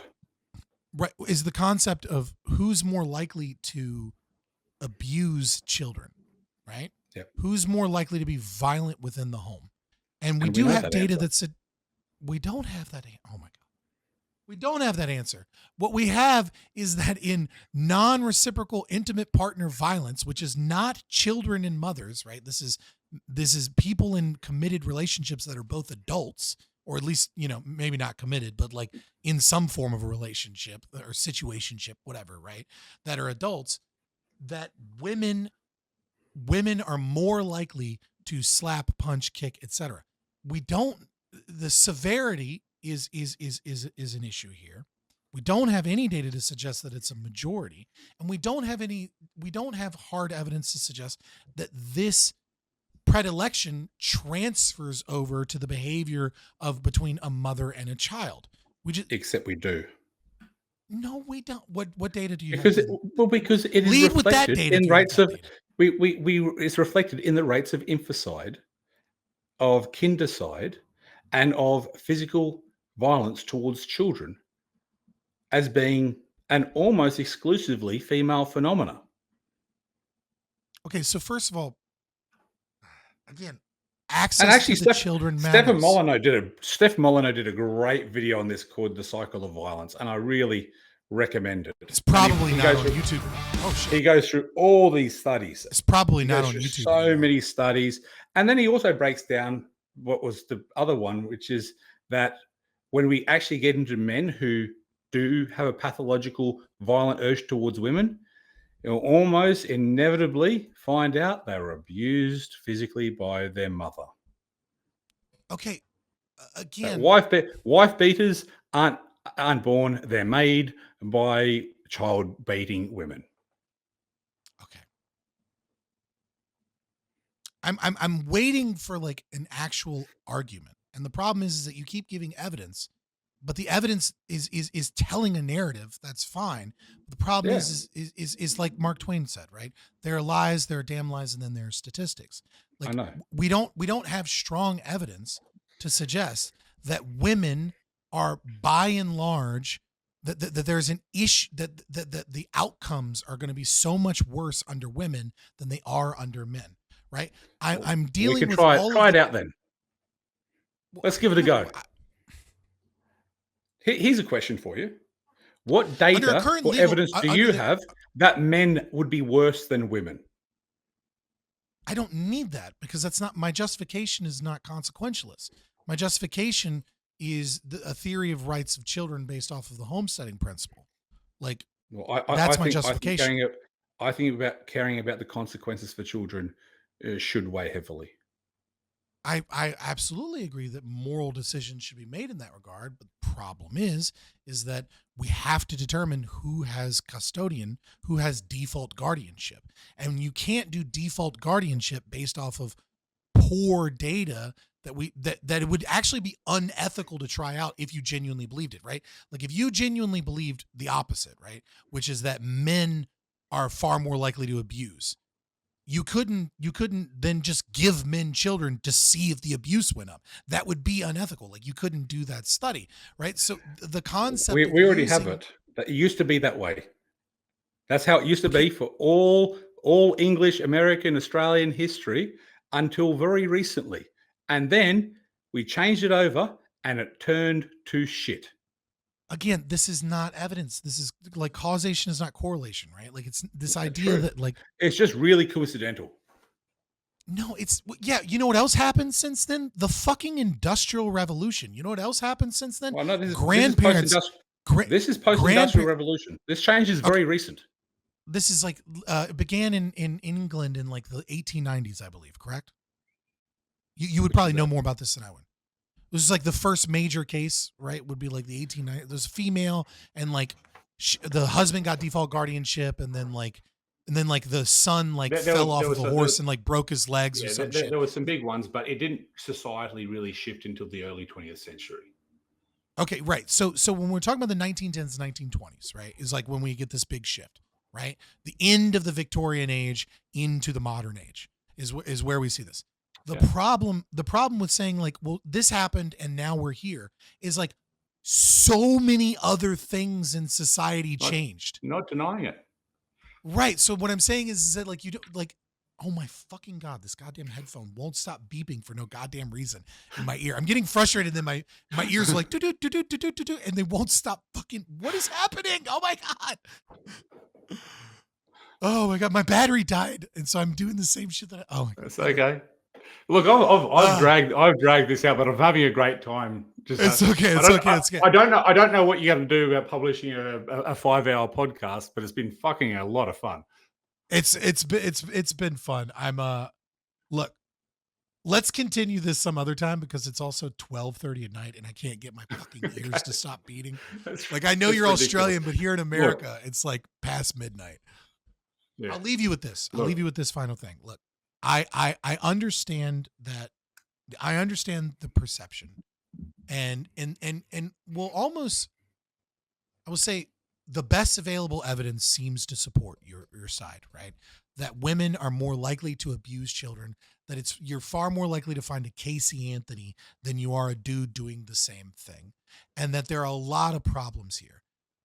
I take issue with it, and I do so because I don't think that the problem is being correctly identified here. And I don't know that the central planning of that will actually solve the problem and won't create new problems. That when we start putting kids with dads, I think what we're going to see is potentially different abusive problems and bad outcomes for society. I just don't necessarily know what those are because we don't have that data. We only have the data of the problems that are caused by one side. And that the true enemy, the true problem here is the concept of being able to transfer wealth from men to women so that women are incentivized to break up the thing. And I'll add to this the Cinderella effect, right? And what we know is that step parents, regardless of gender, male or female, are 4,000% more likely to abuse children than their biological parents. And that I think maybe you're potentially right from an outcomes-based perspective, which is not how I ground it. And I appreciate your opinion that I disagree respectfully, but we come to it from different moral positions. The overwhelming cause of this isn't, in my opinion, default guardianship of men over women. Rather, it is the incentivization of breaking up the home by the state. And I think that is the thing that we really should be focusing on. I've been banging that drum a very long time. And I agree with you. I agree. We found a place that we disagree finally, so we went at each other. I appreciate it. If I could temper my previous passion as well by just saying, you mentioned at the beginning of this particular topic, the prioritization that you have to have something up here, and you listed off three, A, B, and C, and I agree that what I see in this issue is that there is an order of priority. The order of priority goes like this: it goes women at the very top, children next, and then men at the bottom, and I think that's going to always have poor outcomes. I think that when it comes to custody and it comes to children, I don't personally, given the choice, I don't think there should be a default parent. I think the welfare of the children should be in everyone's primary interest, and Yeah. I If I think can, I if think I we need can I think we need olive branch here.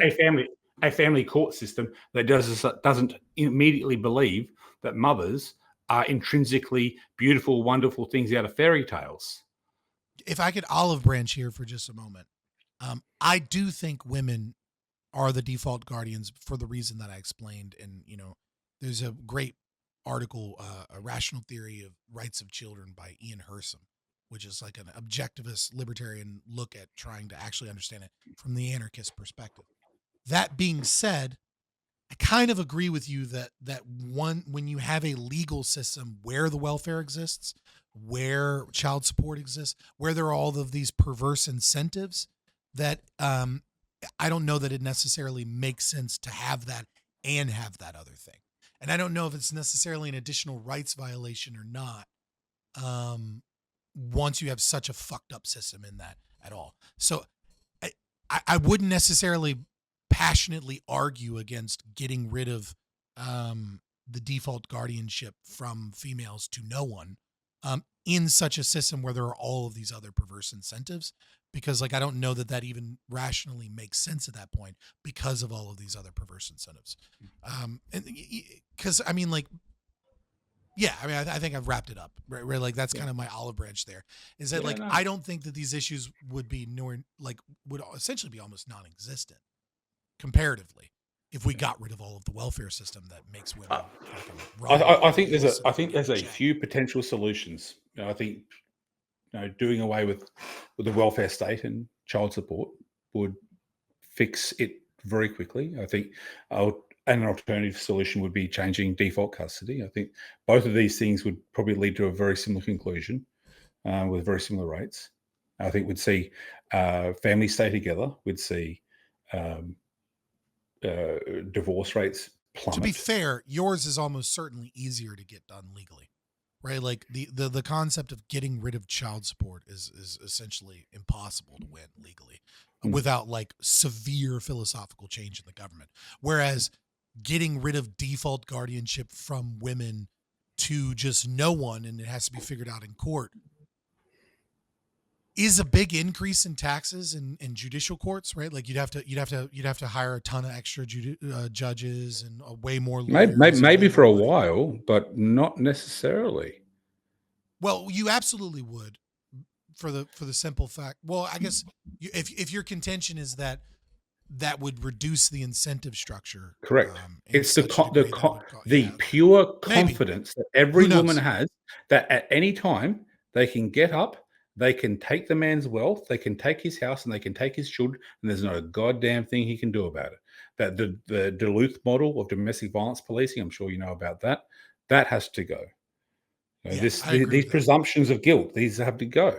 The confidence that the average woman now has that they can operate with utter impunity. There's not even a question. Why wouldn't they? Why wouldn't they leave? Why wouldn't they take it? Why wouldn't they break up the family? They don't give a fuck about the children, by the way, because now these amazing mothers that and 80% of the time are choosing to break up their family. I mean that alone should count as a point against them being custodial parents. That they're the one who chose to break up a home, to divorce, and to break up a marriage and a family. But that's an argument for another day. Look, I've had a great time. Sorry I've dragged this on so long. I mean, I dragged it on plenty long enough. Look, it's 4.5 hours, but I'm sure if you could be fucked, you'll probably get some great clips out of it because there were some fun moments here. There were some fun moments. My audience is very weird, and it's probably why I don't do well on YouTube. Is that I put a lot of long form, really long form content out there. So a lot of times it's interviews and debates and stuff, and not like 10-minute videos, which is why the YouTube algorithm doesn't give a fuck about me. But it is what it is. Look, it's been good. It's been good. Thank you for your time. The real key is how long am I going to have to wait for them to do a manual review after to see if I can get it monetized. Because it never gets monetized it's always demonetized, and then I wait like a week. But no, it's really nice meeting you. I'm glad I had this conversation. Thanks for your time. I actually No, learned quite thank a you for bit. your time. I don't, outside Stefan, a lot of Harry Brown and David Friedman, that's about the extent of my libertarian literature. So it Yeah, was good David Friedman to hear. is a hilariously enough, to most of my audience and my people that are like hardcore ANCAPs, a lot of them, right? David Friedman would actually be stepping out of libertarian theory because he's a consequentialist and not actually like a full blown ANCAP. So, like, but but it is what it, like they'd be like, David Friedman is kind of a libertarian. Like they're such purists, but it is what it is. I appreciate you, Casey Jones. Thank you so much for your time. I look forward to seeing whatever it is. I look forward to seeing more of your mean tweets pissing off the ChristPilled people and, Look, I'll, and seeing what happens. I'll I'm glad I keep doing bumped what into I do. But you take care. you. You too, brother.